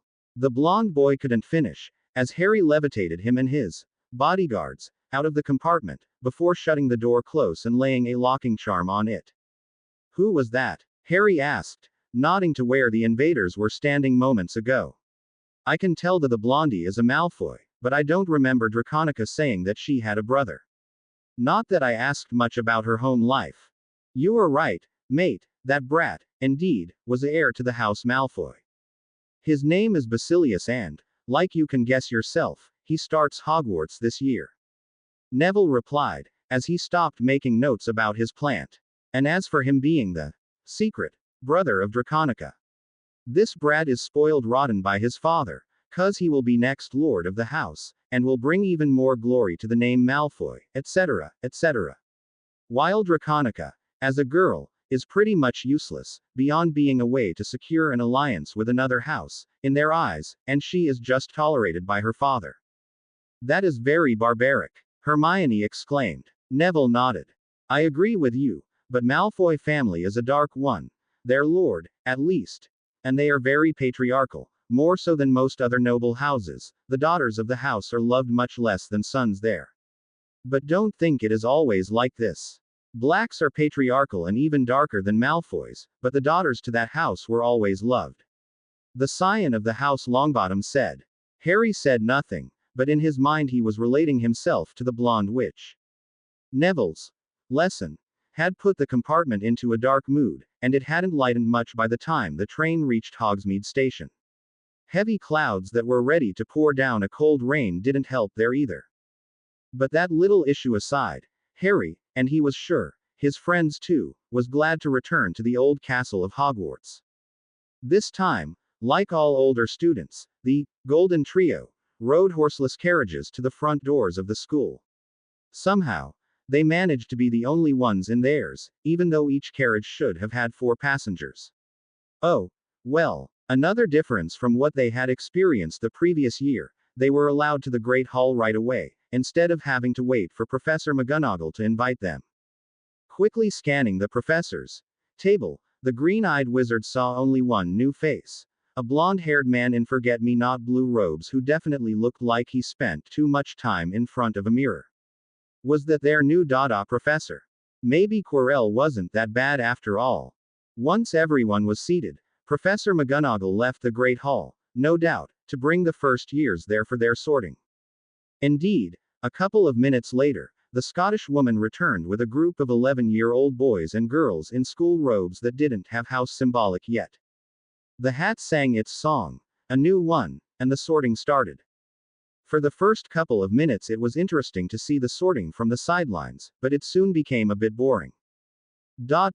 Still, there were several students, whose sorting Harry watched with interest. Luna Lovegood, a strange blonde girl with radish earrings he had met on the train while looking for Draconica, became a Ravenclaw. Basilius Malfoy joined the ranks of the House of Serpents, while Ginevra Weasley, Ron's younger sister, who was giving the Potter Scion strange looks the moment she saw him, was sorted into Gryffindor. Good thing all seats around Harry were occupied, or he would have to deal with an obsessed fangirl for the duration of the feast. When all first years were sorted, Dumbledore stood up and told Hogwarts students about the Forbidden Forest being forbidden and about the list of banned things being hung on Filch's office's door. Quote, And one more thing, before you all can start the magnificent dinner that was prepared for you. This year your professor for defense against the dark arts will be no one other than the honorary member of the Dark Force Defense League, Order of Merlin 3rd Class, Gilderoy Lockhart. The man blue robes stood up and gave everyone a bright smile, causing many boys, Harry and Neville included, to groan, while lots of girls awed and oh'd at him. Lockhart then made a speech, and not a short one, but those who paid enough attention to what the man was saying could clearly hear that the man didn't know a thing about how or what to teach his students in Dada class. Still, he got a lot of applause for his speech. Once the Great Hall was relatively quiet again, Dumbledore had the welcome feast start. After the feast was finished, the students were sent to their respective common rooms, and, while many stayed there, Harry went upstairs to the bedrooms right away to lay some wards on his bed, and, having had some experience in that the previous year, it didn't take him a lot of time to complete this task. While the scion of the House Potter was ensuring that he wasn't disturbed at least in his bed, in the Slytherin dungeons the heir to another noble house was fighting the battle for the status of the unofficial leader of the house. In other words, Basilius Malfoy was trying to prove to Theodore not that he was the top dog out there, tried to prove that by using threats of telling his father that things were not the way he wanted. The fight of the wills lasted for almost half an hour, and in the end, the power behind the name Malfoy won, even though the heir to the house had nothing else, no special magical powers, no great talents or cunning, nothing. From the far corner of the Slytherin common room a pair of gray eyes was watching the whole event. And the way Basilius was acting made Draconica think that her father made several mistakes in the way he raised her brother. The way the boy acted could only incite people to see the House Malfoy as bullies and spenders that relied on their ancestors' fame and money and did nothing on their own. Not a good reputation, not at all. The morning came, and the school year at Hogwarts was about to start for real. Like usual, Harry was one of the first in the Gryffindor Tower to wake up, and thus he was down to the Great Hall for some breakfast and morning reading by the time most of his housemates were just dragging themselves out of their beds. Eventually, approximately at 8:30 all students of the House of the Lions had assembled in the Great Hall, and Professor McGonagall started handing out the timetables. A single glance at his told Harry that Friday would be his least liked day once again. Monday. Double Dada's lunch. Double charms R. Tuesday. Herbology R. Charms S. Lunch. Transfiguration H. History of Magic R. Wednesday. History of Magic H. Herbology S. Lunch. Charms R. Transfiguration S. Thursday.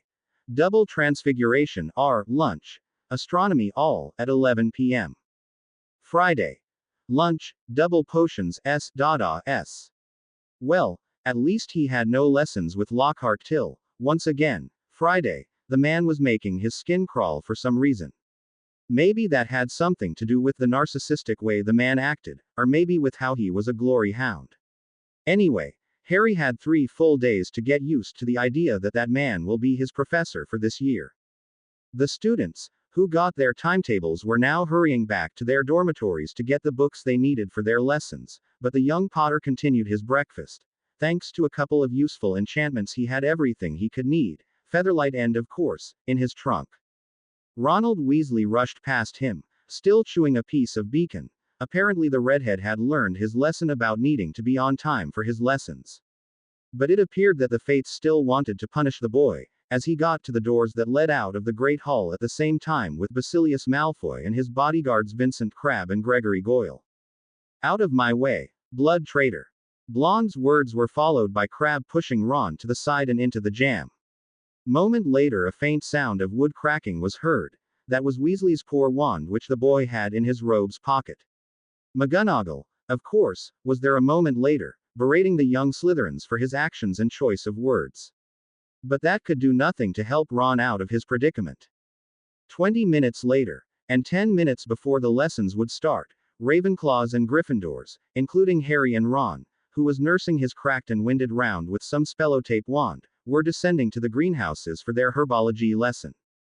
The group of second-year students stopped at the lawn in front of the greenhouses, waiting for their professor, and not a minute later they saw her approaching them, accompanied by Gilderoy Lockhart, who was trying to tell the witch one story or another.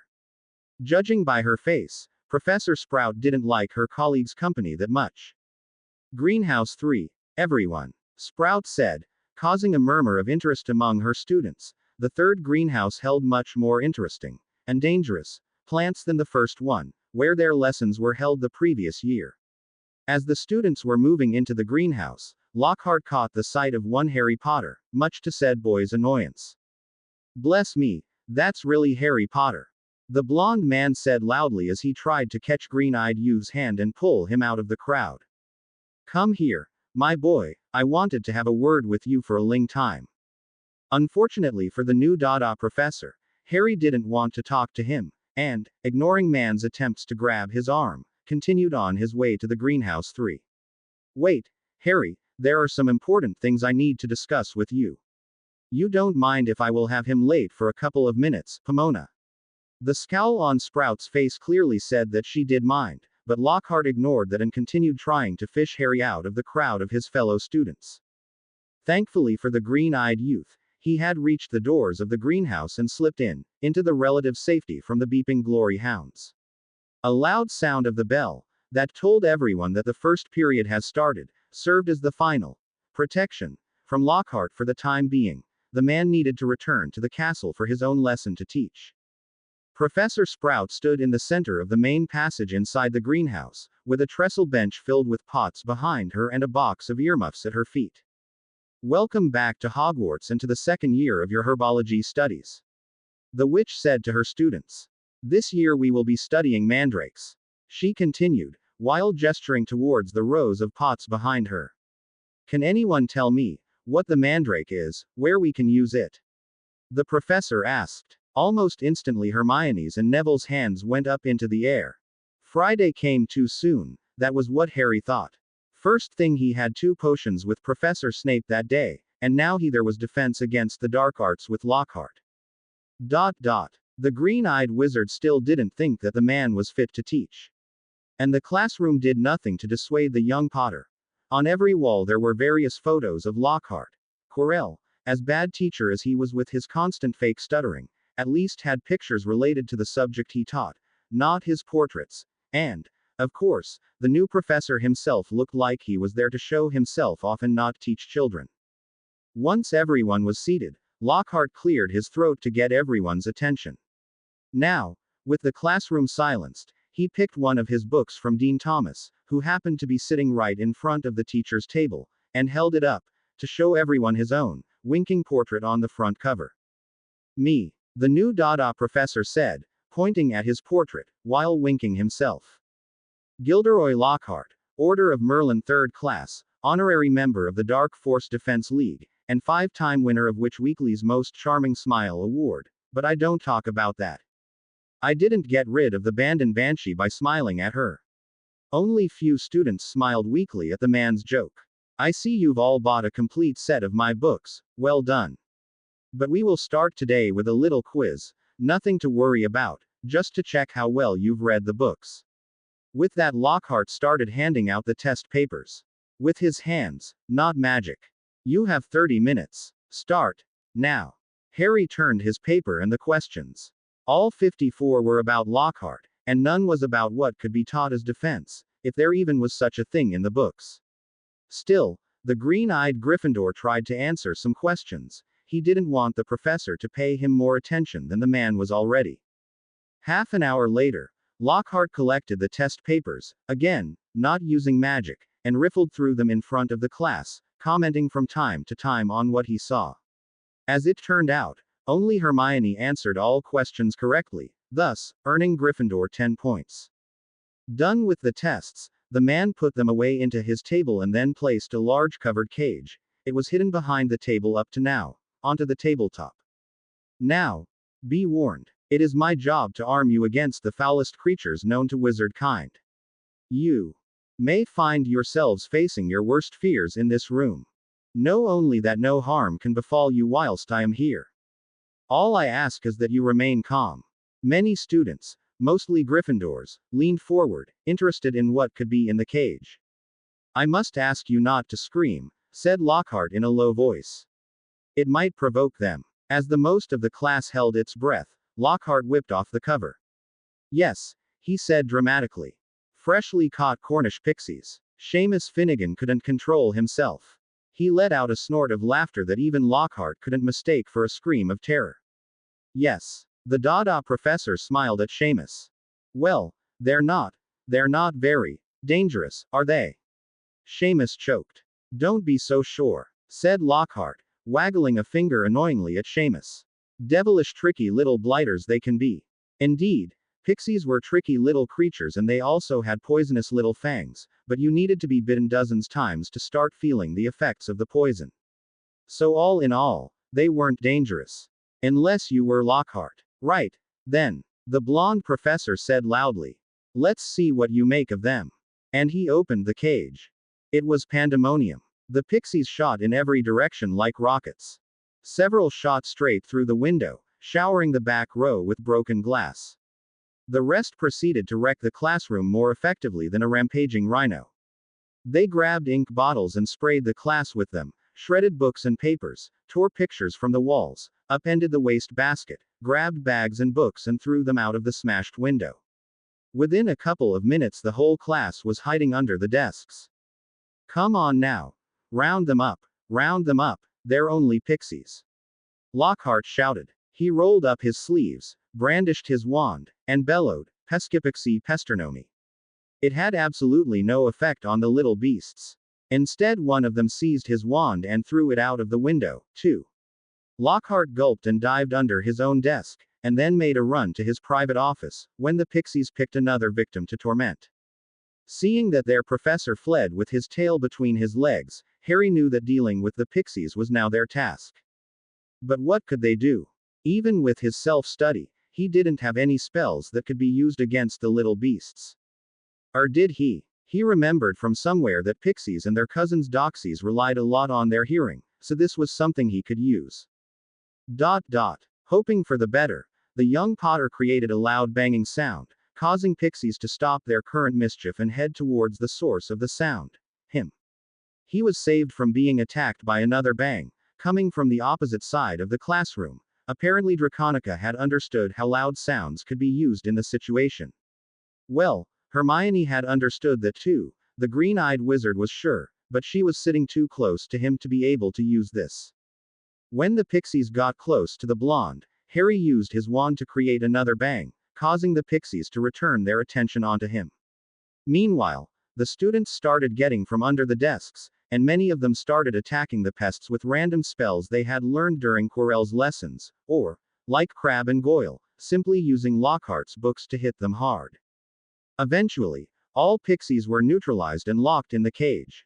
And as soon as the students were done with the pests, Lockhart returned into the classroom, looking as narcissistic as always, and was about to say something, mostly likely something along the lines how well they applied the spell he had showed them. But the ball rang, saving the students from whatever the blonde man had planned. Next. The Saturday for Harry didn't start much better than the Friday afternoon ended. Oliver Wood was the reason.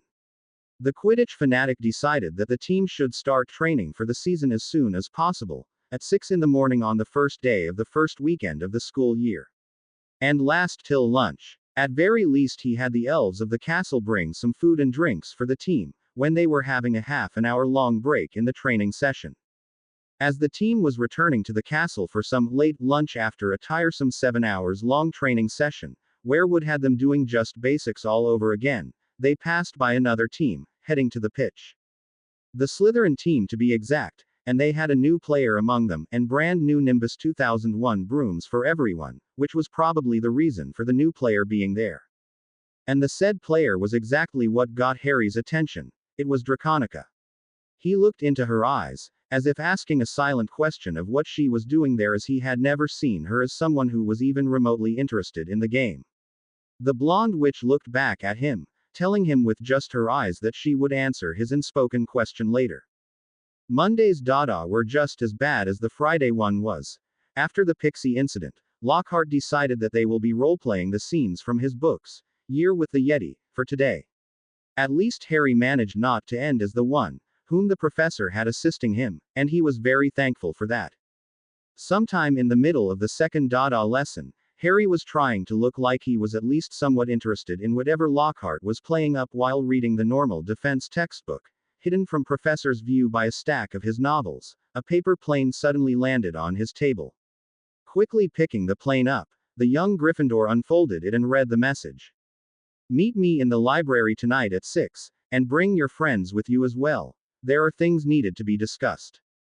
The message wasn't signed, but Harry had no doubts about who sent it to him. It was both Slytherin-ish in its style and written in Muggle pen. Draconica was the only one who could have sent it. Folding the letter, the green-eyed wizard put it into the inner pocket of his school robe and returned to reading the defense textbook. He will organize the requested meeting later. A little before 6 in the evening, Harry, Hermione and Neville entered the library, and they weren't surprised to find that the blonde Slytherin witch was already there, sitting in the far corner of the reading room with an unidentified book. There was no title on the cover, in front of her.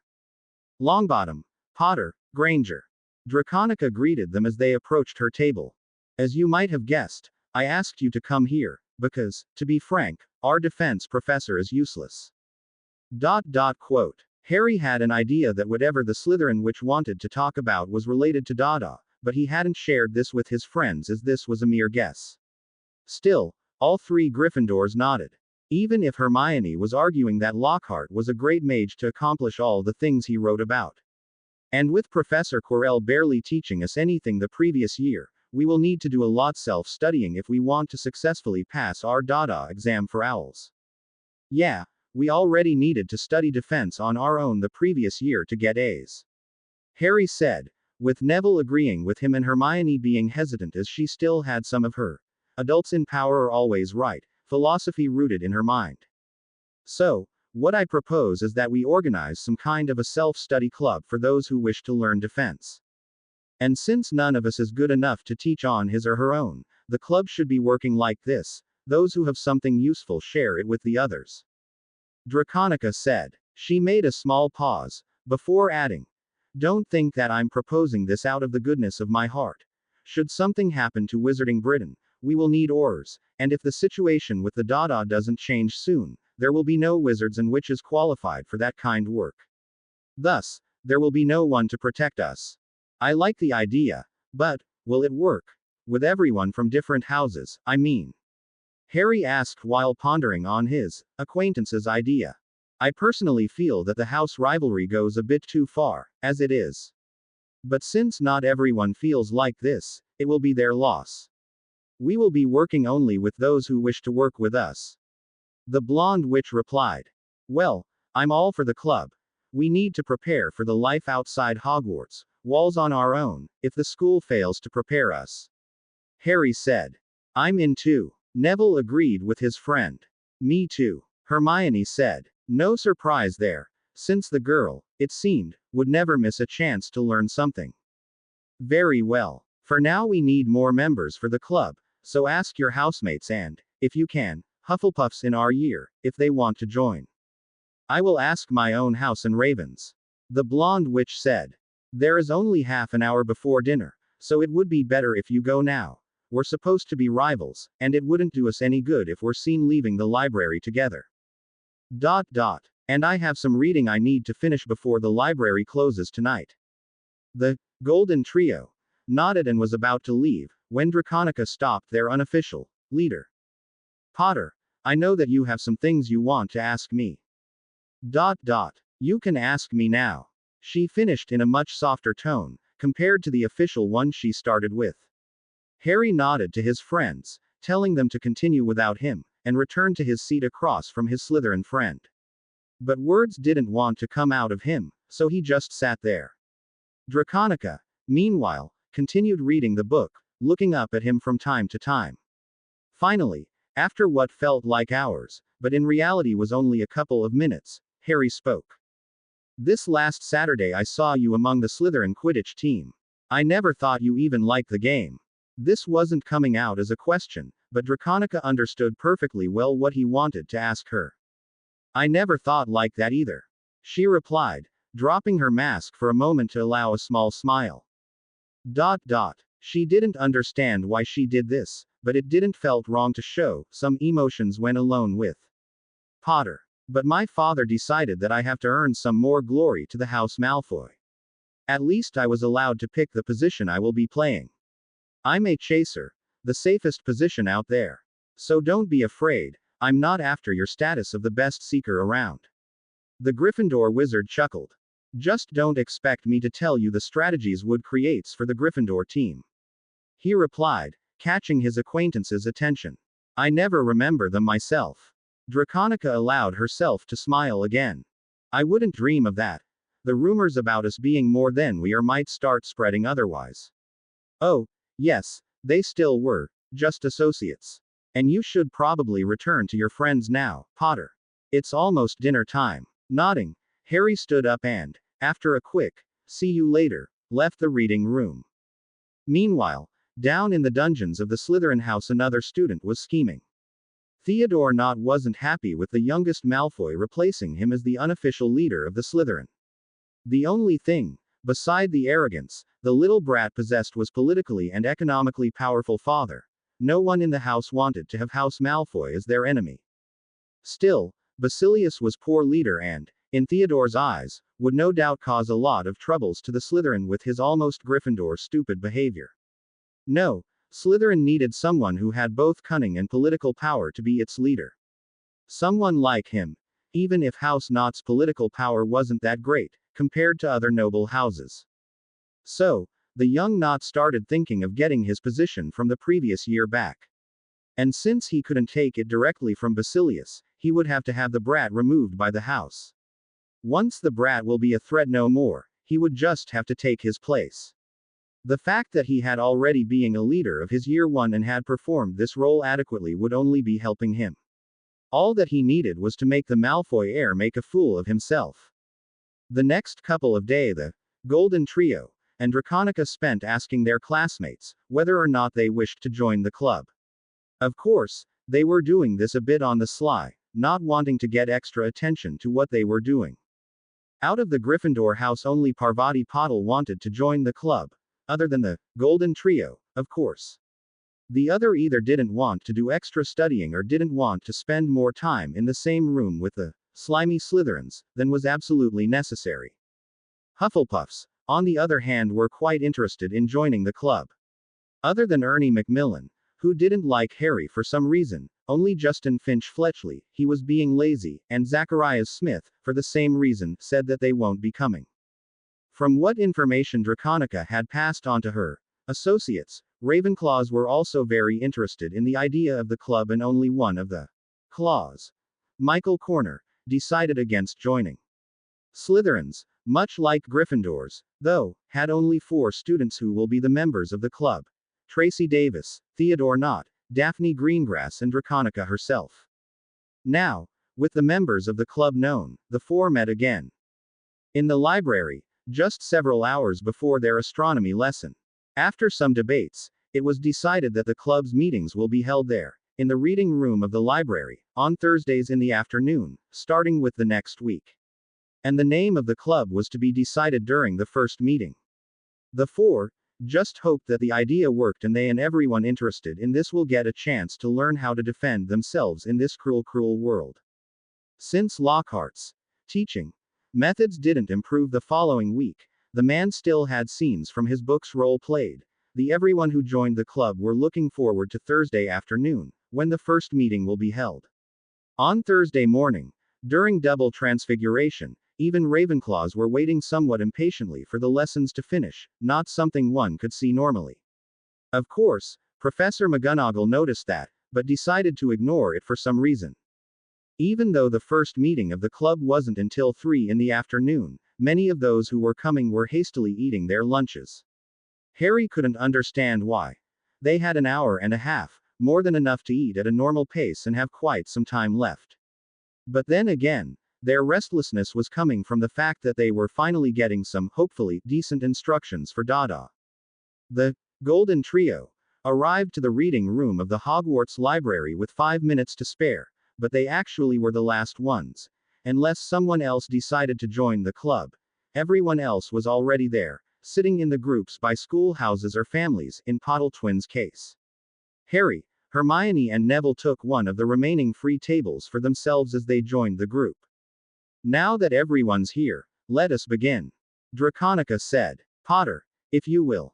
The green-eyed Gryffindor was a bit surprised that his Slytherin friend delegated the leadership to him, but he quickly recovered. Well, welcome to the club for those who wants to learn about how to defend themselves. We are all here, because the level on which Dada is taught seems inadequate to us, and, thus, we have to learn what we need on our own. The young Potter said, hoping that he didn't sound too anti-Hogwarts. The group is going to be working this way. If you have some knowledge you want to share with your classmates, queue up. We won't have a single person that will always play the role of the teacher. But before we start today, we should name our club. Any ideas? And the brainstorming began. At some point Kevin Entwistle offered the Self-Defense Association of Students name, SAS for short, causing many of those who were close to their non-magical origins chuckle. There were many other ideas, of course, and, in the end, after more than an hour of debates, the club got its official name as Defense Study Group, or DS in abbreviation. Very well, let's begin, Harry said, once the name of the group was approved by the majority of the students present. If no one has any objections, I will lecture first. Since no one was against that, the young Potter began. What I will teach you isn't exactly related to the defense against the dark arts, but is something I feel everyone must know. At this point, though, he was interrupted by Madame Pants finally deciding to see what the group of students in the reading room was up to. What are you lot doing here? The stern woman asked, a bit surprised to see members of all 4 houses sitting together and not insulting each other or outright fighting. We have a study group here. Several members of the DS chorused in response. The librarian looked at them with some suspicion, but since so far they weren't breaking any of the rules, their debates about the group name were held under muffling charms, so they weren't even too loud. She couldn't do anything to them. I see, she said to them. Do follow the rules of the library, or I will have to kick you out. Madame Pants warned them, before returning to her table in the next room. Harry breathed out a sigh of relief. They wouldn't have to relocate the club. Oh, well, where was I? Oh, yeah, what I'm going to teach you is something I think everybody must know, even if it is not exactly related to Dada. I'm going to tell you about the first aid techniques, both magical and muggle. There was a murmur among the listeners, as some understood why this was important, while others just wanted to learn some offensive, or at very least defensive, magic. I kinda understand magical first aid, Potter, but why would we ever need muggle first aid? And what muggles could have that is good enough to learn? Theodore Nott asked. Harry sighed. He expected that someone would ask something like this, even if he hoped that this wouldn't happen. To answer your first question, what if your wand cracks or breaks? You remember what happened to Ronald Weasley's. I personally don't find such wand to be safe enough for giving the first aid, or any other medical treatment. Plus there are poisons and spells that prevents blood clotting. You can bleed to death if you don't know counter spell or have an antidote. While muggle techniques won't stop the bleeding completely, they can slow it down significantly, giving you extra time find a true treatment. The scion of the House Potter explained. Nott nodded slowly, understanding how this knowledge could help. As for your second question, I will tell you this.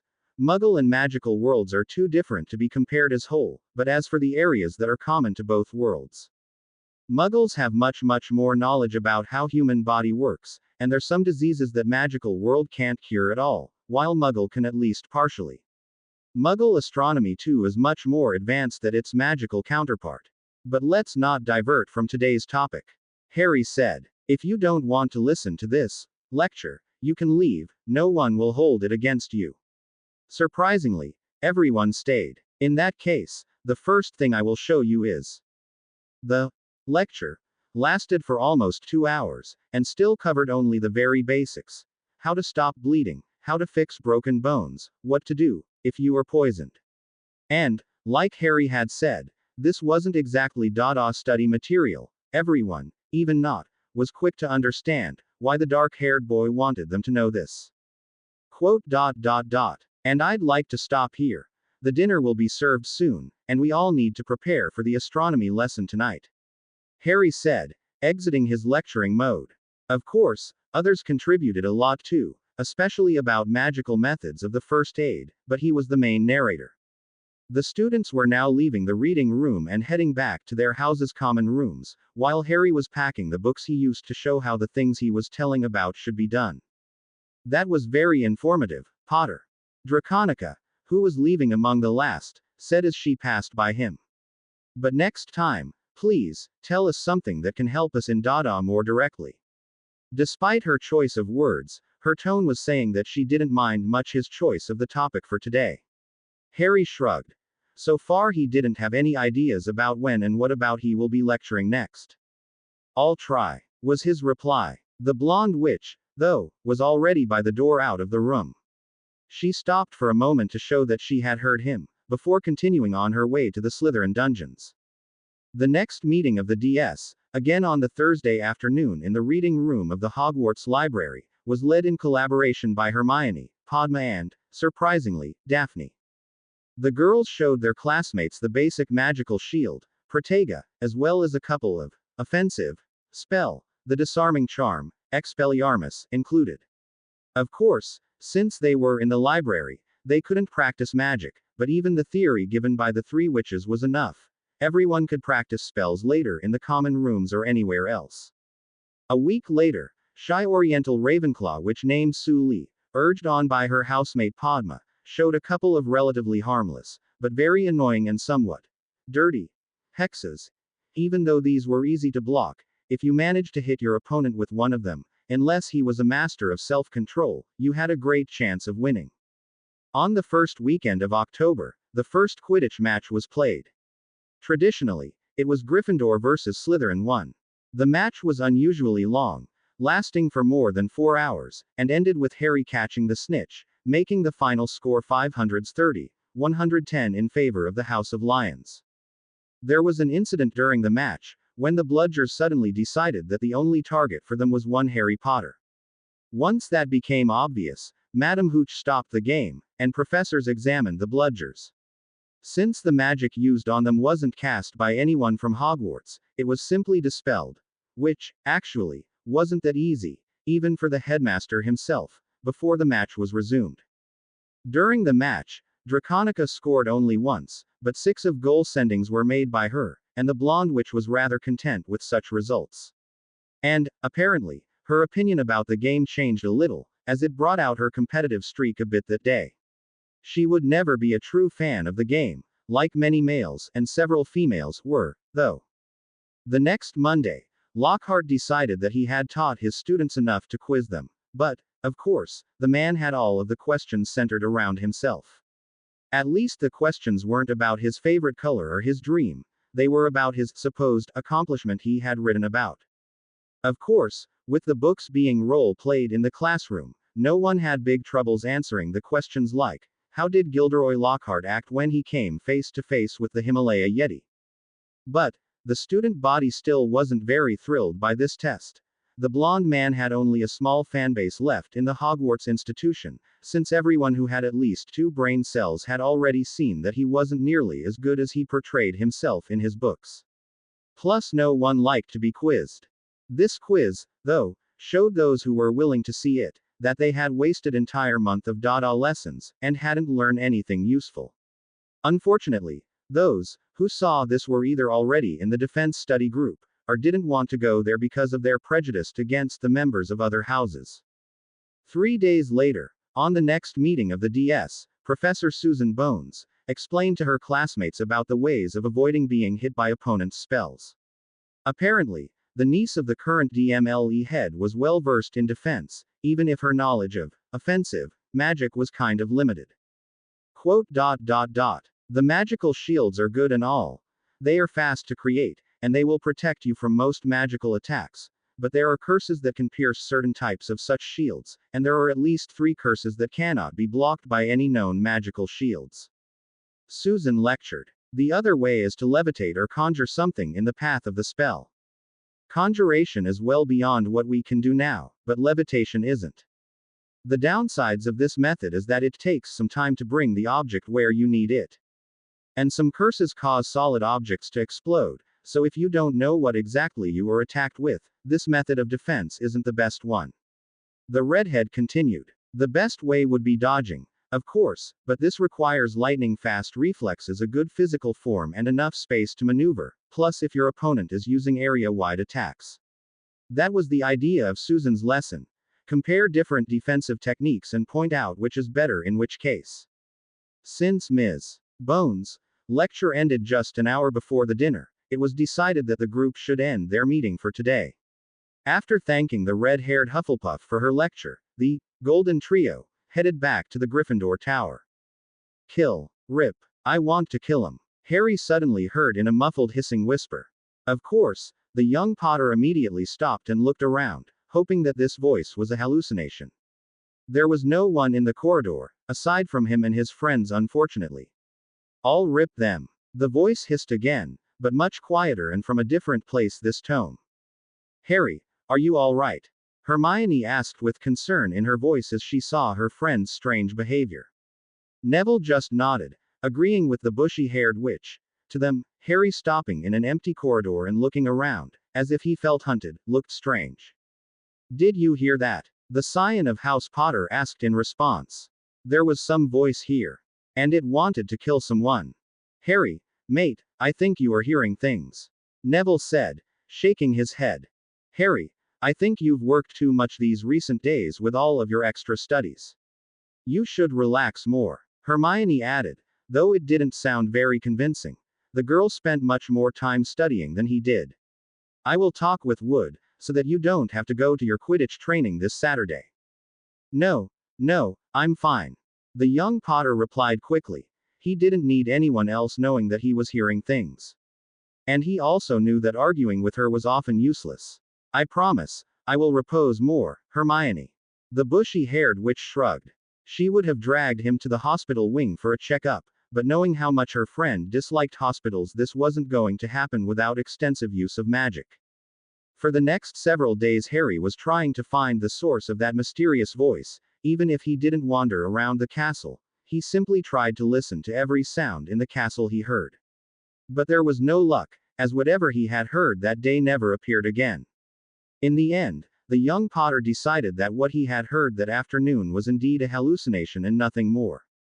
October was coming to an end, spreading damp chill over the Hogwarts, and the rains were thundering against the castle's windows for days on end, causing the Black Lake to rise to start flooding the grounds nearby. Students too were affected by the rain, as a lot of them were now busying Madame Pomfrey with the spate of colds and general dampened mood. A week before Halloween, Hagrid invited the Golden Trio to see the pumpkins he had grown for the holiday. Finding a moment when it wasn't raining, Harry, Neville and Hermione slipped onto the Hogwarts grounds to visit their half-giant friend. The pumpkins, indeed, were incredible, each the size of a garden shed, but the trio had some suspicions that some enlargement charms were used on them. The rain started again and the trio, who made a mistake of not taking an umbrella with them, had to retreat to Hagrid's hut. Now they were having some tea, waiting for the rain to stop or at least not to rain pitchforks, while discussing various foods they were eating at Hogwarts. "Did anyone notice that we have been having chicken a lot more often recently?" Neville asked, and his friends, after thinking for a moment, agreed with him. Hagrid looked uneasy for a couple of seconds, before replying. "Someone has started killing the roosters at Hogwarts," the giant man said. "I'd say that it's either foxes or a blood-beeping bugbear." Headmaster said Dad. Eastwill Avenue Professor Flitwick put some charms to protect the rest. The trio looked at each other. Something was killing the roosters at Hogwarts. "But, noof about dat. Are you three looking forward to pumpkin pies dis Halloween?" the half-giant asked, trying to change the subject. "Those are always the greatest," the scion of House Longbottom exclaimed, deciding that they shouldn't question Hagrid about this, lest any other facts surface. "Yeah, but I don't know whether I want to go to the feast," Harry added. The half-giant looked at him questioningly. "And why is that, Ari?" Then he remembered why. "Sorry, forgot about dat." The Hogwarts groundskeeper then looked at the clock on the wall of his hut. It was almost 4 in the evening. "You should be returning to the castle," he said, while getting an umbrella. Not his pink one, but a much larger dark gray one. "I will bring you to the front door." Mysterious voice that only he could hear. Someone, he didn't believe that it was an animal's doing, killing roosters. Harry hoped that whatever was happening at Hogwarts this year would go around him. He had already faced enough dangers for a lifetime and didn't need or want any more. On Sunday, Harry and the rest of the Gryffindor Quidditch team had a training, despite the awful rain and cold wind. Oliver Wood, being his normal overly enthusiastic self, decided that bad weather wasn't a reason to cancel the training session. At least they finished earlier today. While the team was showing their captain how much they enjoyed flying through the rainstorm, the young Potter, who didn't want to be a part of murder case, quickly returned to the castle. As he was walking back to the Gryffindor Tower, in one of the corridors he came across nearly headless Nick, who was staring morosely out of the window and muttering something under his breath. Quote, "Don't fulfill their requirements. Half an inch, if that," Harry heard as he approached the ghost. But Sir Nicholas heard him approaching and, folding a transparent letter, turned around. "You don't look happy, young Potter," the Gryffindor ghost commented. The green-eyed boy's clothes and the broomstick were enough to guess why he appeared so gloomy. "Hello, Nick. You don't appear happy either," Harry replied. "Ah."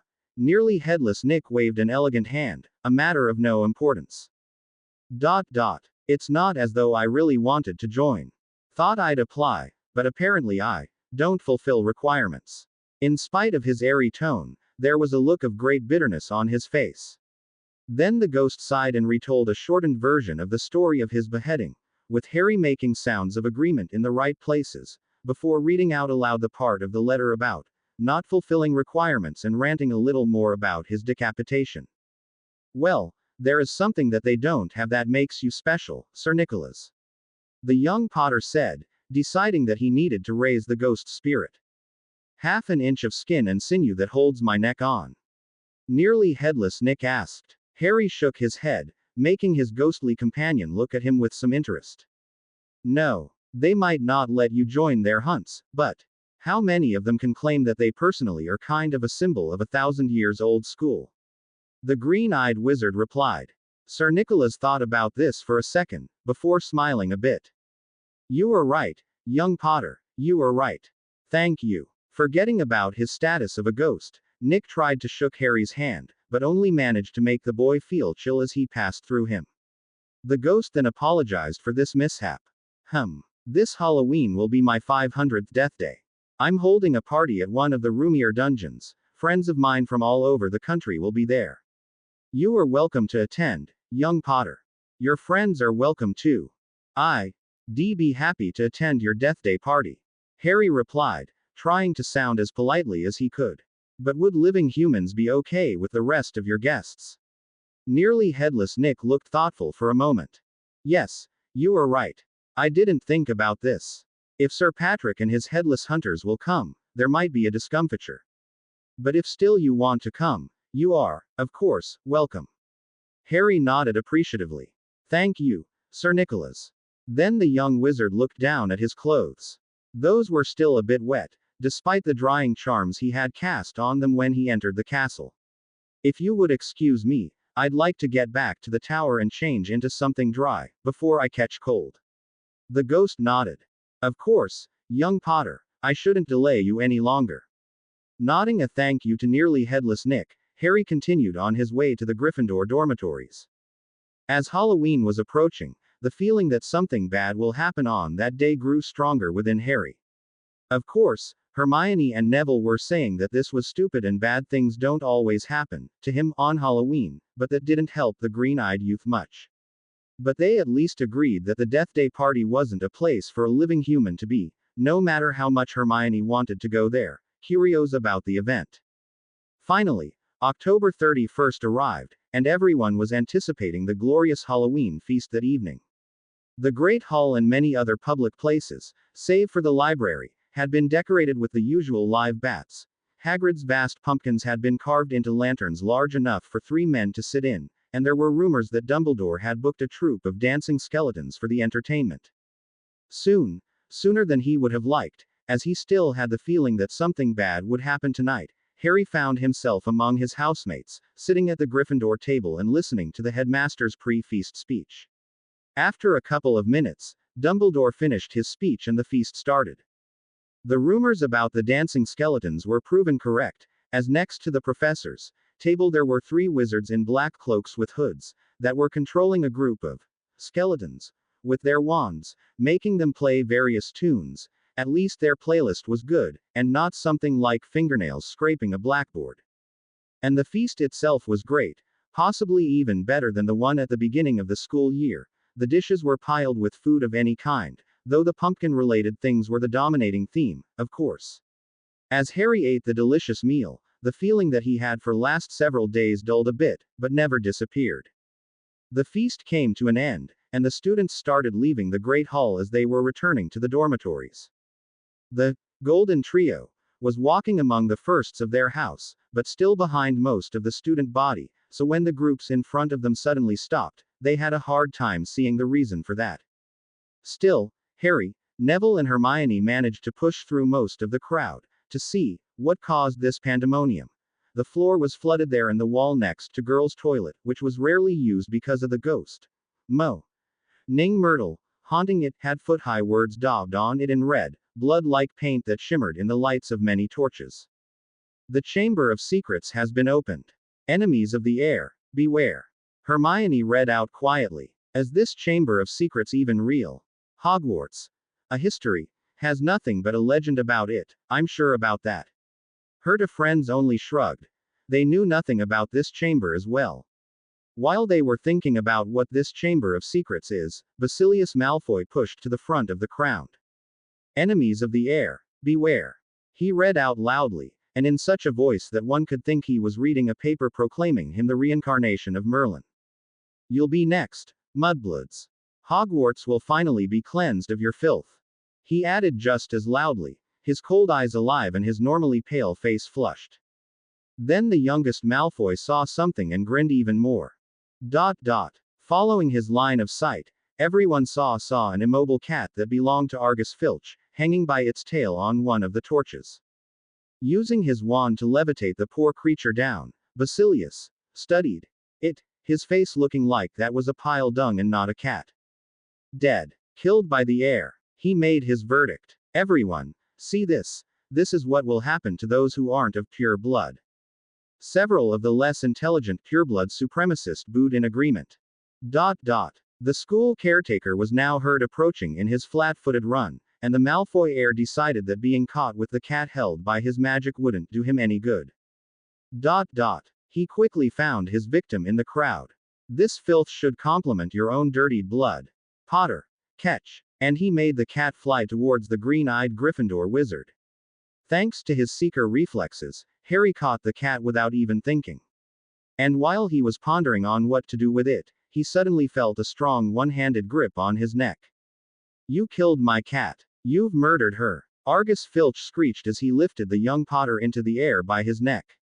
I'll kill you. I'll. Seeing that the man was going to kill her friend for real, Hermione tried to save Harry. But he didn't. He didn't do anything to your cat. The caretaker looked at the bookish girl. Trying to cover your accomplice, are we? I'll kill you too. I'll have your head for what you did to my Mrs. Norris. Filch continued screeching, enjoying the look of horror on Hermione's face, and he still had Harry in the air with his hand on Boy's neck. But they really didn't do anything to your cat, Mr. Filch. Neville came forward to protect his friends. The caretaker slowly turned his head to look at him. And you two helped murder my cat. I'll have you hanged in the Great Hall. You will make a good example of what happens to those who commit crimes against the school. Argus Filch continued screeching. Thankfully for Harry, the professors, led by Dumbledore himself, arrived to the scene. Argus, the ancient headmaster said, his voice radiating power. Filch made a face like the Christmas was cancelled, but let Harry go. The young Potter fell on the floor, coughing and breathing hungrily, while nursing his neck. Dumbledore walked up to the green-eyed boy and picked the cat up, before casting a charm to help Harry's neck a little. Come with me, Argus. He said to Filch. Mr. Potter, you too. The scion of House Potter wanted to ask why him, but he still was in no condition to do so. Meanwhile, Lockhart stepped forward eagerly. My office is the nearest. Headmaster, just upstairs. Please, feel free to use it. Dumbledore nodded and headed there. Lockhart, looking exited and important, hurried after him. So did Professors McGonagall and Snape and Filch. Harry forced himself to stand up and headed after the adults. Hermione and Neville tried to follow their friend, but were stopped by Percy the prefect. The crowd, seeing no more source of entertainment there, started dissipating. After Lockhart lit the candles on his desk, lighting his previously darkened office, Dumbledore lay Mrs. Norris on the polished surface and began to examine her. The tip of his long, crooked nose was barely an inch from Mrs. Norris's fur. He was looking at her closely through his half-moon spectacles, his long fingers gently prodding and poking. Professor McGonagall was bent almost as close, her eyes narrowed. Snape loomed behind them, half in shadow, wearing a most peculiar expression. It was as though he was trying hard not to smile. And Lockhart was hovering around all of them, making suggestions. It was definitely a curse that killed her. Probably the transmogrifian torture. I've seen it used many times, so unlucky I wasn't there. I know the very counter curse that would have saved her. Quote. Lockhart's comments were punctuated by Filch's dry, racking sobs. The caretaker was slumped in a chair by the desk, unable to look at Mrs. Norris, his face in his hands.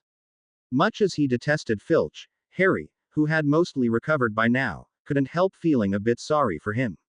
At last Dumbledore straightened up. She's not dead, Argus, the headmaster said softly. Lockhart stopped abruptly in the middle of counting the number of murders he had prevented. Not dead, choked Filch, looking through his fingers at Mrs. Norris. But why's she all stiff and frozen? Ha asked. She has been petrified. But how? I cannot say. Dumbledore said, while that useless professor was exclaiming that it was just how he thought. Ask him, shrieked Filch, turning his blotched and tear-stained face to Harry. No second year could have done this, the ancient man said firmly.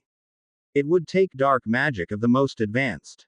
The Hogwarts caretaker, though, didn't believe him. He did it. Filch spat, his pouchy face turning purple. You saw what he wrote on the wall. He and his little friends of. Professor McGonagall coughed, telling Filch to shut up and don't accuse her lions of things they didn't do. I willing to swear an oath that neither myself, nor Ms. Granger or Mr. Longbottom did anything to your cat. Or wrote anything on the wall. The scion of House Potter said as firmly as he could in his current condition.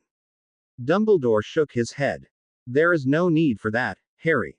As I said, no second year, not even as knowledgeable as Ms. Granger, could have done this. The green-eyed wizard allowed himself to sigh in relief. But my cat has been petrified. Filch shrieked, his eyes popping. I want to see some punishments. He paused for a moment to take a breath. And this brat was the one who had my Mrs. Norris. The headmaster shook his head. I know that Mr. Potter didn't do this and was merely a victim of circumstances. I won't punish my students for what they didn't do. Filch grunted in displeasure. The man wanted someone, anyone, to be punished in the most gruesome way for what happened to his precious. We will be able to cure her, Argus. Dumbledore said patiently. Professor Sprout recently managed to procure some mandrakes. As soon as they have reached their full size, I will have a potion made that will revive Mrs. Norris. The Hogwarts caretaker nodded slowly, obviously wishing for the potion to be ready as soon as possible. I'll make it. Lockhart butted in. I must have done it 100 times. I could whip up a mandrake restorative draft in my sleep and. Excuse me, said Snape icily. But I believe I am the potions master at this school. There was a very awkward pause.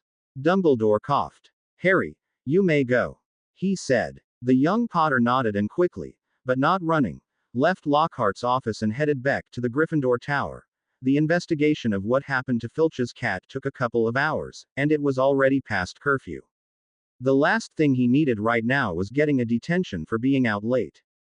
Theodore Nott was pacing in his room in the Slytherin dungeons. He had an almost foolproof plan to remove the Malfoy brat from his position of the leader. But the appearance of this mysterious heir of Slytherin destroyed this plan completely. Basilius managed to get a lot of extra support with his stupid ideas of removing anyone that didn't have pure blood. Someone of a lower status was needed to do the dirty work, but it seemed that only few understood this. And so Theodore was thinking of another way, the one that took the appearance of the Slytherin heir in account, to give him the leadership back. In the end, when it was nearly 1 in the morning, the young Nott created new plan. It would take a lot of time and work to remove the support Malfoy heir had right now, but the older boy was sure that he would succeed. For a few days, the school could talk of little else but the recent attack on Mrs. Norris. Filch kept it fresh in everyone's minds by pacing the spot where she had been attacked, as though he thought the attacker might come back. Many students, Harry included, had seen the caretaker scrubbing the Slytherin heir's message on the wall with Mrs. Scour's all-purpose magical mess remover, but to no effect. The words still gleamed as brightly as ever on the stone. When Filch wasn't guarding the scene of the crime, he was skulking red-eyed through the corridors, lunging out at unsuspecting students and trying to put them in detention for things like breathing too loudly and looking happy. Many students, the younger ones especially, were disturbed by the fact that someone dark and powerful enough to cast petrifying curse was in the castle. Among the Gryffindor students, Ron's younger sister, Ginny Weasley, was worried the most about what had happened to Mrs. Norris. The girl was a great cat lover. Her brothers and classmates were trying to calm the young witch Dun, all with different levels of success, or, like Ron with this tactless jokes, made the situation worse. Hermione Granger was also affected by the heir's message, but in a different way. The bushy-haired girl, it seemed, made it her personal mission to read all books in the library that had anything on the history of Hogwarts, and learn as much as possible about this Chamber of Secrets. Unfortunately, she couldn't find much. Other than the legend from the Hogwarts, a history, retold in different variations in several books, the only thing she had found was the rumor that the Chamber of Secrets supposedly had been opened half a century ago. But trying to learn more about that yielded no results. The Chamber of Secrets was still a secret. To be continued. I hope you enjoyed this story. Also remember to subscribe and like this video. See you in the next video.